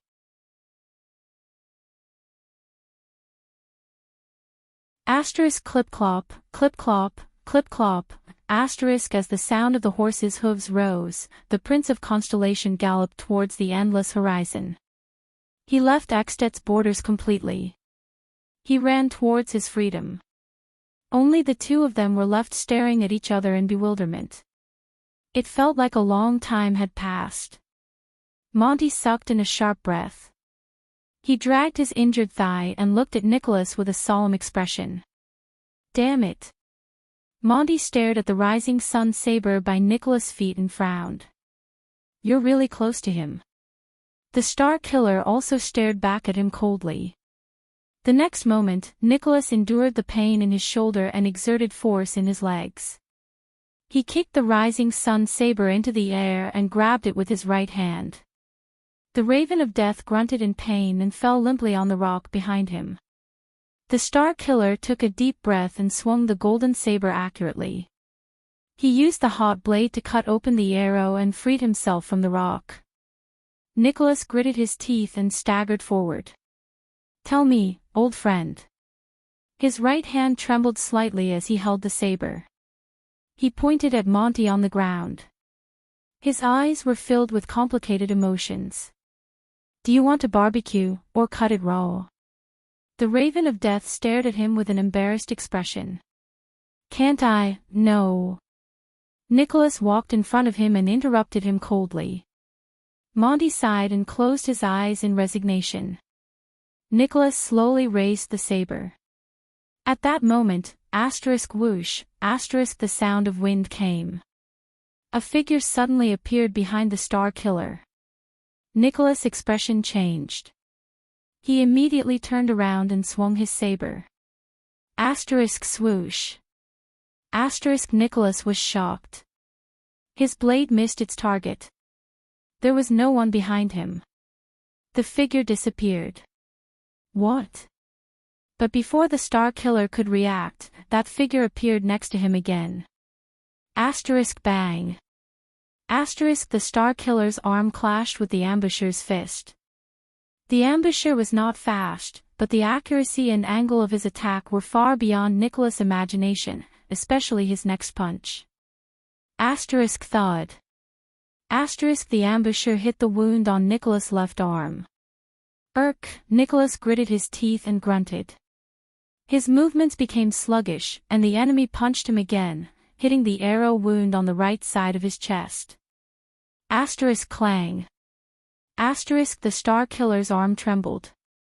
The saber fell from his hand, and he knelt on one knee. But Nicholas no longer had the energy to care about his saber. He was breathing heavily.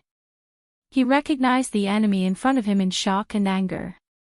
He remembered his skills, his figure, and Nicholas raised his head abruptly. At that moment, the Star Killer lost his composure like never before. His face was ferocious, and he cried out in anguish, You! But in the face of such raging hatred, the other party did not respond. He only shook his head slowly. When you eat, you use your right hand, right? His voice was hoarse, and his tone was low, as if he was talking to himself. Nicholas shuddered slightly.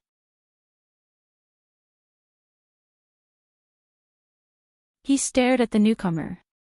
The resentment and hatred in his eyes seemed to want to drown the entire world.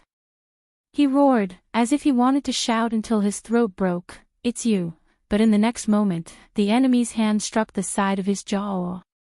Asterisk thawed. Asterisk Nicholas' angry and indignant roar came to an abrupt halt. Under the heavy blow, the famous star killer fell to the ground in a dejected manner. He lost consciousness. Under the setting sun, the ambusher who knocked Nicholas down with one move slowly turned around and faced the Raven of Death. But at that moment, Monty stared at the newcomer with a dumbfounded expression, as if he had forgotten his pain. "You?" He only stared at the uninvited guest in a daze, as if he had been struck by lightning. A few seconds later, Monty sighed and closed his eyes. "It's you. When did you come?" The newcomer was silent. He did not answer, and he did not pay any attention to the dying Raven of Death. He only raised his head slowly and looked towards the south. "The first rule," the ambusher said slowly. Monty suddenly opened his eyes. "What?" The Raven of Death stared at him in surprise. "So, you've been following us since then. And I didn't notice it all along the way." He sized up the newcomer in shock. The ambusher did not speak. It was as if he should not speak. "I understand now." Finally, Monty sighed and shook his head, as if he had been relieved. "How could Spiky and his Archduchess guards catch up to me?" "So you were the one who lured him here." "You didn't have the confidence to defeat me," the Raven of Death said dejectedly. "So, you lured him here on purpose and waited for us to both be injured." Monty laughed in a seemingly mocking manner. He lowered his head desolately and did not speak anymore. The ambusher was still silent. A few seconds later, the uninvited guest slowly opened his mouth and repeated his first sentence. "The first rule." This time, there was a strange undulation in his voice. Monty frowned. "What?" In the next second, the ambusher suddenly attacked. Asterisk bang. Asterisk he struck Monty's neck with his palm. The Raven of Death did not even have time to finish speaking before he fell to the ground and fainted. The ambusher did not even look at the Star Killer and Nicholas on the ground. Instead, he slowly turned around and looked towards the south. He looked towards the end of his field of vision.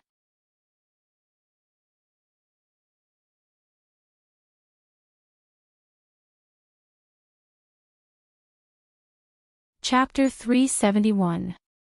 Early in the morning, somewhere in the desert. When the first rays of dawn pushed aside the darkness on the horizon, a monster, who was tightly wrapped in clothes and thick cloth, moved in the shelter under a huge rock and climbed up clumsily. But it did not wake up naturally. In the darkness, the monster stretched out its thick limbs and yawned tiredly.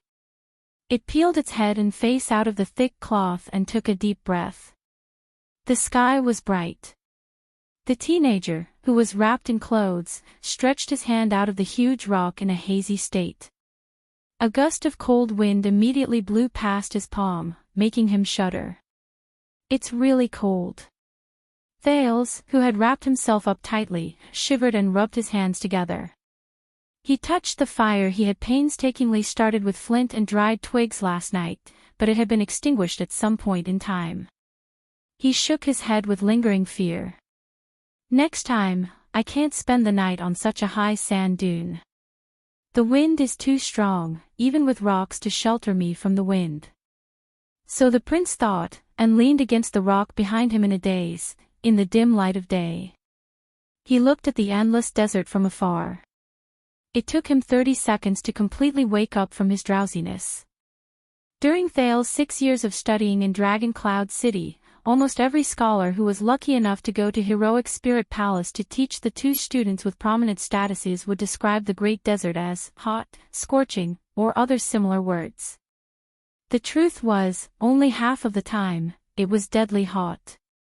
The other half of the time, its nights were cold enough to store ice or freeze Thales to death. Damn it. Thales shrank his body and thought resentfully, they must have heard it from someone else. serves the Northlanders right for not being able to enter the Great Desert. Thales sighed with emotion. He raised his gaze and took in the small canyon under the huge rock, as well as the endless sand dunes not far away. Nature was the most wonderful painter. Under the crimson horizon, the rolling sand dunes were dyed golden. The curves were elegant and smooth, like the buttocks and back of a beauty lying lazily on her side. It gave people an indescribable sense of gentleness. However, Thales was the only one who knew the merciless truth hidden under this refreshing and beautiful scenery. The sun rose, and the coldness of the night gradually disappeared. There were still a few hours left before the scorching heat of noon. This was the precious time he had to travel. Thales opened his luggage and checked his inventory. A piece of cheese and 2 rolls. And the last bag of water. He sighed. Thales pursed his dry lips and suppressed his slight hunger. He stuffed the cheese back into his luggage. He took out what was left of the bread and silently chewed on it in the quiet morning to replenish the energy he needed for the morning.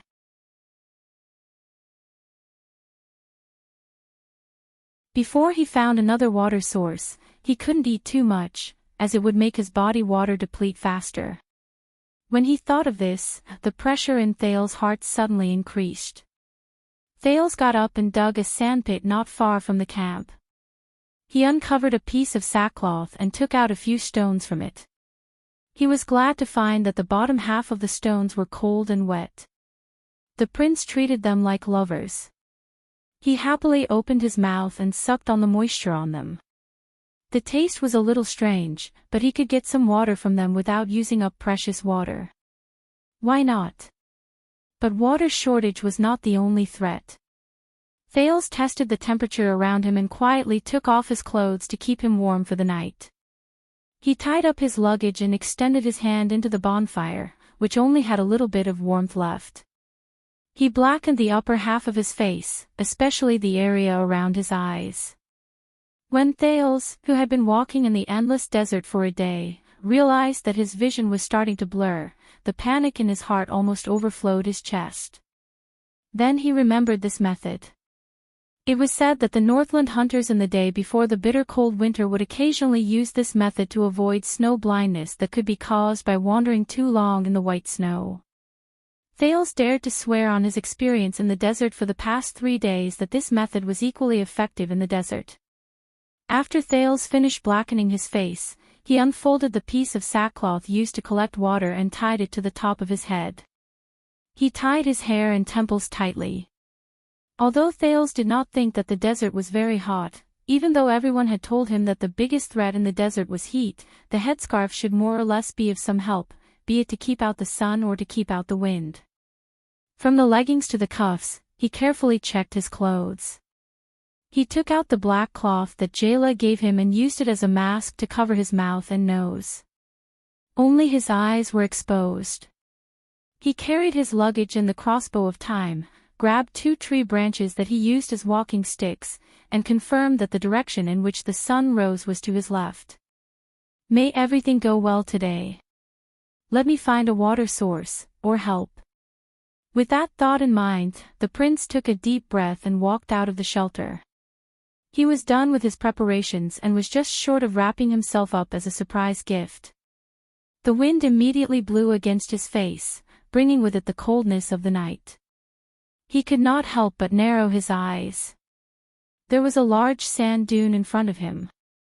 Thales carefully circled around its center and searched for a gentle slope that was far away but had a small slope.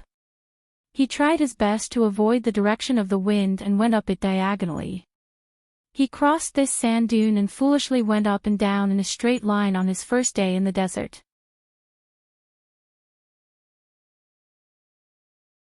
After climbing over 2 sand dunes, he was panting and his legs were numb.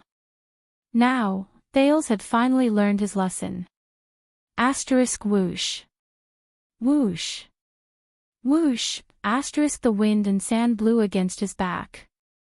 Tiny grains of sand hit the sackcloth beside his ears and made a buzzing sound.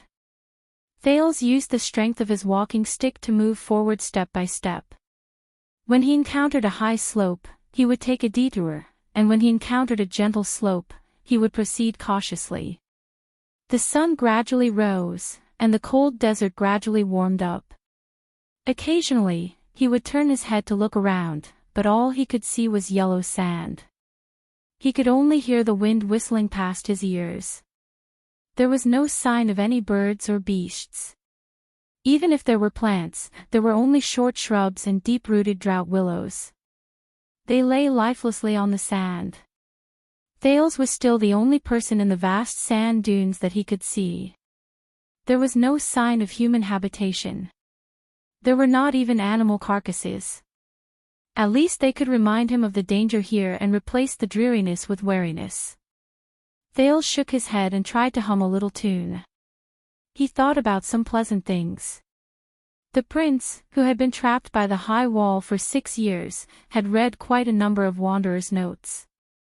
He knew that in such an extremely harsh environment, the most fatal thing was not the threats from the outside world, but the mental pressure brought about by loneliness and panic.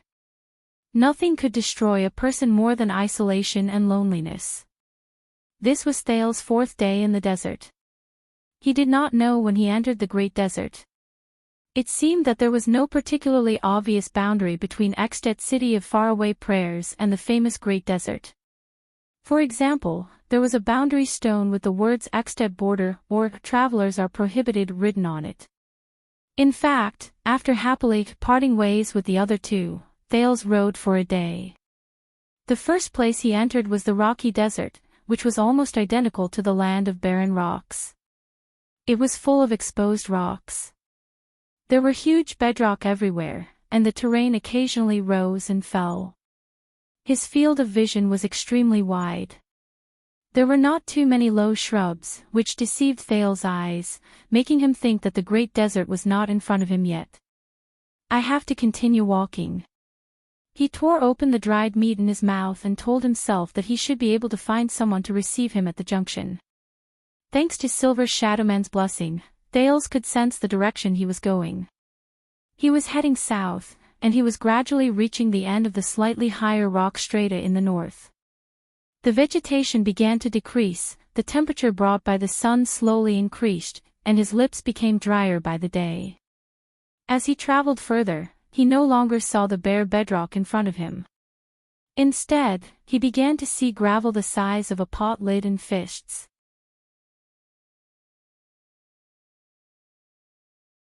Fortunately, the quality of Northland's warhorse's hooves was excellent, so Thales did not have to suffer the pain of trudging. However, Thales passed by an abandoned settlement that was empty. He shook his head in disappointment when he saw an abandoned well, and the strong Northland warhorses showed a reluctance to continue moving forward that could not be ignored. When the reins in his hands became increasingly difficult to control, the second prince, who had been mumbling about geography along the way, suddenly realized that he had entered an uninhabited area. He had unknowingly entered a no-man's land. Half a day later, rather than wasting his strength to drag a horse that constantly wanted to fall back and force his way forward, Thales reluctantly took the necessary supplies and let the horse go. He broke off 2 thick branches and sharpened them into walking sticks. He used one to carry his luggage, and the other to help him walk. He moved forward with difficulty. The ground under his feet was still hard, and the boundless Gobi Desert was still in front of him. However, the wind was getting stronger, and the temperature was getting hotter. As he quickened his pace, Thales frowned and realized that the gravel under his feet was getting thinner. His footsteps on the ground were no longer crisp and clear. 10 hours later, at dusk, he raised his head after he was stingy with water. Only then did he realize to his surprise that regardless of whether he raised his head or looked back, everything around him was already covered in yellow sand. Unknowingly, he had arrived at the Great Desert. Thales stared blankly at everything in front of him and thought so. The problem was, where was the person to receive him from the Secret Intelligence Department? Did he miss someone, or did he go the wrong way? Thales hesitated for a long time as he looked back at the road he came from, but he was at a loss. In the end, he decided to continue moving forward. He would head southeast according to the direction in his memory to look for an oasis and the supply line for the Constellation Army. Before this, Gleeward and Kurtz in Dragon Cloud City seemed to have predicted that he would not stop even if he escaped out of the city. They had long since prepared an outfit suitable for the journey for the prince. Monty's 2 mounts were obviously related to the Secret Intelligence Department. The luggage on the saddle was filled with the necessary items to cross the desert: water, bread, salt, flint, as well as thick clothes and ropes. There were also the 2 walking sticks he broke on the way. Thales felt good for a while after he finished checking his luggage. However, the hellish journey of the next day told him that he was wrong. Thales had underestimated the Great Desert. It was far more terrifying than he had imagined. The loose sand on the ground seemed harmless, but in fact, it was an obstacle that made it difficult to walk.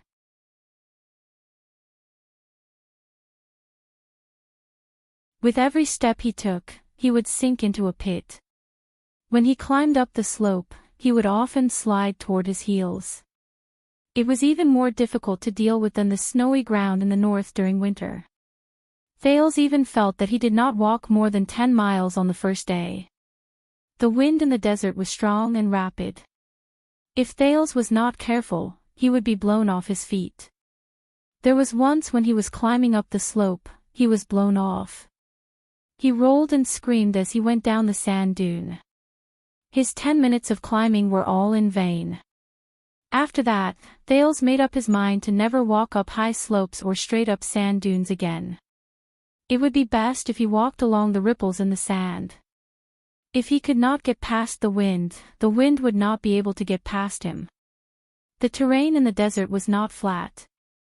Not only were there undulating sand dunes, he would also encounter huge sandstones and steep canyons from time to time. After Thales painstakingly explored the bottom of a canyon, he felt that it would be better for him to stay away from them. Just like that, he moved forward. The first day, the first night, the second day, the second night, he walked all the way until now. The 4th day in the desert. It was still the 4th day without any signs of human habitation. Step by step, Thales narrowed his eyes and tried his best to move forward.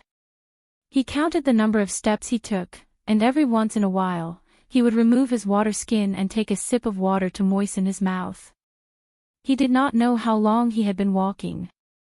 The sun was getting higher, and the surroundings were getting hotter.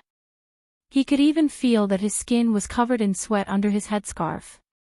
Wrapped in his clothes, it was sticky, wet, stuffy, and uncomfortable. But he could not take it off. He could not. Thales resisted the urge to vomit. He held onto his staff and walked down a slope facing the wind. When he was leeward, he turned around and looked around. He could not help but frown. He felt that he had gone astray. Damn it! He cursed in his heart and stuck his staff into the sand. He looked at the shadow cast by the staff on the ground, turned around, found a stone, and placed it on top of the shadow. On the first day after he entered the desert and suffered enough, Thales encountered another problem that made things worse. The amazing sense of direction he obtained after he entered the black track made Thales so happy that he thought that he would never be lost again. However, this amazing ability failed after he entered the Great Desert. He could no longer sense the terrain under his feet or the direction ahead of him. It seems that no matter how omnipotent the power and existence is, there will still be problems of not acclimatizing to the environment. Thales thought wearily. While the sun was not strong and the sand was not hot, he sat down to rest for a while. How long more do I have to walk before I meet reinforcements?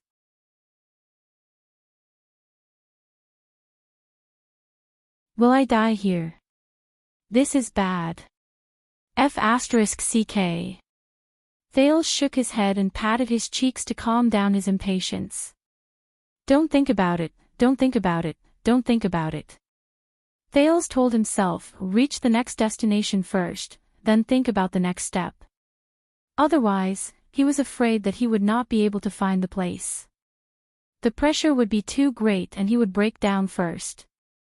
In fact, because he had not seen any signs of human habitation for a long time, there was no communication, and the scenery was monotonous. The prince now felt that he was already a little abnormal. His reaction began to slow down, and his vision began to become fixed. And his emotions became unstable. Thales chuckled and shook his head. No, he could not give up. He had to adjust himself until he found a way out. The funny thing was, on the first day, Thales did not think that the desert was that dangerous. He followed the vegetation that was not very sparse at that time and found a small, shallow pool under a huge rock at dusk. The edge of the pool was full of life. There were even a few jackals gathered in a narrow corner by the pool. They took a sip, turned their heads, and drank water vigilantly but inefficiently. At that time, Thales was overjoyed. He felt that at least he had used his newbie's luck. He happily slid down the sand dune to fill his water bag. When he slid to the edge of the pool, his legs gave way, and his legs sank into the quicksand. The more the panicked Thales struggled, the tighter and deeper he sank.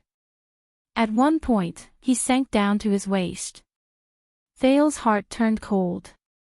At that time, he understood why the jackals gathered in that narrow corner. They were stingy with their water and were unwilling to approach the seemingly wide pool. Only God knew how much despair the teenager felt at that time. If Thales had not used the sin of Hell's River in time to calm himself down, give up struggling, and lay his body flat to prevent himself from sinking, the first heir of Constellation would have long since died in the desert. That day, with trembling hands, he took out the crossbow from his back, tied a rope to it, and shot at a strange tree in the distance. He even shot twice, but his hand was too shaky the first time. Then, he pulled himself up while trembling. While the jackals howled in dissatisfaction, Thales occupied their safe corner with lingering fear. He trembled as he filled his water bag with great difficulty. This was the first time Thales discovered the dangers of the desert. Thales, who had rested enough under the sand dune, sighed and brought his thoughts back to the present. He grabbed the second stone and placed it on top of the shadow of the staff, which had moved quite a distance. It connected to the first stone. Thales looked at the path he came from. He frowned and compared it with the line connecting the two stones. It's a little off. I have to correct it.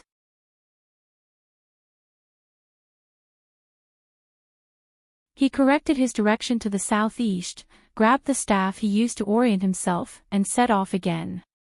Asterisk huff. Huff, asterisk the sandstorm grew stronger. This was another threat in the desert.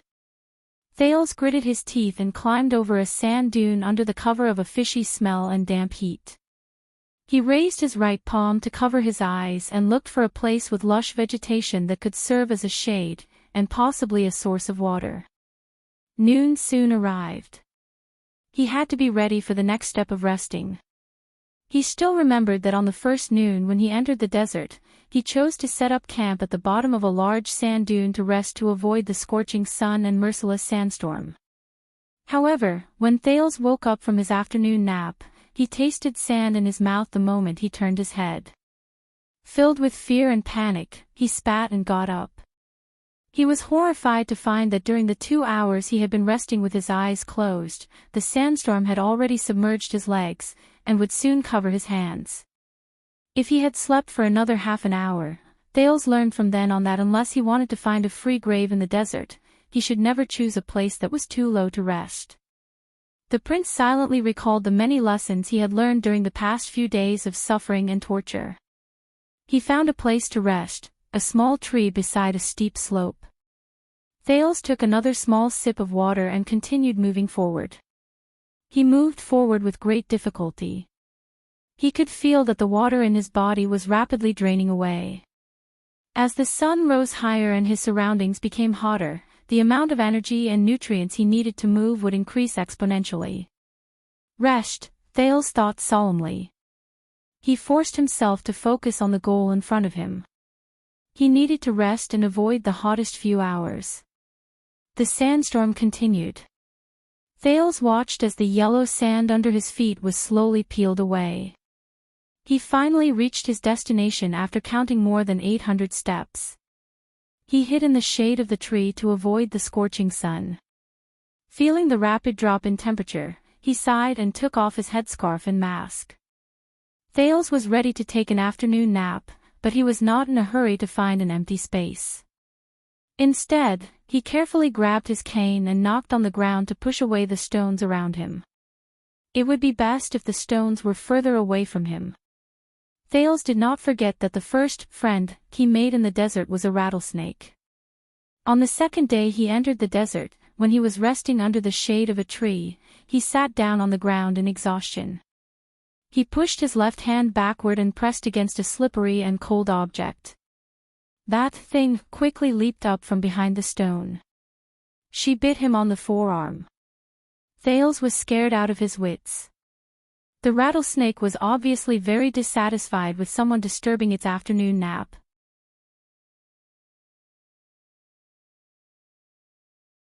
If Thales had not just experienced the bone-piercing cold of the first night and wrapped himself up tightly like a maniac, that bite would have probably killed him, although Thales did not know whether it was poisonous or not. Thales recalled the frightening journey that day and subconsciously touched his left arm. The tear on the three-layered sleeve was still carefully sweeping away the stones around it. Sure enough, after a larger slab-like stone was lifted, the new friend ran out in dissatisfaction. Thales frowned and looked at the black sand scorpion that was half the size of a palm. He looked at its pair of terrifyingly large pincers and inconspicuous stinger on its tail. He extended his cane, ignored its protest, and chased the sand scorpion far away. He sat down, panting, and took out his water skin and the last of his food. Everything in front of him seemed to have not changed. Just as the old crow said, there were only three things in the desert: the sun, sand, and sand. Thales suddenly understood why the old crow mentioned sand twice. Everything he saw over the past few days told him that this was a world that was completely different from what he usually knew. A teenager who grew up in the slums of the city and was used to the streets and castles could not imagine such a world. When he recalled the countless dangers he encountered in just 3 days, Thales could not help but shrink his body. Here, the heat was as deadly as the cold. Day and night were both terrifying. Here, life and danger appeared at the same time. The side of the pool, which was the source of life, was often the place where most animals were buried. Here, he rarely saw living creatures. Even if he did, their habits had changed a long time ago. The snakes in the desert never walked in a straight line. Instead, they folded themselves into waves and bounced horizontally like springs. The strange lizards dug into the sand, as if they had made up their mind not to go out until nightfall.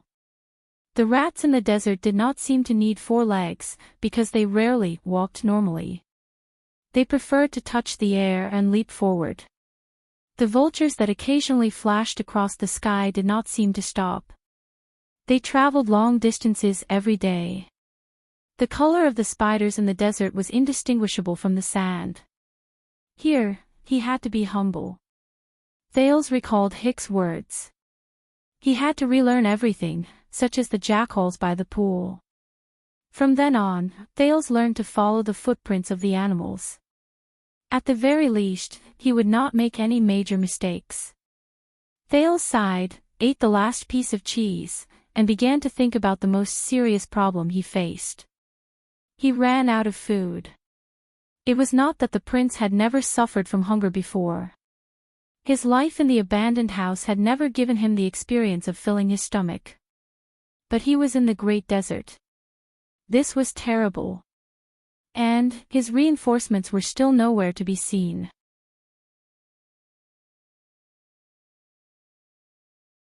It was not that Thales had never tried to look for fruits from plants. In fact, he had indeed found fruits from a few strange plants on the leeward slope. He could not suppress his hunger until he saw a dried skeleton next to it. My God, Thales touched his forehead in pain. Who knew what else could be eaten in this desert? At this moment, he glanced to the side from the corner of his eye. The unlucky sand scorpion whose nest was occupied had not gone far. It was still poking and knocking on the ground, looking for its next nest. As he stared at the scorpion, Thales touched his hungry stomach and furrowed his eyebrows.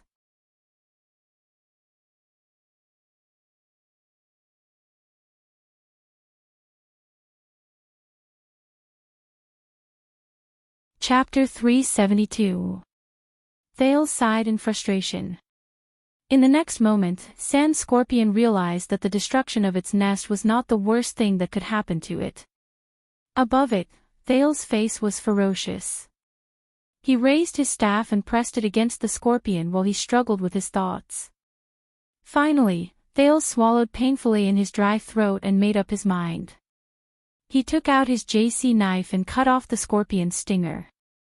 As it struggled madly, he ended its life with a single slash. The desert god is merciful, the desert god is merciful. He picked up the sand scorpion that had died a heroic death and raised it before his eyes with an unpleasant expression. Thank you for your sacrifice. You saved the Jade Star royal family and Constellation's hero, he added in his heart. Strangely, Thales felt a lot more relaxed after he said those words. Perhaps it was because they had not spoken for a long time, but when he looked at the unconsciously twitching scorpion, he actually had a feeling that they were communicating. When he thought of this, Thales suddenly realized something. He did not dare to think anymore. He closed his eyes tightly and bit the sand scorpion in his mouth with great difficulty and pain. Asterisk crunch. Asterisk F asterisk CK. The first bite made Thales' face contort in pain. The magical taste and aroma entered his sensory nerves through the taste buds on his tongue and the friction between his teeth. Asterisk crunch. Asterisk the second bite. Fat, juicy, crisp, chewy, and life-saving. Thales desperately thought of these words. He forgot about the strange taste in his mouth and bit the two exposed pincers into his mouth. Asterisk crunch. Asterisk it felt like a fruit shell filled with a foul smell. As he chewed, pieces of salty and wet juice exploded from the inside. It filled his mouth and seeped into his throat. Asterisk splash.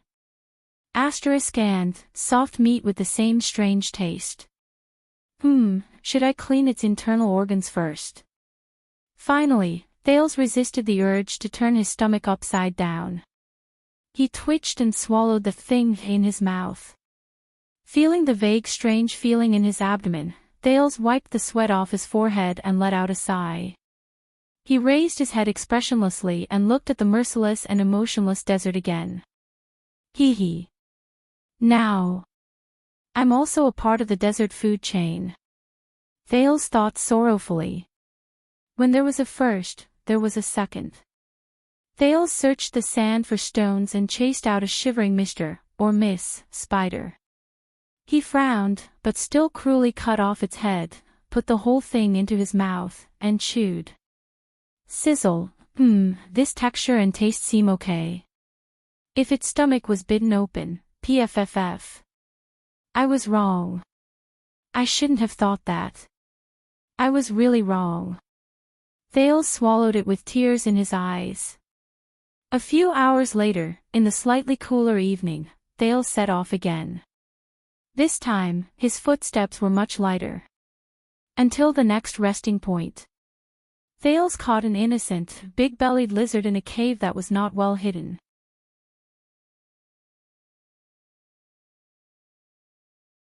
This time, he delightfully removed its internal organs. Since it was night time, they had to start a fire, so Thales enjoyed a handful of roasted lizard meat. After the meal, his hunger slowly subsided. In fact, Thales was starting to miss the taste of eating it raw. The moment he ate the scorpion, Thales felt that he was different. It was as if he was instantly accepted by this place. What a pity, Thales touched his stomach and shook his head regretfully. That rattlesnake a few days ago, how could I let it run away? The problem of food was solved. As long as you did not care about enjoyment and taste, human resilience was far beyond your imagination. With a slightly better mood and the same loneliness, he closed his eyes on the fourth night. But soon, on the morning of the fifth day, Thales faced a new problem. He did not have enough water. Thales was anxious as he shook the leather water skin that could no longer pour out a drop of water. What should I do? Using stones to collect dew at night would not work. At least, it would not last him through the day.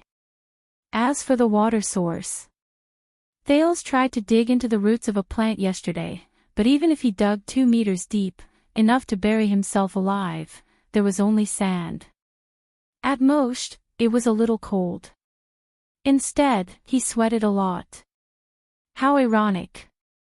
To be honest, Thales was fully prepared for the possible high temperature after entering the desert. But the truth was that the prince, who was exposed to the sun, was not worried about the heat, nor was he struck down by heatstroke. Instead, he was worried about food and water. Thales touched his chapped lips and began to frown. Water source. I have to find a new water source. With such a heavy heart, Thales continued his journey under the sun. Soon, the symptoms of dehydration manifested in his body. Thales' mouth became drier and drier. He felt that every step he took consumed a lot of energy. He persisted in breathing through his nose. Gleeward had told him before he left that it could help him retain the necessary moisture. His emotions became calmer and more lifeless. So thirsty. Thales thought in a daze. Every cell in his body was protesting against his master's exploitation. So thirsty. Want to drink water. Water. But not long after, when the sun rose to a tricky angle again, Thales' hands went limp. He did not manage to hold on and fell to one knee on the ground. He began to feel dizzy. The prince's heart immediately rang with alarm. *T, dehydration. Or heatstroke. Thales shook his head hard to clear his head. In short, he needed to rest. He could not wander around under the sun and waste his energy and water. He raised his head and glanced at the scorching sun with narrowed eyes. Thales was sleepy and thirsty. But he knew that he could not just sit down and rest. The sand under the sun was extremely hot. Increasing his contact with the sand would only make him lose water faster.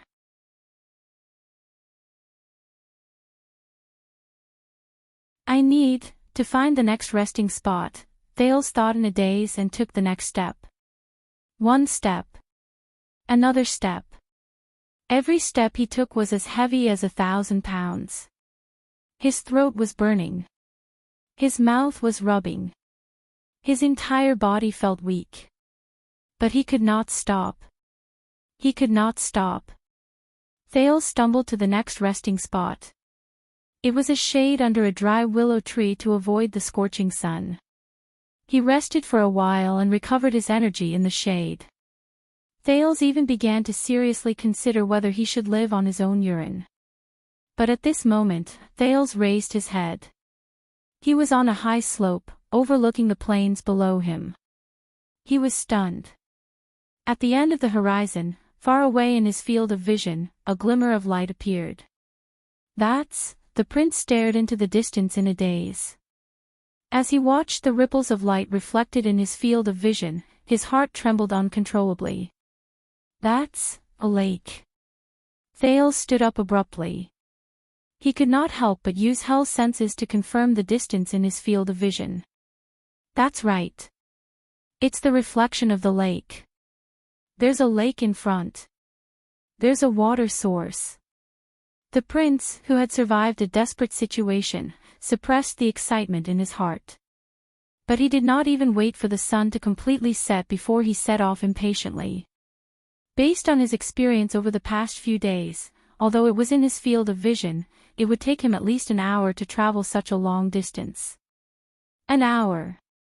Just an hour. Thales took a deep breath and strode forward. He swung his staff and walked towards his hope. 1 step, 2 steps, 50 steps, 100 steps, 1,000 steps, 1,500 steps. He climbed over a sand dune and another. A shrub and another shrub. Very soon, very soon. Seeing that he was getting closer to his goal, Thales became more and more excited. Water, water, water. Oh my God, I'm saved. Thales laughed in his heart. His emotions fluctuated. There's no disaster for the desert god. There's no disaster for the desert god. He thought, that's right. The desert will never send disaster for no reason. Raphael was right. The weak are afraid of disaster. In the desert, only by abandoning weakness can one. However, Thales gradually became anxious. He did not know how long he had been walking. But he knew the number of steps he had taken. It seemed like it had been more than an hour, right? Thales gritted his teeth and licked the blood on his dry lips. He persisted and continued moving forward. His whole body began to ache and ache. Even numb. But he could not stop. Thales stared at the water source in front of him and moved forward desperately. I can't stop. Why isn't it there yet? Finally, the sun slowly sank and dusk arrived. His surroundings became shady and cool. Thales panted hard and supported his body in waves of dizziness. But his heart was also cold. There was no other reason.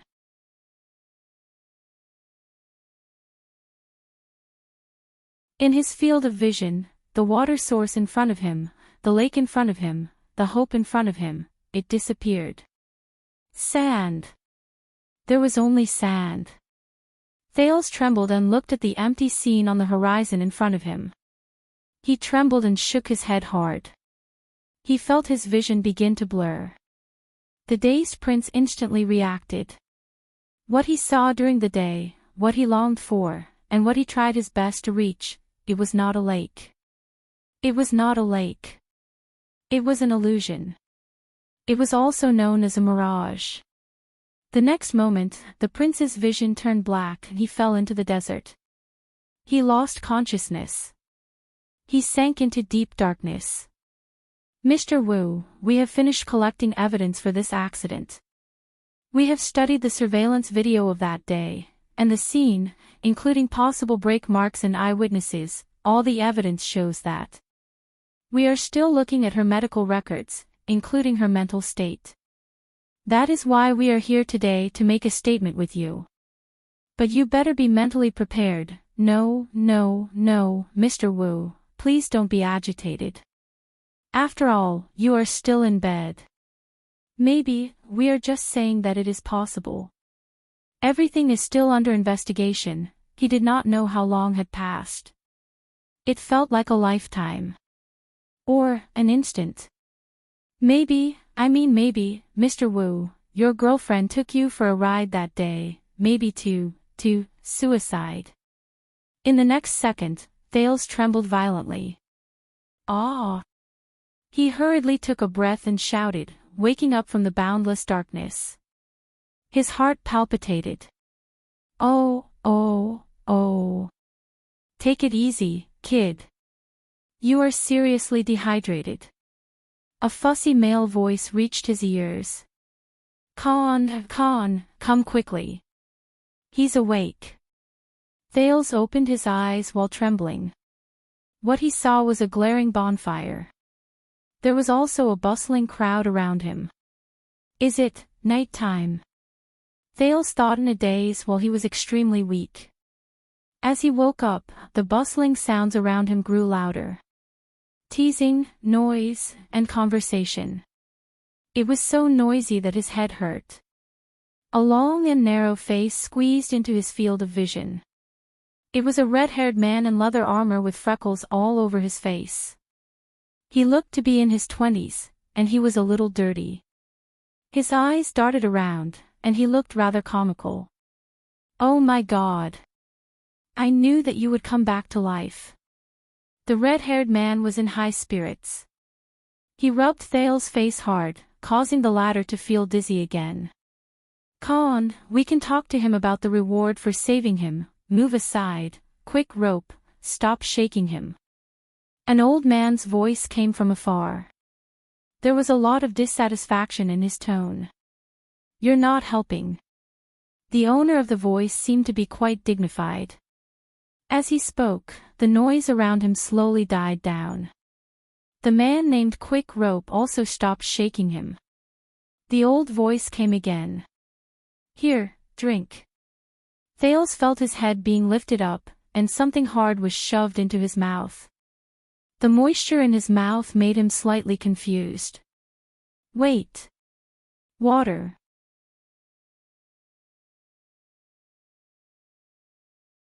Thales thought of something. "It's water."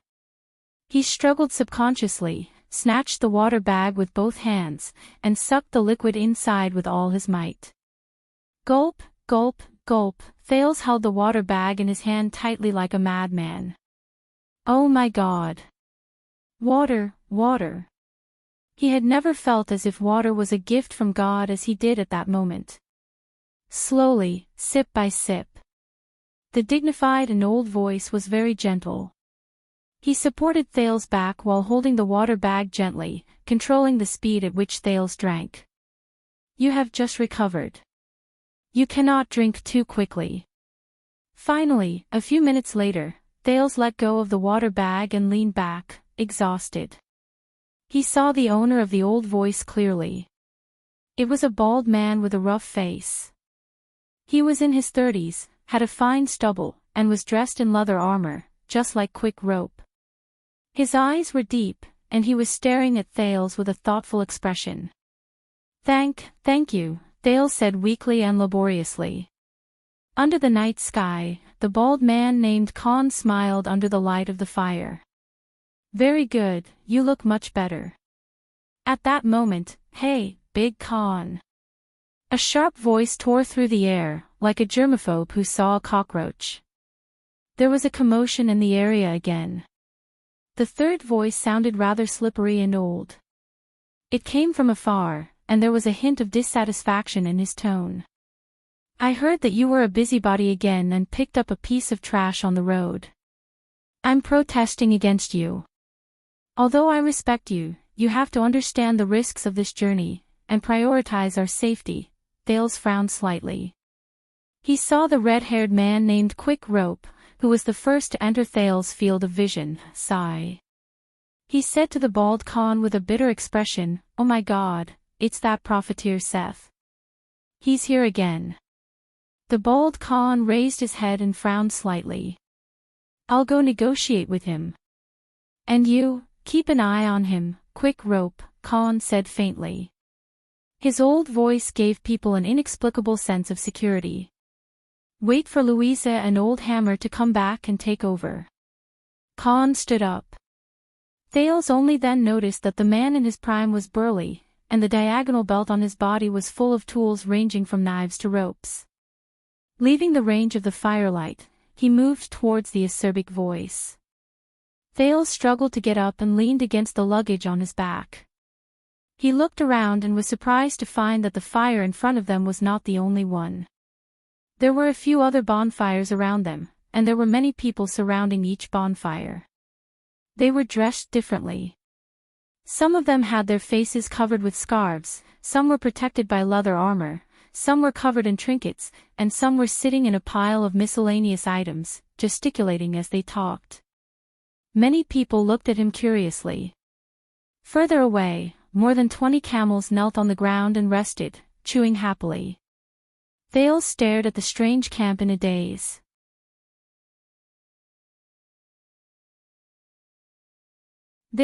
He raised his head and looked at the red-haired, freckled young man named Quick Rope.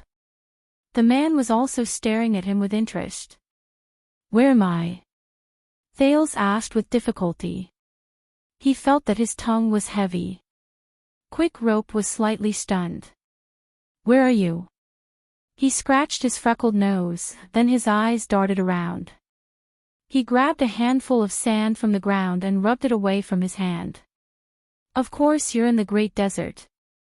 Did you sleep too much?